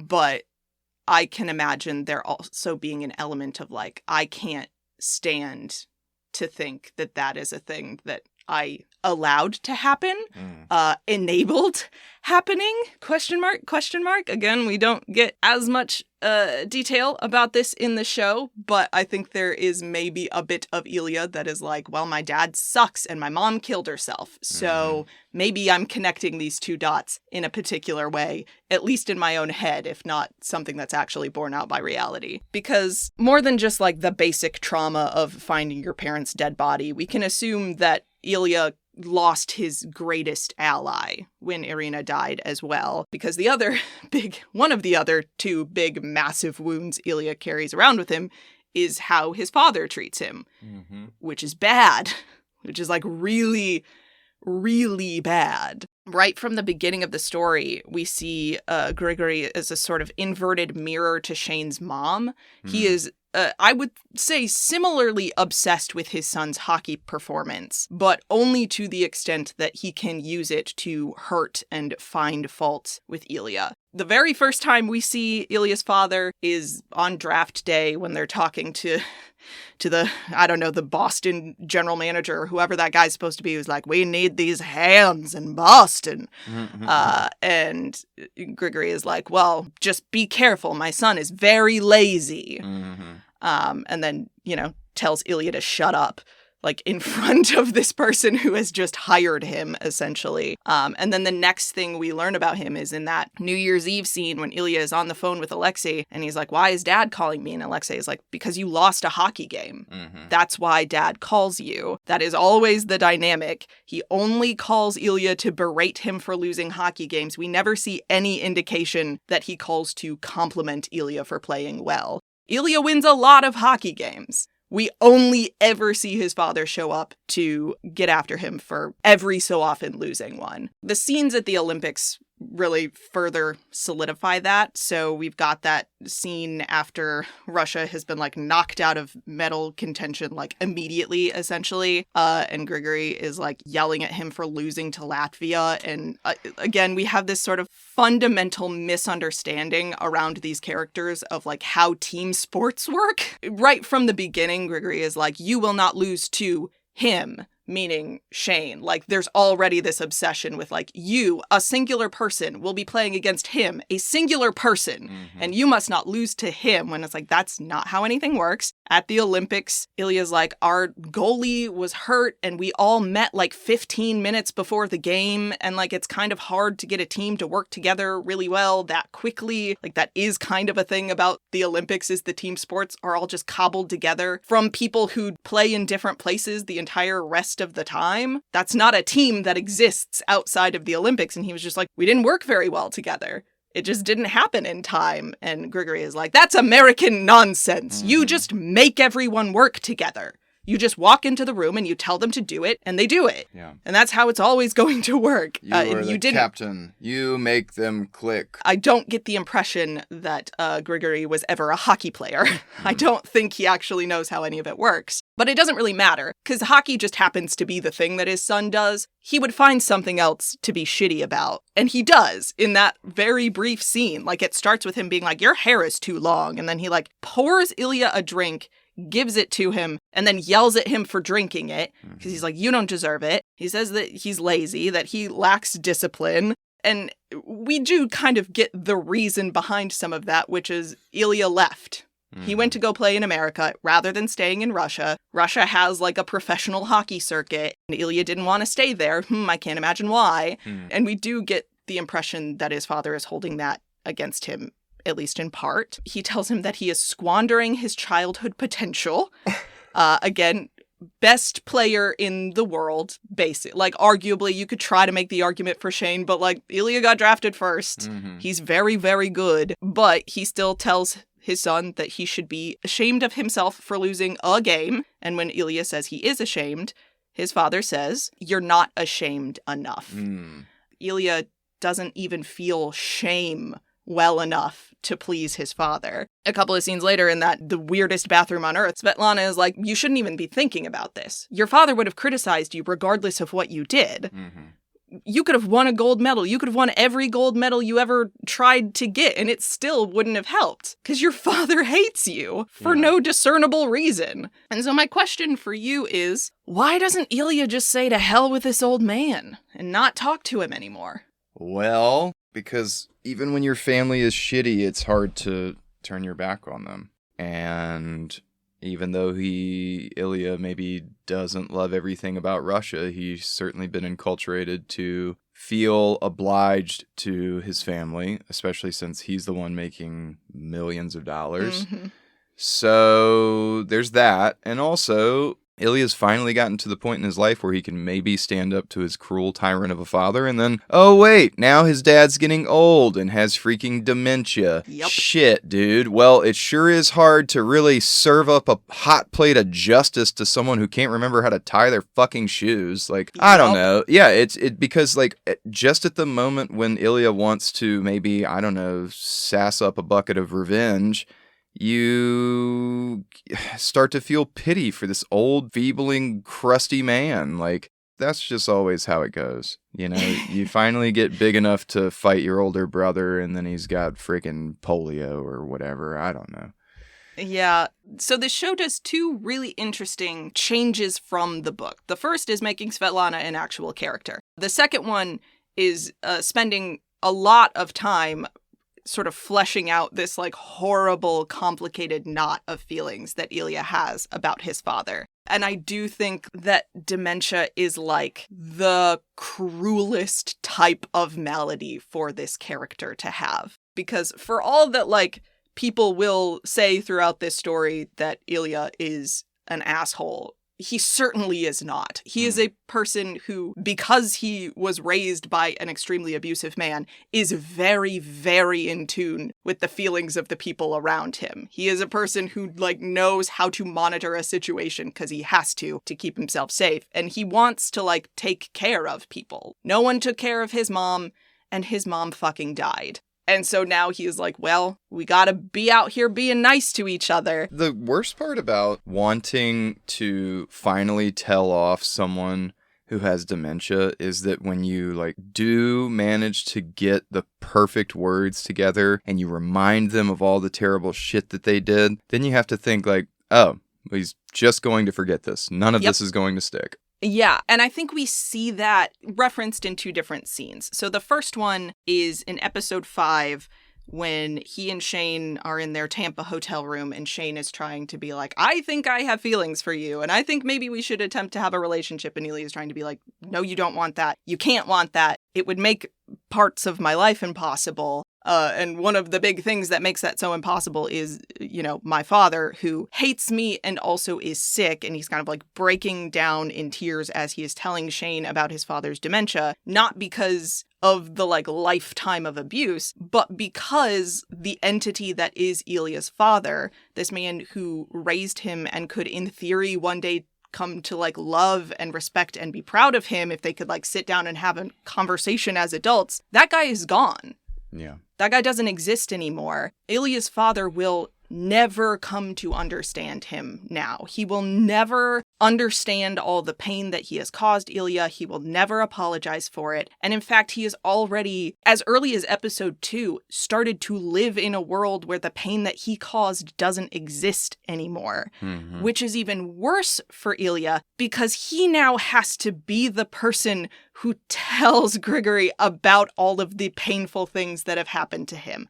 So there's that part at the end of the scene at the Olympics where he's like, oh, your bow tie is wrong. Your mother must have tied this for you. And Ilya, former 12-year-old boy who found his mother's dead body after she killed herself, after his father abused her, and then was told by his father to lie about it, he has to be the person who's like, no, Dad, Mom is dead. And you don't, I have to be the person in this room who carries that weight when it is your fucking weight to carry. But you have shoved that off on me because now you can't remember. Even sort of worse in his mind is that he then has to call on Alexei for things that his pride sort of says that he should be doing himself. Because we do see Ilya throughout the story trying to help manage his father's condition as best as he is able to when he lives on the other side of the world. Every time that he is home for the summer, he is trying to get his dad to drink water and take his medications and all of that kind of stuff. Later, we see that mid-tuna melt phone call where, his father is alone and panicking about something. And who does he call? Not the son who lives in the same city as him. He calls the son who lives on the other side of the world.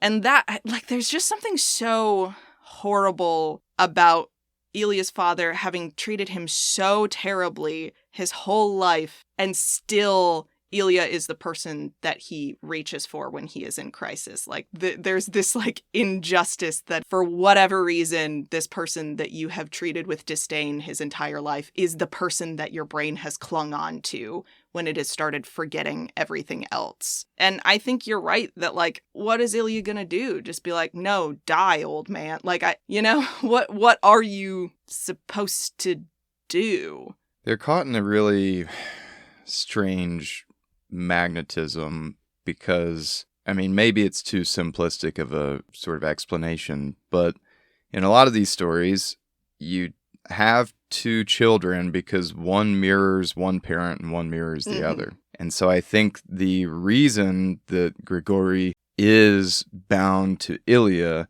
is because Ilya is the living reminder of the mother, the wife, whereas Alexei is clearly the spitting image of his shitty father. Yeah, or at least he's really trying to be. And so it doesn't surprise me at all that Grigory would not even consider, even in a deteriorating mental state, relying on or calling on Alexei. Even before his dementia becomes all-consuming, I think part of the reason Grigory is so permanently dissatisfied with Ilya is because when he looks at his boy, his beautiful boy, he sees his dead wife. Yeah. And he's probably bearing his own burden of grief and shame and the things that we cannot say because there she is. And he has to live the rest of his life, for as long as he can remember it, with the burden that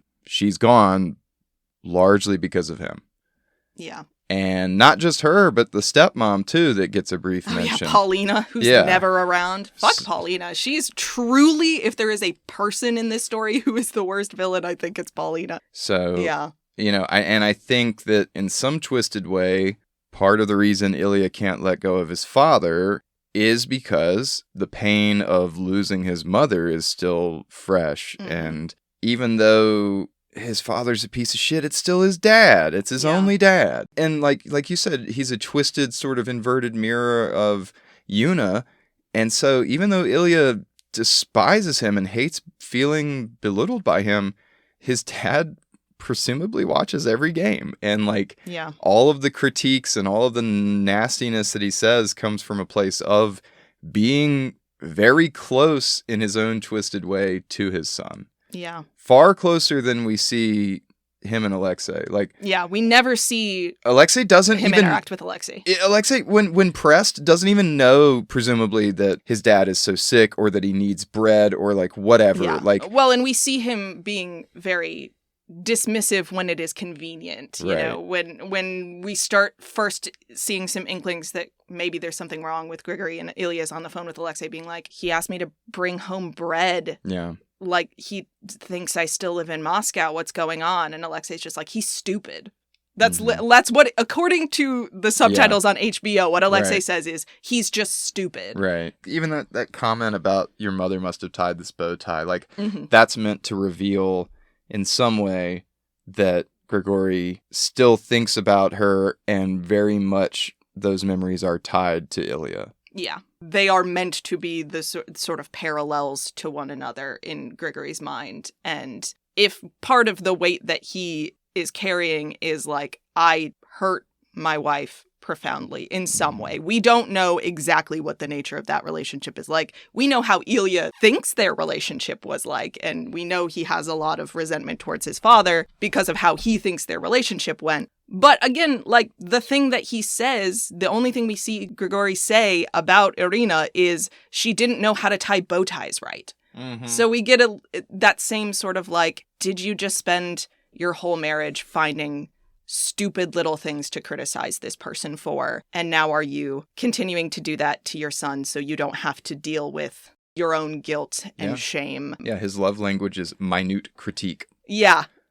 And no warmth, no love whatsoever. And I think there is maybe part of him that wants to kind of punish Ilya for still having some kind of kindness and gentleness. Because, I don't think he would reach for Ilya in a crisis if he thought Ilya's going to respond to me the way I would respond to him, which is to call me weak and pathetic and lazy and say, if I just had a better brain, I wouldn't be in this situation. No, Ilya's never going to do that because he is his mother's son. Mm-hmm. He is a person who is just desperate to show and receive love and denied it almost always. And we see that in that, the great Russian phone call, that it's a beautiful scene writ large, and people make a big deal about him telling Shane he loves him in Russian, and that's lovely. But the far more important thing that we learn about Ilya in that scene, after he sort of talks about how exhausting he finds his family, how they bring out the worst in him, they just want money, he does everything he can to make their lives nice, and still no one in his family loves or respects him. But the thing that he thinks is the worst is that Alexei is the one who cared for their father as he died. And Ilya wasn't. Even after all of that. And even though he knows his father functionally didn't love him, or at least didn't love him in a way he was capable of expressing, and he's still I should have been here. Well, even if you do, quote unquote, fully accept the idea that my father, as I knew him and as I could have known him, is dead already because of his mental state, once the body dies, there is no hope left of there being some sort of deathbed epiphany, final forgiveness, any indication of love, admiration, or respect. It all dies with the body. And Alexei is the only one privileged enough to have those final moments, not Ilya. Even though Ilya has suffered his whole life taking care of this piece of shit, he didn't even get those final moments. Like, yeah. Well, so, and he doesn't get that sort of, I mean, obviously, like, he has bankrolled his family's whole life. Like, he lists all of the things that he's like, I made sure that my father was buried by his parents and that the tomb was beautiful. And, like, that was the thing that I could do from where I lived and the schedule I had. But he doesn't even get that sort of final, like, and I don't know, maybe this is me projecting a little bit, but I think maybe there would be a little bit of catharsis in being like, you tried to make me into a very bad person in the way that you were, and I could have spent the last moments of your life caring for you to prove you wrong. And I didn't get to do that. And the person that did is fucking Alexei. So I want to shift to the final, and in my mind, sort of the worst wound, which is his relationship with Alexei. So what is going on between these brothers, in your opinion, as a brother? Well, Alexei gives older brother energy, hardcore. And I think he also demonstrates a profound jealousy for Ilya. Not just because he's a talented hockey player and because he's wealthy, but because of what we already talked about with the relationship between Grigory and Ilya. I think Alexei realizes that in his dad's own twisted way, Ilya is still his favorite son. He's certainly the more interesting of the two. He's more interesting, and he spends much more time with him, even though that time is very painful for Ilya. Alexei only feels the absence and the shunning and the quiet. And so what we see is Alexei trying to follow the path of being just like his father, presumably to receive some kind of admiration. So he becomes a cop. He's hard. He's a piece of shit. And when that doesn't work, we see Alexei, as we are introduced to him, in the throes of addiction and, according to Ilya, snorting all of the money that he sends him, to the very real cost of his own wife and child, who are sitting in the background of most of these phone calls. Boy, pour one out for Alexei's wife and kid. Just like crying, and without food, at least if Alexei is to be believed, which I do believe that he spent all the money and didn't use any to take care of them. And so he's extremely antagonistic toward Ilya, demands money from him multiple times. I think the only time we get the F slur in this show is from Alexei to Ilya. Yep, and we get it twice. Yeah. So, as you mentioned, he's on some level extorting him, but I don't think it's practical extortion. I think he's doing it specifically to pain him. Yes. I don't think he's really so hard up for money. I think he's just doing that to keep playing the card of, you owe me, you owe us, you left. Yeah. And the leaving thing, we don't really hear Alexei talk at all about his mom, but I wonder if the big source of pain is, Ilya, you left like mom left, and that's the worst thing you can do. Yes. Yeah. So if we must mount an extremely tepid defense of Alexei... No, we mustn't. I mustn't. We have to kind of infer that he has relatively similar trauma to Ilya. Like, he is not the one who found her dead body, but his mom died. She, one way or another, chose to leave him behind with a father who we can kind of either infer treated Alexei more or less the same way he treated Ilya, maybe to a less dramatic degree, or, at the very least, made him sit there and watch him mistreat his younger brother, and presumably not allow him to do anything about it. And then he's got an inferiority complex besides, because his brother is, like, profoundly exceptional, right? Like, even before he's rich and famous, we know that Ilya is essentially a hockey prodigy. He, his father comments on all that potential he showed in his youth. And, like, Ilya shouldn't be as good at hockey as he is. Like, he does not have Shane's fanatical approach to diet and training, or Scott's, like, obsessive tendencies towards superstition and rituals.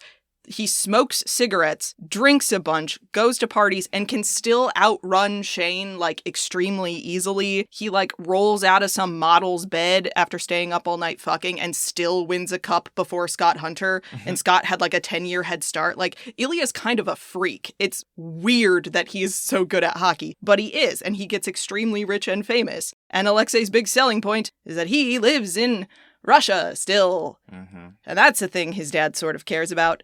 And I think you're right. Like, Ilya left. And now Alexei is just alone with Daddy Dearest. And, you know, we don't see Alexei and Grigory interact. But we do know Alexei went into the same line of work. And he does embody a lot of the same mannerisms, which is like, I'll just make Ilya feel like shit forever and hope that makes him feel indebted to me. And I can't imagine Grigory treats Alexei very well. And Alexei does have to hear more of that abuse in person for longer. That being said, parental abuse is not your sibling's fault. And Alexei is absolutely taking all of his pain out on Ilya because from his perspective, it seems like Ilya's doing fine. Ilya's got money. He lives somewhere else. He can do whatever he wants. So yeah, I'm just punching up, right? Like, this is fair. This is fair in Alexei's mind. I don't know. I find this one, the reason that I have Alexei as the sort of most painful relationship is because I am such a believer in siblings as allies. And I think Ilya would have given up a lot about his life in exchange for a brother who loved him and treated him well and wanted to be in solidarity with him. And like, we kind of see like Svetlana trying to step into that role a little bit as like his friend and his part-time lover, but she can't quite be family. Or at least she can't like single-handedly make up for the lack of love in Ilya's actual family. And like, the scene obviously that is the most heartbreaking is the one between Ilya and Alexei at their father's funeral, which is the scene where Alexei is like shoving Ilya against the wall and being like, what's the plan? Up to that point, Ilya had basically been paying Alexei a salary to take care of their father. And now that their father is dead, Alexei's like, where is my money going to come from? And this is where we get like the second of the F slurs, and Alexei accuses him of abandoning his family, which again, interesting after he's been giving you money since he was 17 fucking years old. Like, he has paid for your whole life. But the things that we see Alexei choosing to say to Ilya in that scene, I think are really telling. Because again, he hits him with the like, you're just a rich F-slur who abandoned your family. And then he starts saying like, you have to keep supporting me because I have a wife and I have a child. And I spent the last 5 months of my life taking care of our dying father while you went off to the other side of the world and had fun and did whatever you wanted. And these are all things that he is choosing to highlight because he knows they're the things that Ilya doesn't have.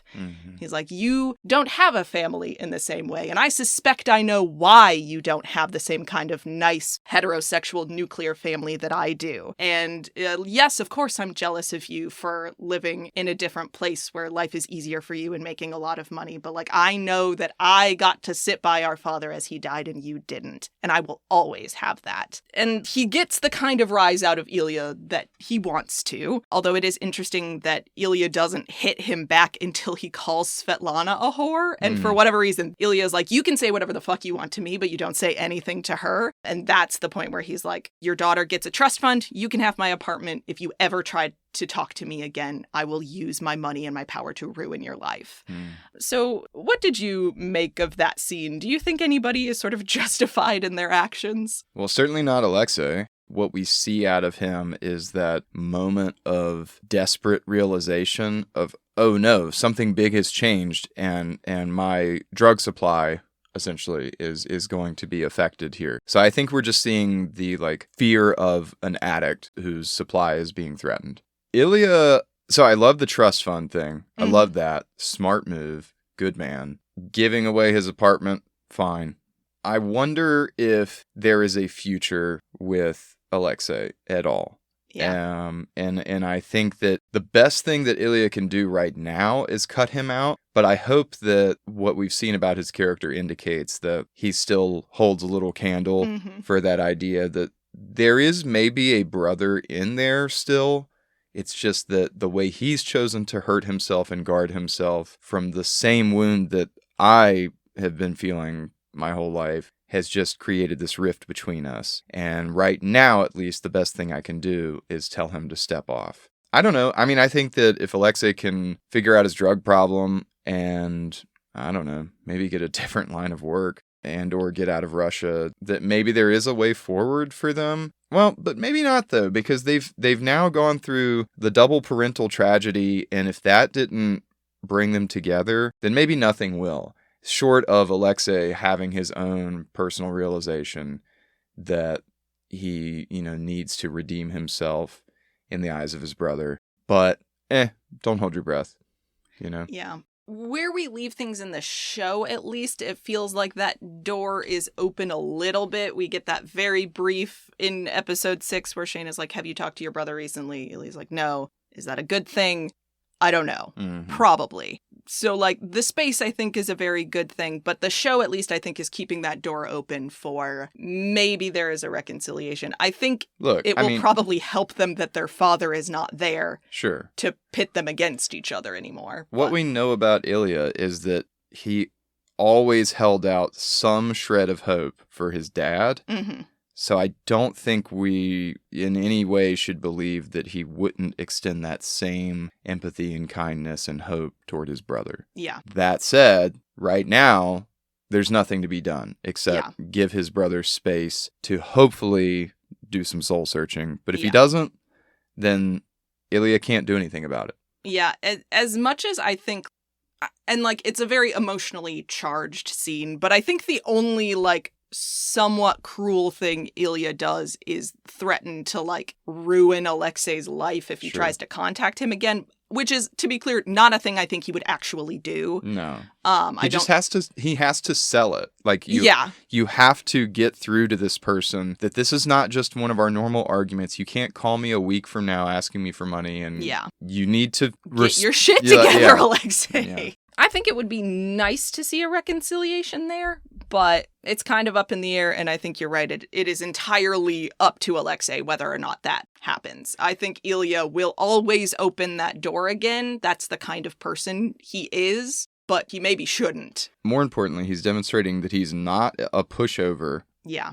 Because I think that moment about insulting Svetlana is really telling. Mm-hmm. I don't know that he would have reacted that way in episode 2. And I think what we're seeing there is Ilya realizing that, one, Svetlana's the only family that he actually has left at this point. And two, his love for Shane, now that he's started to realize that, is coloring his relationships in other aspects of his life. Yes. He's starting to see much more clearly Alexei is using him, but someone like Svetlana actually cares about him and wants him to succeed and be happy. And so what he's communicating there is not just, don't insult Svetlana, she's a pretty girl who I like to have sex with and been my friend. He's saying, if you think about coming after the people that I actually love, I will bury you. Ilya's big sort of transformation from the beginning of this series to the end is accepting that he is worthy of love at all, beyond what he can do for other people. So the big things that we see Ilya valuing about himself is that he can provide money for his family, and he's good at sex, and good at hockey too, but hockey is not a service that he provides for other people. He is definitely a person who thinks of himself as a service provider. And part of that is just the way that he was raised to think about himself. And it has, I've made this comparison a number of times in our other recording, but he inhabits the same sort of space in my mind thematically as Will Hunting does. As these two characters who have been treated so badly by so many people that they have come to believe that there must be something fundamentally wrong with them. And they build up their persona to keep people from seeing whatever that wrongness is, because the fear is either if somebody figures out what kind of person I actually am, they'll either reject me or they'll do what my father does and use it to hurt me even more. And this is the connection to the rake idea, right? Because it's especially apparent in Ilya's relationship with Shane. Because from Ilya's perspective, Shane doesn't have any problems. He's got 2 living parents. They both love him. He's very broadly well-liked. He's considered to be a very nice guy. He is smart and articulate in 2 different languages, no less. He doesn't seem to have any of those vices that Ilya has, presumably because, like, he doesn't have a pressure valve inside of him that needs to be released via, cigarettes and casual sex. And at least at first, Shane does not help, because he just really fumbles any interaction, especially in the first 2 episodes in which Ilya tries to be vulnerable and, like, maybe hint at one of the sources of his problems. Think of that moment on the rooftop at the end of episode 1 when Shane is like, "What's your problem, man?" And Ilya's like, "I'm going back to Russia in a few days, and I just lost a major award." And Shane is like, "Oh, must be nice." And Ilya gets this look on his face like, Jesus fucking Christ, this guy has no idea how the world works. In episode 2, before the Olympics, Shane is like, "Wow, my parents are so excited to watch me in the Olympics. Your family must be so excited. It's in Russia. They're probably going to come to all your games. It's going to be so great." And inside his head, Ilya is like, "Well, my brother probably won't come to watch me play at all. And my father has started to forget everything. So no, I don't think these Olympics are going to be a super fun time, Shane." And all of those interactions kind of lead Ilya to assume that Shane just is fundamentally incapable of empathizing with any part of his family experience. And if he hinted at any of the actual problems in his family, it would freak Shane out entirely. And then Shane will be like, "And your family must be like that because there's something wrong with you. Like, you must be the reason that your father acts like that and your brother acts like that." And then he won't even want to have no strings attached sex with him anymore. So he has to, like, be very cautious about making sure Shane doesn't learn anything substantial about him. And, like, we as the audience know that this is misguided, because the moment that Carter Vaughn explains to Shane what homophobia is, and he realizes how dangerous Russia could be for Ilya, he spends the rest of the story clumsily, but trying to find a way to take care of Ilya in a way that Ilya will accept. But Ilya doesn't have a great track record with men who are supposed to take care of him, so he doesn't react very well when Shane tries. And, like, the starkest example of that is at the end of episode 2, where they're having their sexy penthouse encounter. Earlier in episode 2, they have sex for the first time. It's really lovely. And Shane reacts to that with a lot of tenderness, where he's like kissing Ilya on the forehead and like cuddling with him in bed. And Ilya's like, "Whoop, it's time to go." And then immediately after that, there's this horrible experience at the Olympics for Ilya, where he is reminded of all these things that he sort of internalized about himself thanks to his father, which is that he's lazy and he's disappointing and he's squandering all of his talent and he's letting his family down and he's letting his country down. And there Shane is asking him questions about all of it. Again, just being like, "Is there something going on in Russia?" And Ilya just feels so, like, worthless that he pushes him away and just disappears for 6 months because he's trying to get his groove back. What Shane is reading as a rejection is actually Ilya, like, trying to get back to a place where he feels good enough about himself to engage with Shane again. But by the end of episode 2, he's like, "Okay, I've won a Stanley Cup, or off-brand Stanley Cup. I've won an MVP award. Now I feel okay about being in the same room as Shane again." But Shane got too close to all that painful stuff back in Sochi. And so he's like, "We're going to course correct. We're going to make sure that our relationship stays about sex. I stay in charge of it. And we, like, don't get any of our messy emotions involved," which would maybe work if Shane were a person who was capable of artifice, but he isn't. And so Ilya has to be kind of a dick to him. Because, again, they're lying in bed after having this wild sex. And Shane is just sort of like, "So Russia was crazy, right?" And he's like, "Get out. Get out." Like, just get out of here. I'm not going to talk to you anymore. Because, again, he's got that Will Hunting mindset. The end of episode 2 reminds me a bit of a less dramatic version of that scene in Good Will Hunting, where Will starts, like, screaming at Skylar about all the bad things that have ever happened to him and being like, "You don't want to know that my stepfather used to put out cigarettes on me," or whatever, even though, like, literally she has asked. Because I think it's that same impulse of an abused child believing that the reason they were abused is because there's something wrong with them. And since there's something wrong with them, people are inevitably going to leave them and mistreat them. And if that is going to happen to a Will Hunting or an Ilya anyway, then they need to be in charge of how it happens. If Shane is going to leave him, it needs to be because Ilya sent him away and not because Shane got scared and chose to leave the way that other people have chosen to leave. Another parallel being this fear of being perceived as weak. Yes. So Will Hunting and Ilya are both like, you don't actually want to know. I'm not going to be your trauma porn. I'm not a charity case. Yeah. You won't be able to understand we're from different worlds. And so at best, you're going to throw some fake sympathy my way and some, oh, honey. And that's going to make me feel 10 times worse because I don't need to be the object of your pity. Yes, absolutely. There's an element of like, you're going to go on vacation in my life and then leave. And, you know, I think in Good Will Hunting, he even says to Skylar, like, you're going to go off to California and you and all your rich friends are going to sit and talk about that boy you used to, you know, slum around with. And I think that's very much Ilya's mentality towards Shane is like, you're just asking me all of these questions so you can sort of fulfill some sort of like weird impulse and, you know, see how the other half lives. And then you're going to leave and you're going to laugh at me. Given all of that, why do you think Ilya continues to seek out Shane for all these years, even though he knows that this is a thing that Shane does and he is very afraid of being vulnerable around him? Because part of that fear of vulnerability is not the fear of rejection, but the fear of the unknown. And in this case, the unknown is what it feels like to actually be loved. And the risk of then losing that if it is real. So, I mean, the short answer is like, because he loves him. And like, he's at first, maybe it's just a compulsion and he doesn't quite understand it, but it's like, no, this is like the first time that someone that fits this sort of mold has been this genuinely interested in caring for him. And so it's alluring, even if Ilya's first instinct is to not trust it. You know, or to preemptively capsize the ship before it can float them off into the Love Boat sunset. You know? The show makes the argument that as, like, difficult and stressful as this relationship is for both of these people, it just, like, feels really nice in a way that, like, it is kind of hard to resist. All we really see these people doing up until, like, Shane makes a choice in episode 4, like, we see them trying to find a way to make it work in a way that doesn't stress either of them out too much. Not how do I get away from this thing that I'm afraid of.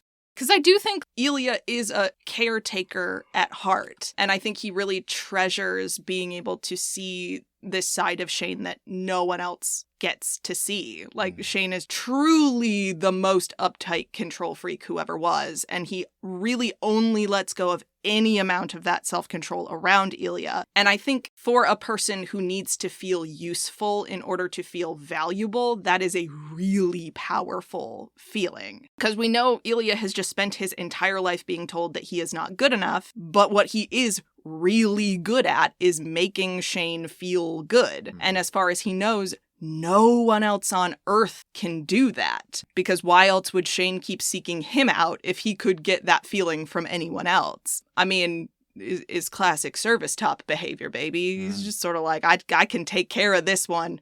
I can give this one exactly what he needs. And I think, like, as the story goes on, Ilya gets a little bit more comfortable threading that needle between, like, fun, rakish playboy and cares about Shane as a person. And that's why he is the one to instigate, like, hey, you should, like, stay over. And, like, maybe I'll make you food. Because it feels good to be around you. And I still feel, perhaps foolishly, as if I am fully in control of the emotional dynamics in this relationship. And I think maybe I can handle it until it becomes apparent that he is not as in control of the emotional dynamics as he thought he was. And also, Shane is a fully autonomous person who will make some choices. The problem that sort of happens, and it's not like a bad problem necessarily, it's just that because of the various neuroses that these two characters have, it goes a little haywire. And that is that, like, round about halfway through episode 4, Shane figures out that sex is a good way to communicate with Ilya, because we've seen him, like, trying to start these conversations about things that he suspects are troubling Ilya, and he just gets shut down over and over and over again, and eventually is like, I mean, really what I want to communicate to this man is that I care about him and I want him to feel good, and I want to provide him some comfort. And I have finally figured out that, like, sex is a language that we both speak that Ilya will actually listen to me in, which is how we get to our little incident in episode 4, which is a post-tuna melt couch sex, where he's like, you were just on the phone with your dad. You sounded really upset. You're not going to want to talk to me about your dad, but I can, like, make you feel good in this moment, and that will be probably as much kindness as you will accept from me. And so Shane is absolutely in that scene using sex to provide comfort and communicate without using words that, like, hey man, I care about you. And I don't know exactly what's going on with you, but I know that, like, I think you deserve to feel good, and, like, whatever steadiness I can provide in your life, I want to. And the worst thing about that scene is that it works. Shane does successfully communicate that. Ilya reads him loud and clear, and it's like a fucking revelation to him, right? Instead of Shane being like, it seems like you've got a difficult family situation, and sprinting in the other direction, Shane is like, it seems like you have a difficult family situation. How can I help you in whatever small way I am able to? And so Ilya has, like, finally figured out that Shane's goal in all of these things is not to hurt him, but to be a little sweetie and to help him. And he's like, holy shit, that's actually, like, way better than I thought was even a thing that anybody could feel about me. He recognizes that Shane's response to seeing him in distress is to be, like, generous and affectionate, and he sort of accepts that as an act of love. He might not say that word at this particular point in the story, but he's like, this is an act of love that Shane is doing, and it gets in between the little cracks in his armor to the extent that he cannot help but express, you know, his own tenderness in return, which is why he says Shane's first name. And it is also why Shane's reaction feels so cruel. Not that, like, Shane himself is being intentionally cruel, because I think for the space of time in between Shane saying Ilya and him turning his face away from the kiss, like, they are on the same page. They have both kind of entered a space where they're like, we care about each other, oh fuck. And he doesn't know that Ilya's guiding principle up to that point is to push people away, so he doesn't have to face a world in which they leave him intentionally. But Shane, I think, has also been so stuck on the idea of finding a way to tell Ilya that he cares about him, that he doesn't actually think through what it means to care about your fuck buddy. And, you know, Shane needs time to adjust to new ideas, and he gets very overwhelmed in that moment, which I do think is understandable, because they've been doing this for like 7 years at that point and had never once had a conversation about feelings, and all of a sudden they both have kind of sort of mutually admitted that they care about each other, and so he's going to need some time to deal with that reality. But the whiplash here for Ilya from this, like, really lovely act of kindness, maybe the most kindness anyone has ever shown him in his entire adult life, and then his reciprocation of the feelings that he assumed Shane was asking him to reciprocate, straight into this, like, very harsh rejection is really devastating. Because, you know, this whole time you've been trying to get me to be vulnerable, and I finally did, and your reaction was horror. And so it's actually kind of worse than Ilya's worst fear, because Shane wasn't reacting poorly to, like, his trauma. He was reacting poorly to Ilya expressing love. And it's love that he wouldn't even have been brave enough to express had Shane not opened the door for it. So it feels like this awful, like, unintentional bait and switch on Shane's part, where it's just sort of like, I spent all this time trying to get you to talk to me, trying to, like, tell you how much I care about you, trying to get you to accept that I care about you. And the moment you do, I've run away. Like, imagine if at the end of Good Will Hunting, Will got to California and Skylar was like, oh, no, I didn't actually want to date you after all. Hi, this is Topher. Ooh, shoot. This is actually, I'm married to Lars Ulrich now.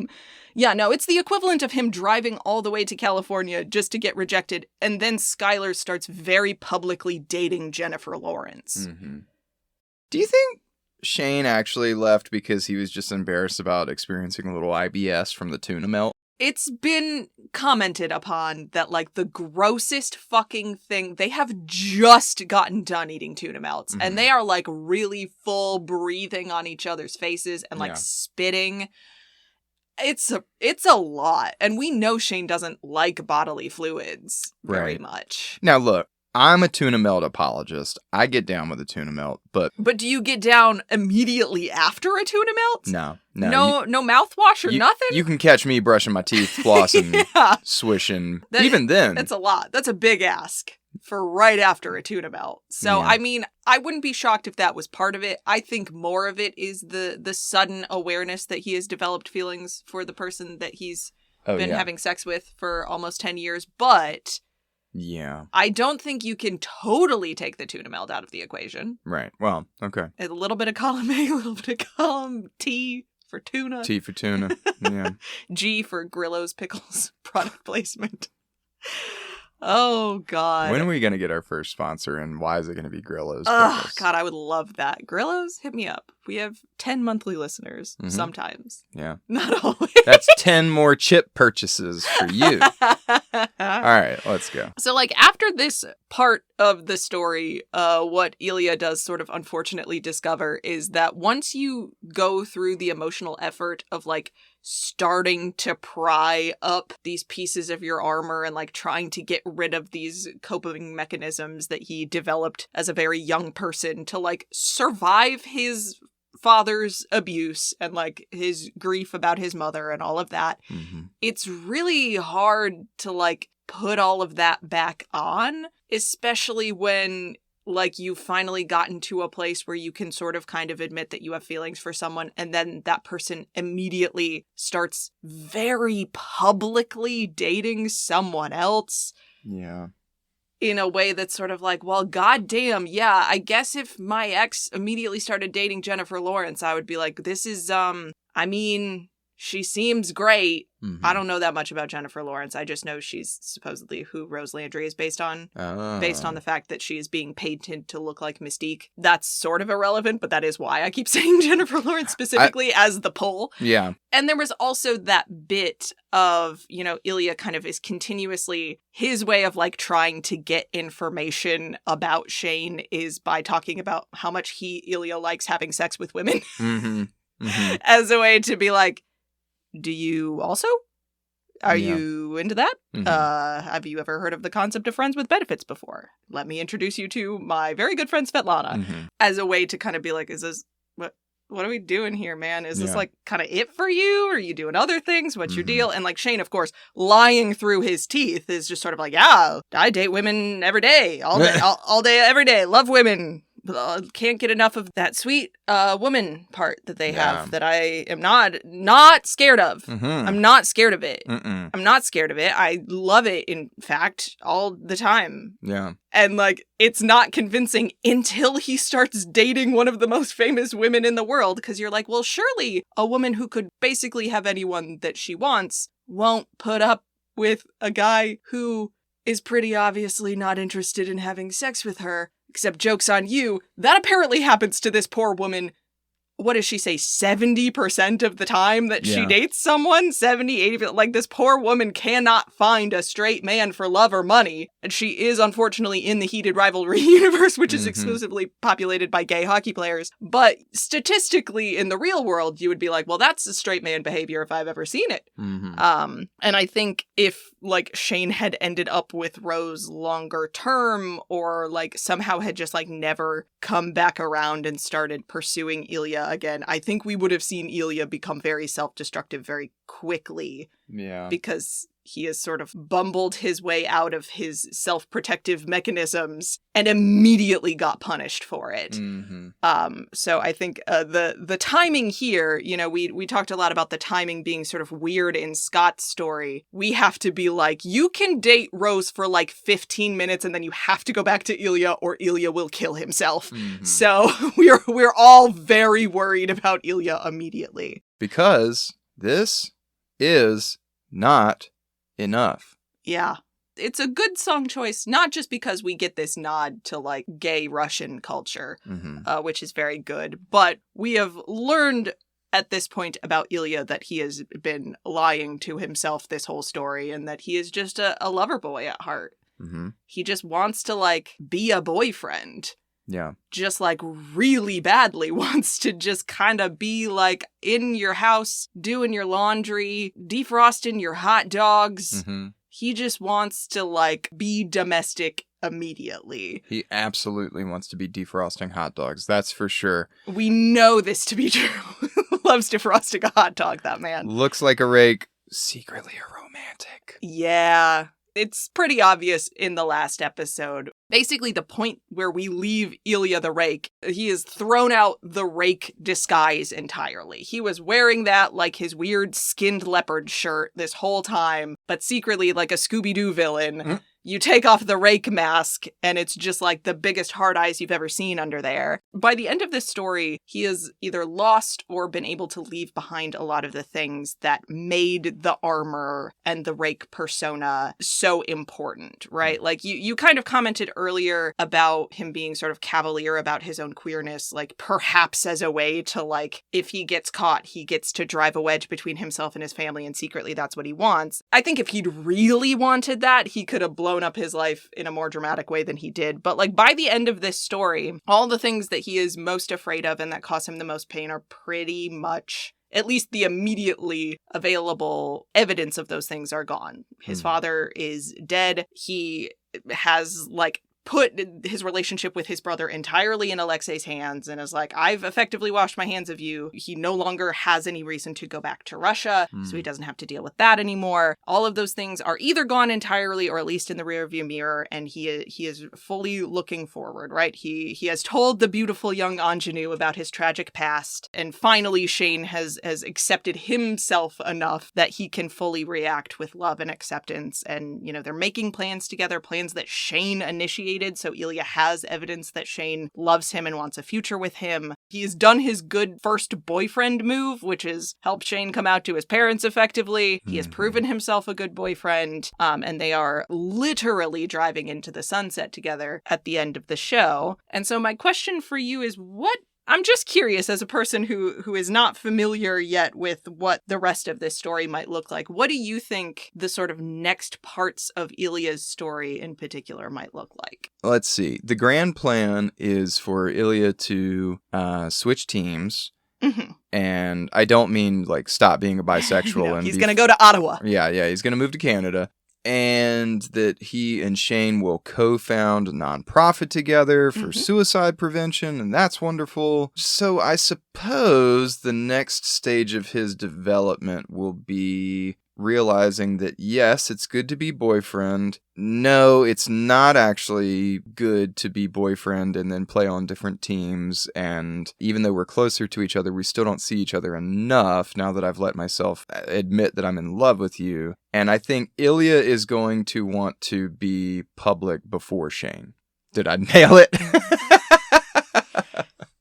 If you don't want spoilers, skip ahead probably about a minute or so. Yeah. That was scary accurate. Look, man, hey. You could write romance books. I'm telling you, like, I don't know if this is on this recording or not, but when you were like, yeah, it's all the tropes and the romance genres, I'm watching this show and I'm like, yeah, and like, yeah, I don't know where I learned all this shit, but yeah. I'm not out here reading fanfics, but yeah, I think I see the narrative beats of a romance story, and I love it. And like, look, Chuck Palahniuk, when interviewed about Fight Club, always said if he had to categorize the genre, he always called that book a romance. And so like I guess what I'm getting at is like I think I read a lot of the media that I like Creed and Naruto and Fight Club and all this other bullshit as romance because I'm looking for those character development moments where people are, especially in Ilya's case, this is the one that I know the best, like someone that is allowing himself to be loved and allowing himself to realize he's worthy of it and like coming to love himself through that process. So like, I know how this is going to go. I know he's, like I said, a romantic and not a rake. And Shane, on the other hand, is someone who wants to control the world. And if he can't predict it and catalog it and prepare for it, then he is utterly frightened. And you just can't prepare for a public reaction to a relationship like theirs, given how it's been narrativized in the media, given how they're not going to be the first brave activists. They're going to come in Scott's shadow, basically. Yep. So, yeah. Oh, good. I'm glad I can write romance. That makes me feel good because I think I will. I think maybe I will. Yeah. The part that you didn't predict, but if I'd let you go on long enough, you probably would is that the thing about mental illness is that it runs in families. Oh, no. And so, yeah, much in the same way that, and this is why I love that Colton Underwood quote so much, where he's talking about, like, ultimately, this isn't really a story that is saying, like, just come out and then everything will be fine. And that will be the end of the story, because for none of these characters, even Scott, and maybe especially Scott, but Ilya also, it's great to be in love. It's wonderful to be in love. It's important to be in love. You are still the same person you were 10 minutes ago, though. And you were doing those coping mechanisms not just because you were a queer man who played hockey. There were other reasons, and those reasons aren't actually gone. Well, and those triggers aren't gone either. And so, like, even though Ilya's dad is dead, there are some unfortunate parallels between how Shane navigates in the world and how Ilya's father... Yes, there are. Presumably treated his mother and boys. So, like...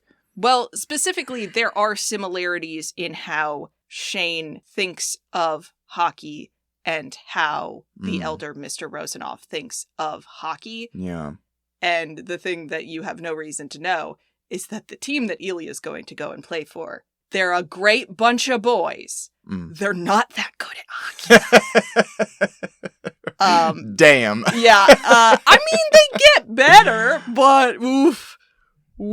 Damn. That's really, I want to see that now. Yeah. That's going to make me laugh. The second book in the series is better in so many ways, but we love the fucking Ottawa Centaurs. I hope they keep them as the Centaurs so much. Brain like a man, hung like a horse. Yup. Ottawa Centaurs. Oh my god, and truly, like, you think you've seen a gaggle of gay boys so far.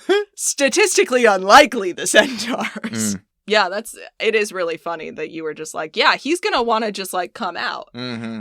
Because I just briefly, we've talked about it a little bit already, but I do want to talk about the role, the very specific role that homophobia plays in Ilya's life, because it is different from how it is for the other two main characters in the section that I have labeled Because Russia. So I do think it is fair to say that most of Ilya's conflicted feelings about Russia stem from his family rather than, like, the country itself. But we mentioned earlier that the target of most of the homophobic language we hear in this story is Ilya.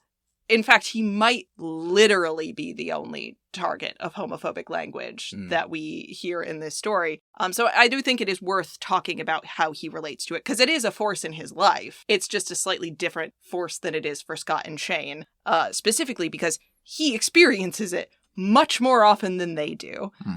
So why do you think Ilya is so often singled out for this kind of treatment?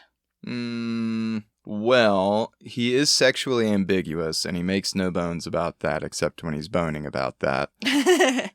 And on top of that, he's also Eastern European. So there's some xenohomophobia going on. Yes, because if there's one thing that, for some fucking reason, North American people think, it's that Europeans are all queer somehow. Because we are historically a sexually repressed country. That is true. In ways that most of Europe is not. And also, like, there is a certain, not in terms of sexual orientation, but, like, queerness to Ilya's sexuality beyond just the fact that he likes to have sex with men. Like, just the fact that his relationship with Svetlana is the way that it is, I think would strike a lot of, at least, like, Americans and Canadians as way out of the box. Like, the idea that it's like, no, she's my best friend. She has been since childhood. Occasionally we have sex. Yeah. Most of the time we watch hockey. Sometimes we do both. And, like, I genuinely can, like, look you in the eyes very honestly and say, I don't have romantic feelings for this woman.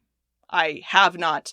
I will not. I could marry her, be happily married to her, and still not have romantic feelings for her. Yeah. That, I think, in and of itself is, like, a hard thing to wrap your head around, let alone all the other stuff. Yeah. Well, I mean, Americans similarly are weirded out by men kissing each other in greeting in Italy, or men holding hands with their friends when they cross the street in India. Like, all of these just stem to a kind of very clear-cut set of paternalistic, heteronormative roles that we have established in this country that align with the Christian conservative right. I think all of those things kind of all work together to make it so that Ilya is so frequently the target for this kind of treatment. That and the fact that he just, like, draws attention to himself in a way that men are not supposed to. Like, he's just a little bit flamboyant. He's flamboyant, and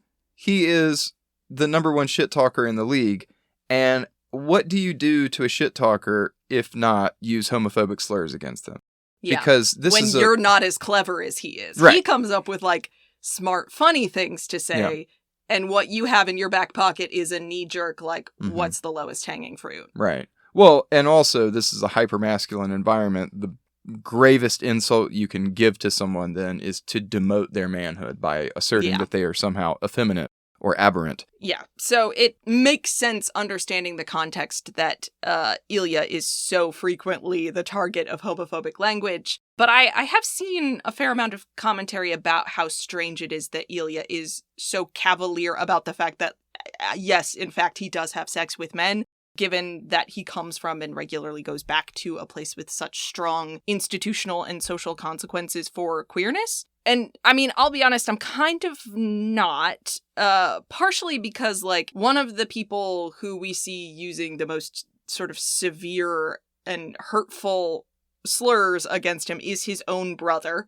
Like, that's how we're introduced to Alexei, is that he calls him a slur basically right off the bat while in the same breath asking for money. So, like, the people in Ilya's family, at least his brother, either already know that he is queer, and, like, it's such a known thing that he mocks him for it, but doesn't actually take any real action against him because he relies on Ilya for money. Or Alexei doesn't know one way or another if Ilya's queer, but is sort of picked up on the same shit about Ilya that his dad doesn't like, which is like, you seem to be the one who cares about people and feels things, and that's bad, and uses homophobic slurs against him anyway, because that's just the kind of piece of shit that he is. And so either way, if you're gonna get called slurs anyway, might as well suck some dick. Like, your brother hasn't done anything about it yet, and he poses much more of a threat to you than, like, some fucking guy on a different hockey team does, so, like, whatever. Well, the thing to remember is that in the mind of Grigory and Alexei, Ilya poses a threat to them and their reputation. Absolutely. So Alexei is kind of breaking the code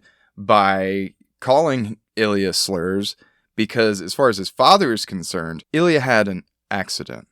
He accidentally sucked all those dicks. Accidentally fell into Sasha's lap. So all I'm saying is that the shame of the Rosanov family outweighs their, desire to punish Ilya. So as far as they're concerned, they are trying to keep things under wraps in the same way that, keeping the mother's suicide labeled as an accident, is a way of protecting themselves. Yeah, because even if they try to get Ilya publicly in trouble for queerness, which is, like, what they can do. I don't know the specifics of what laws were in the books in what year or whatever, but, like, if the world finds out that Ilya is queer, that's not good for them. No. Then they have an extremely high-profile queer family member. Like, if the rest of them know, they are invested in just, he's gonna do what he's gonna do, and we're gonna let him. And also, we need his money. So, like, we kind of have to let Ilya do whatever he wants. Yep. Which I think, again, is part of the reason that Alexei kind of resents him. You have a type of power and access that I can't do anything about, because you also have a resource that I need and don't want to work for in my own right. The other side of the coin is just, like, Ilya has much bigger and worse fish to fry than other people thinking he's queer. That's, like, the one thing in the world he refuses to take on any shame for. He thinks that he's, like, fundamentally unlovable. The thing that he thinks he is good at in the world is, like, making other people feel good in a sexual context. And so he is not gonna, like, cut himself off from the one thing on earth he thinks he's good at. He is like such a fundamental disappointment to his father in, you know, the ways that we've already talked about, where it's just sort of like, there is no earthly way for this man to live up to his father's expectations. Because I don't even know that his father has specific expectations. I think it's just whatever you're doing is wrong. Mm-hmm. And if that's what the person who raised you thought, like, why would you give a fuck what anybody else thought? Yeah. It's not like he can disappoint his father more than he already has. It's not like his brother could hate him any more than he does. He has already been sold on his own inherent shamefulness. More people whose opinions, like, don't materially matter to him in any way, disliking or disapproving of him is not going to hurt him. Mm-hmm. And that kind of becomes part of his brand a little bit. The more sort of, like, outrageous he is in public, the more people come to his games, the more people buy his jerseys. Like, that just helps everything. Why would he stop flirting with Scott Hunter when he knows it gets a rise out of Scott Hunter, and then more people want to come and watch him play Scott Hunter? Like, it's only ever good. Like, all of that stuff just makes him more valuable. And I think that is why he is by far the most outwardly physically expressive and risk-taking and, like, verbally affectionate of these characters, but also the least capable of emotional vulnerability, especially with romantic partners, because he's like, I'm here to be a showpiece. Mm. That's what my father wants from me one way or another. He wanted, like, a nice shiny thing he could put on his mantle and show off to guests. And, like, I can't really do that, but, like, I can be a showpiece that the Boston Raiders can put on a poster and sell. I'm sorry, the Boston cream pies? Yes, the Boston cream pies. Very funny. And all I can really say about that is thank God they made Svetlana an actual character who can, like, kind of help humanize him, because I don't think I would have enjoyed watching a version of that character who didn't have anyone to counteract his family's narrative. Yeah. I do think it's quite valuable that she is around to be like, no, I'm not too good for you. Like, people aren't too good. You're a person. It's okay. It also helps make the relationship between Ilya and Shane more believable. Mm-hmm. Because, like, if this were the literal first time where Ilya thought, oh, maybe I am worthy of love, and actually maybe everyone doesn't have to treat me like a piece of shit, like, you know, then I don't think he would have come back from the Rose Landry situation as gracefully, like, yeah, or any number of other things. And for all of that, it's not like homophobia has no influence on Ilya's life. I think there is some level of debate about how much material danger Ilya would actually be in as an openly queer Russian athlete. We know that he is incredibly high profile. He is probably one of, if not the most famous Russian hockey player on planet Earth, despite the fact that he doesn't live in Russia. And despite what his father believes, he is probably a pretty considerable source of pride for Russian hockey lovers. We know he is. Svetlana tells us he is. He makes Russia look very good on an international stage. And at least in this show, as kind of in real life, I don't think Russia's going to turn down someone who makes them look good internationally. And I think that would offer him a fair amount of protection. The chances that he would be, like, disappeared by the Russian government and, like, thrown in jail are pretty low, given how high profile he is. Like, people would notice. He'd have to lose first or retire. Right. The Ivan Drago story. Oh, bummer. Yeah. But there are, like, obviously there are laws on the books in Russia. A lot of them are kind of this cagey language about, like, it's illegal to promote non-traditional sex acts. So they kind of get to decide what sort of behavior constitutes promotion of certain sex acts or not. Obviously, they have bans on gender-affirming care. And a lot of, like, the bulk of what you hear about are these very restrictive anti-free speech laws that have sort of designated pro-LGBTQ plus groups and viewpoints as, like, very extremist. And, you know, you get a lot of, like, fines and jail time for people, like, doing really low-level shit like wearing rainbow earrings or whatever. Like, it is bad, and that was, like, a source of a lot of the controversy around the Sochi Olympics, right? If, like, a gay person goes to Russia, is that promoting a certain quote-unquote lifestyle? Like, is just existing in a place promoting an idea? Do you need to be waving a sign? Do you need to be wearing a t-shirt? Like, what actually are the lines there? And so there's certainly chances that Ilya could face legal consequences depending on how open he decided to be about things in public. And that's what we see him sort of saying to Shane in episode 5 is like, it's one thing to be a Russian athlete who has sex with other men. It is another thing to be in a relationship, because that is definitely a thing that you could point at and be like, you're promoting homosexuality. Mm-hmm. And much like Scott Hunter, like, maybe the NHL would throw its weight behind him and protect him, but like, yeah, but you can't. Maybe they wouldn't. And even if they did, that doesn't necessarily mean the American government will. Well, yeah, exactly, because that's the other complicating factor. Citizenship is complicated. Mm-hmm. It is very easy to get, your visa revoked or be forced to take on a different type of visa, or like maybe you go somewhere for the summer and you don't come back. Things can be revoked while you're overseas, or like you have to restart the visa process and this time they don't let you come back. There are certainly a lot more of those things for him to think about.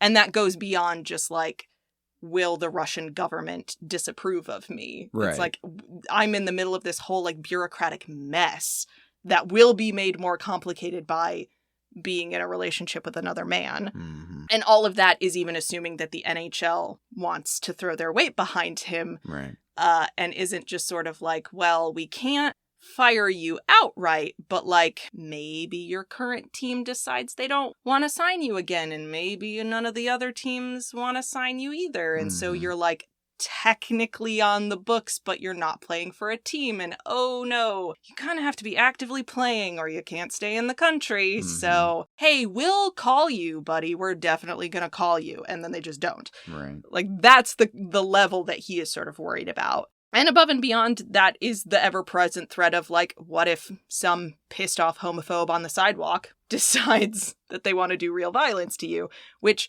to be clear, is not out of the question in Boston, for fuck's sake, let alone Moscow. Yeah. The end of this story takes place in 2017. Yeah. I don't think you can safely say that the United States in 2017 is an extremely safe place to be a very famous queer person. You can't say that in 2026. I feel like you can say it even less now than you could say it in 2017. Yeah. So while I don't necessarily think like the Russian government or the media or anyone else would like try to get Ilya sent to prison if he were ever to come out, he could be looking at fines if he tries to be vocal about his identity, or if he does decide he wants to advocate for queer causes in any way. And he could certainly be extorted in exchange for privacy. Like, I think there probably are some pretty high-profile queer Russian people who just kind of pay for the privilege of being left alone. We're kind of circling back to this idea that, like, just because something is not life or death literally does not mean that it is not profoundly, profoundly unfair. These characters should not have to choose between having a relationship and having a career. But that is the deal that every single one of them has to make, and they have to decide for themselves to what extent they are willing to take on that risk.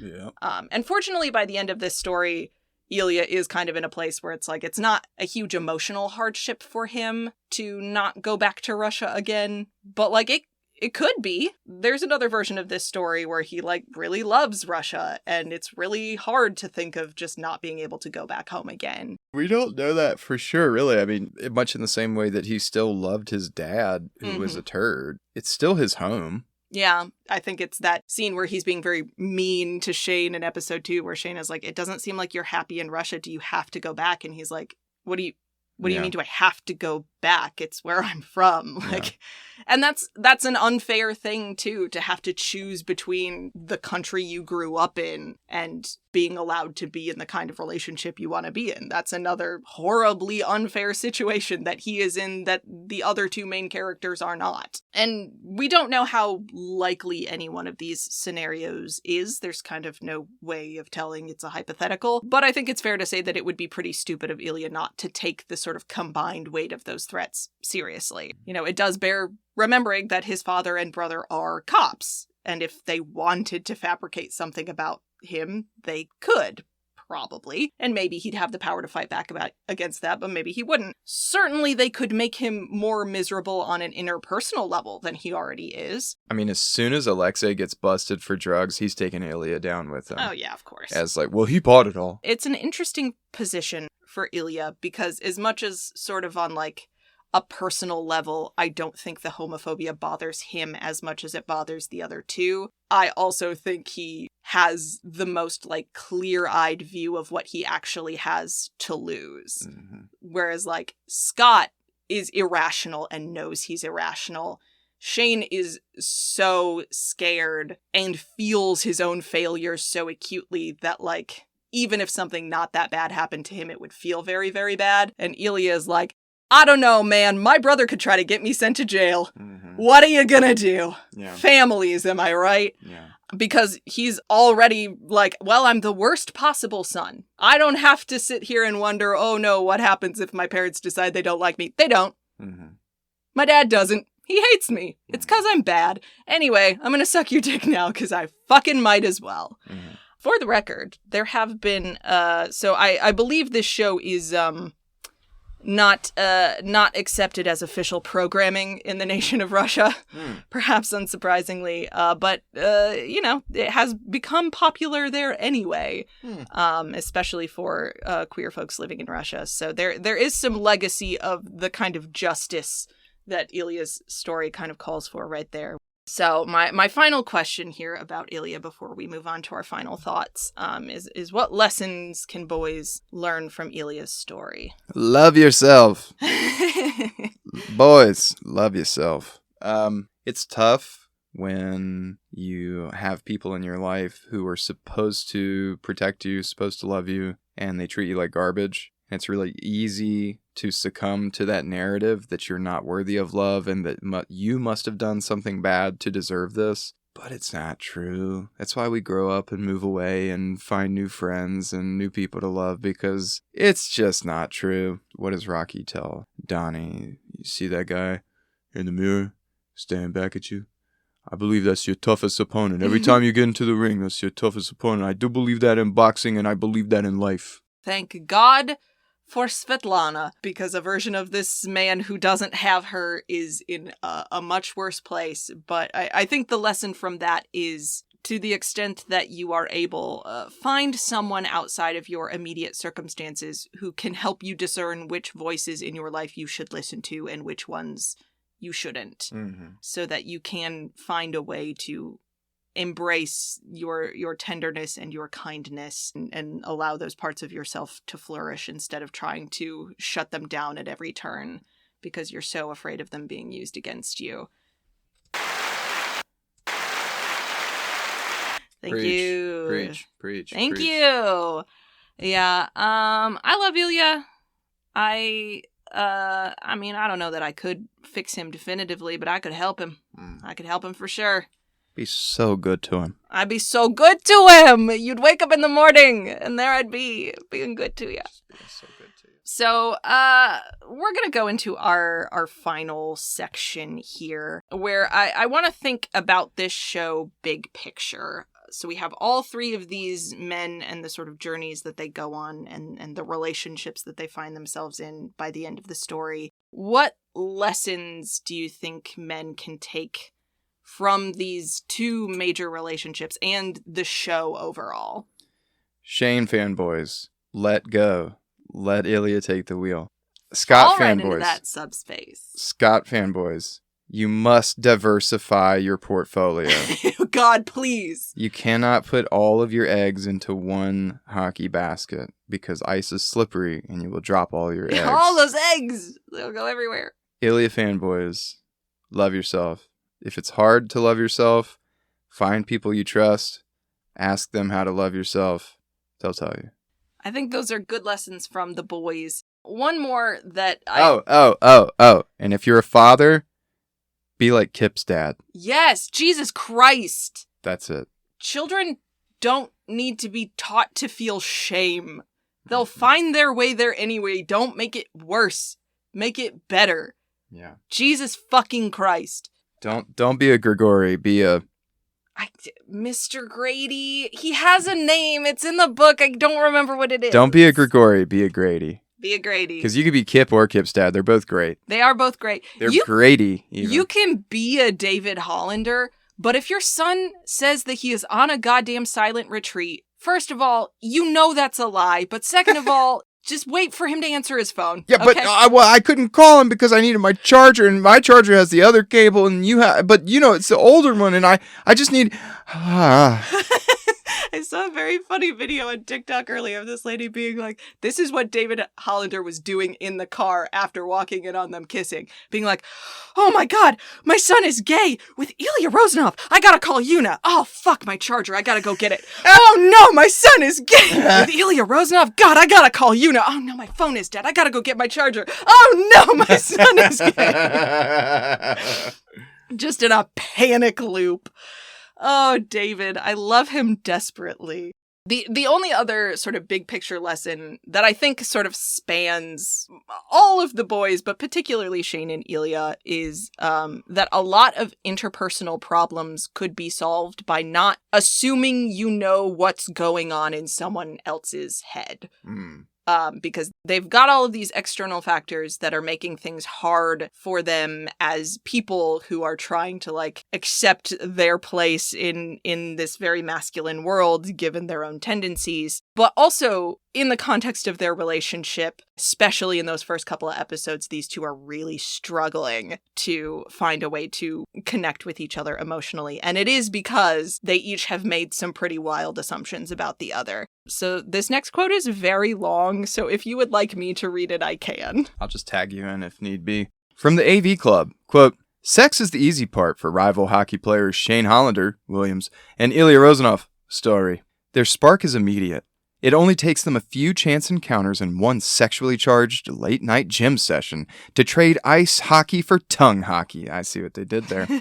As creator Jacob Tierney so effectively captures, part of being gay in a highly homophobic world like professional hockey is being able to communicate a mutual sense of desire without outing yourself to someone unsafe. Here, Shane and Ilya use longing looks and lingering touches to silently convey the same thing to one another.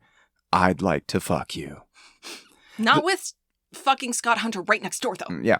Well, he's right next door. It's more fun if you join us. We should let him listen like a mating call. Jesus Christ. The trouble is, the act of silent communication, not silent, of mating call, sets them up for nearly a decade of miscommunication, too. Because their initial assumption about each other is correct, they both make the tragic mistake of extrapolating it out further, of assuming they know what the other is thinking and feeling even when they don't. When Heated Rivalry could easily have been a romance about external forces conspiring to keep its two star-crossed lovers apart, the series makes the far more interesting choice to keep nearly all of its conflict internal instead. Only it's not quite clear that's what the show is doing until halfway into its run, when the character work that may have seemed thin at first is eventually revealed to be a complicated mix of idealization and repression between two young men who don't understand each other nearly as well as they think they do.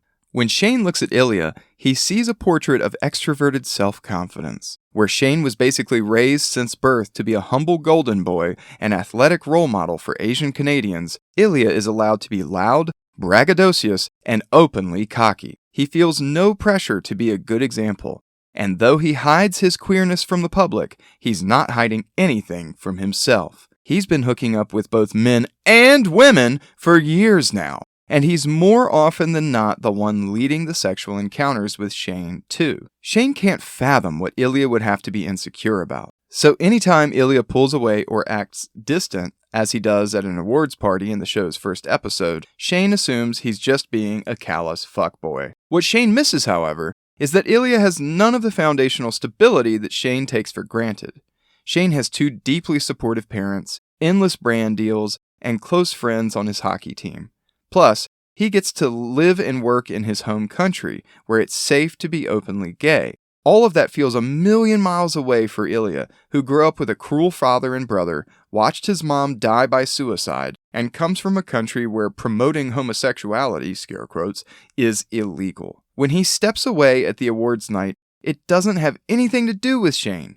He's just upset at the thought of returning to Russia to be chastised by his dad for not winning Rookie of the Year. But because Shane can't grasp his own Canadian privilege, he misses that entirely. When Ilya tries to explain his bad mood by saying, quote, "I go home in 3 days," Shane just responds, "Okay, must be nice." That's my Shane impression. Oh, okay. Okay, mister, that must be nice.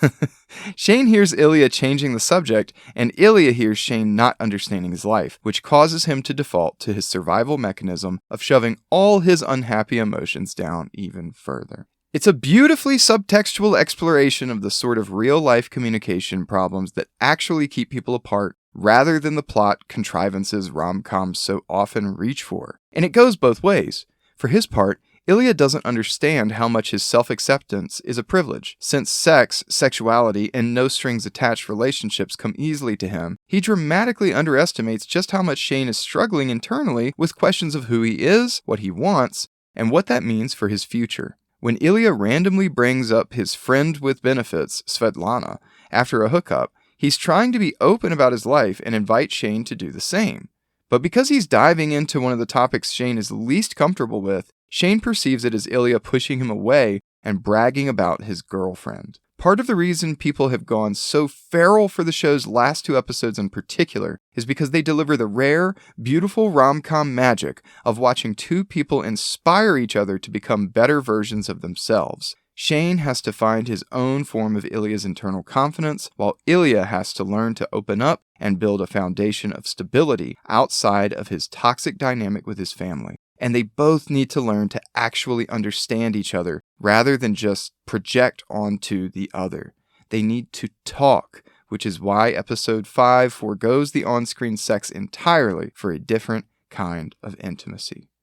You know, it's just like Jiraiya Sensei said. He dreams of a day where we can all truly understand one another. Yeah, I mean, that is the heart of why I think, among the sort of magic of timing and people just needing a nice goddamn thing for once in their fucking life, why this show hits the way that it does, and why our friend from the Super Bowl party, why she, espoused that this feels like such a beautiful love story, is because it foregrounds things that romantic comedies, you think of the sort of classic movies of the early 2000s and late 90s, where it's just like, what kind of hijinks are going to keep these 2 apart? And it's usually like, well, they're both terrible, and like, I don't know, that's really it. Someone's going to see someone and their cousin who just came in Act 3 of the film just to make it seem like they're dating someone else through a shop window, and then dramatically overreact and then get into a fight about something that doesn't actually matter to them. Yeah. And then they have to run at each other through the rain. Yeah, and they're in the airport. It's going to be a big romantic gesture, and nobody is ever going to fucking talk. Like, these 2 human people don't know anything about each other. We have no reason to believe they care about each other at all.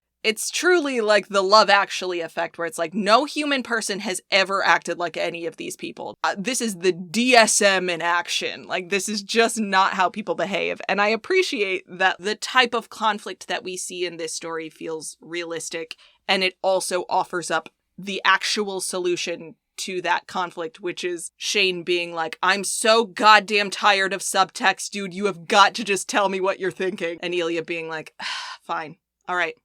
For 1 weekend only, bud. Actually, for 2 weeks only, bud.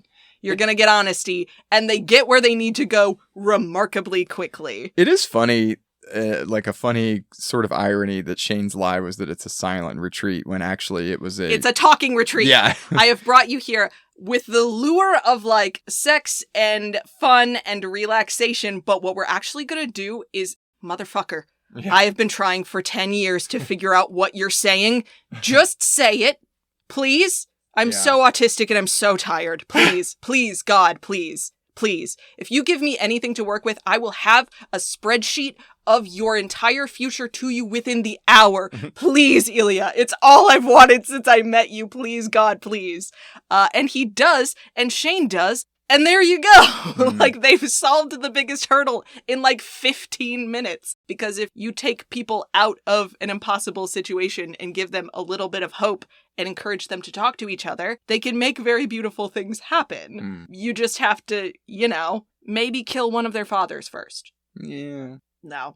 The problem with the father is that it doesn't matter that he's dead. The damage has been done. But at least now they have a solid foundation to build something on. All right, I did have a whole section here about what is it that women love about this show. The butts. The butts and some other things. But I think I might save that for my conversation with Jenna. That's fair. Because she's a woman. And one of the things that has driven me the most crazy about the media surrounding this show is that they're like, wow, women really seem to like this show about two gay men. That's kind of interesting. That's not what we would have expected. We expected it would appeal to gay men, which it also seems to appeal to gay men. But like, gosh, there's this contingent of women. We got to figure out why women like this show. Who should we ask? These two 25-year-old boy children. I mean, God bless them. They're trying to give you good answers, but they're not women. They don't know. So stay tuned. I'll have some thoughts about why women like this show. But here's the thing. Would you be surprised to learn that straight men like watching gay women have sex? That's literally one of my points is like, if we live in a world where we can accept the idea that like, okay, you're a straight man, one hot woman, great. Mm-hmm. Second hot woman, great. Mm-hmm. Stick them together? Fantastic. Yeah. We accept that that's attractive. Why? Well, and I know why. It's because female sexuality is considered gross and taboo and nobody wants to think about the things that turn women on. But like, if a person is attracted to men, one hot man, pretty good. Mm-hmm. Two hot men, even better. Stick them together, great, wonderful. For some of us, not having to imagine ourselves in the sexual scenario is the draw. Right. Listen, there ain't nothing wrong with the view from the cuck chair, my friends. Yeah. Okay? Get comfortable in the cuck chair. It asks very little of you and gives you a whole lot. Yeah. Hopefully this episode with Jenna works out because I do want to talk more about this, but, with a woman. I only had the lesbian thing. I'm just like, hey, from my perspective, pretty good. Pretty good. Well, and can I tell you something? I think, like, a lot of men are really falling all over themselves to try to be thoughtful about women's interest in this show and, like, the sort of man-on-man erotica world writ large, which is, to be clear, very heavily populated by women. And they're trying to be really thoughtful and give good answers. And, like, again, God bless these 25-year-old boy children. They're trying to be, like, good feminists about it. But, like, women like to get off to stuff that is hot. One of the things about this show that people like about it is that they can masturbate while they watch it. It just is what it is, guys. Yeah. Like, that is a pretty big part of it. I didn't think I was offering too simplistic or reductive of an answer there. No. And, like, that's sometimes it is okay for something to just kind of turn you on. Yeah. Like, there's literally nothing wrong with that. Okay, so again, I have circled back to my final question for you as a straight man. And if you are not comfortable answering this question, that is totally fine. I will cut it out. Okay. Is this show, from the perspective of a straight man, sexy? No, not for me. And I tell you, the closest thing to sexy for me was Scott Hunter and Kip. They're great looking. You have a type? I do have a type. I do have a type. And so, like, yeah, not sexy. However, very, very intimate and loving. I love a love story. So this is, and I need to make that very clear, not sexy, but that didn't take anything away for me. There were just extended scenes where I'm like, well, this isn't for me. And that's okay. Not every bit of every piece of media is for me. I said earlier, maybe on this show, I don't know, it's a million years long, that I read The Color Purple last year and loved the shit out of it. That book made me cry. But I will never understand what it is like to be a black woman liberated by a sexual relationship with another black woman. That part is not for me, but the love story part and the finding divinity in other people and the color purple being your favorite color and flowers being pretty, that's all for me. And I can appreciate, like, damn, that's really nice.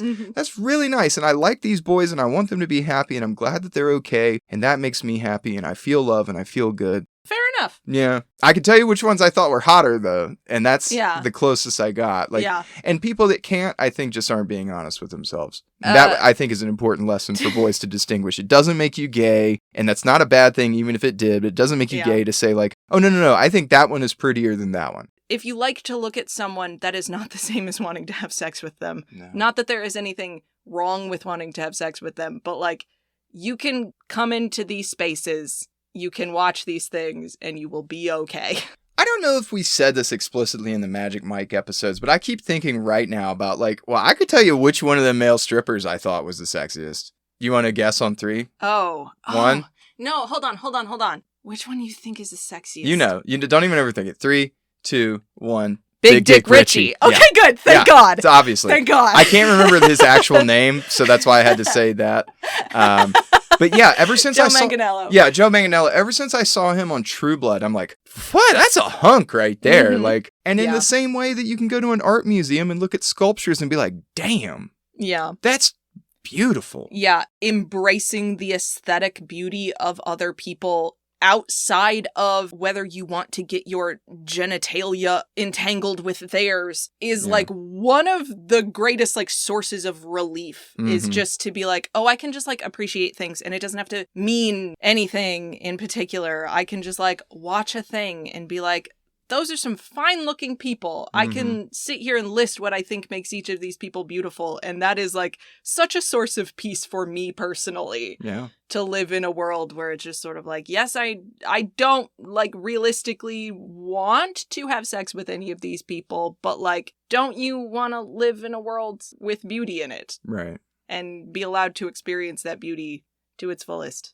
I think you said it, that sex scenes shouldn't just be about the sex. They're still literary devices or plot devices, and they're meant to do something, elicit a response in the audience, or move the story forward, or reveal something about a character. And I think this show does that really, really well. So I was compelled, even during the scenes where visually I'm just like, okay, well, these two dudes are having sex. All right. And then, okay. Oh, and I see it's about longing and regret and grief. Oh, that's a good sex. Oh, and I see now because he was over there and the lights were off. And that's very good. And the thing about it is they didn't even kiss. And they didn't even kiss. Oh, God. That stuff is brilliant. I love that. But sexy? Nah. This kind of world is my playground. This is where my erotic self lives, is in relation to fiction like this. So, they made this for me. Yeah. And me alone. Thank you, Jacob Tierney. Thank you, Kyle. Kyle. Okay. Let's slap a rating on this bad boy. Okay. How many dildos of indeterminate color out of 10 do you give it? And to whom might you recommend this show? I recommend it to my parents. Just kidding, Mom and Dad, if you somehow got this far into the recording, don't you dare. I'm trying to think if this would be the introductory media to guys that haven't really thought yet about homophobia, and I'm not sure, maybe, but I don't know, because it's pretty in your face, and I could see people just doubling down on their resistance to well, those guys are having gross butts on the screen, like you said, the cinnamon challenge of gay sex, and so I don't know who I'd recommend it to. I mean, I feel like our demographic is almost always the well, if you're 13 and you're a boy and you're hearing some rude dudes at school, maybe check this out, because it might just resonate with you in ways that your dad and shitty older brother aren't talking to you about. I don't know. Who do you recommend it to? I mean, women? Honestly, the demographic that came to mind is if you are a person with a boy child and you are thinking of getting him involved in the world of sports, I think this is a good empathy builder, if only because, and we didn't talk a lot about the women in this show, obviously, but multiple examples of how to, when we were talking about Kip, and that is something I do want to circle back to right before the end here, is the thing that makes the lives of any of these men tolerable is the communities that they manage to build for themselves and the people who love and support them. You take the families and the friends and the queer community, the Kingfisher, you take all of that out of these stories, and this is an entirely different genre. These men's lives become impossible and tragic. And so I think anyone who values the idea of living in compassionate, diverse communities, or who is trying to understand what that might look like, should watch this show. And as much as we have talked about these three men, pay attention to the people around them as well, and the ways that those people make this world as lovely and beautiful as it is. Because I think without a Kip's dad, without Svetlana, without a Rose Landry, without the Hollanders, world is a much, much, much darker place. Yeah. And we get a spectrum of how do you support someone from the very beginning? How do you help someone come to terms with something they're struggling with? And how do you apologize when you get it wrong? Yeah. All of those are behaviors that we see modeled in this story. You giving this thing a 10 out of 10? I'm giving this thing a 10 out of 10. You're going to be surprised. I think I'm going to give it like a 6. All right. Out of 9. Hey! Oh my God. 69. 69. All right. Well, that's fair too. All right. Well, thank you for humoring me on this, our longest journey ever. Yes. It's rough out there, and this is a thing that has meant a lot to me recently. So thank you for going on this journey with me. No, thanks. Thank you for always keeping ginger ale in the fridge. I will. Safe foods. Safe foods are so important. Safe foods and safe sex, everybody. Good night. Good night. I love you. Good job. I love you.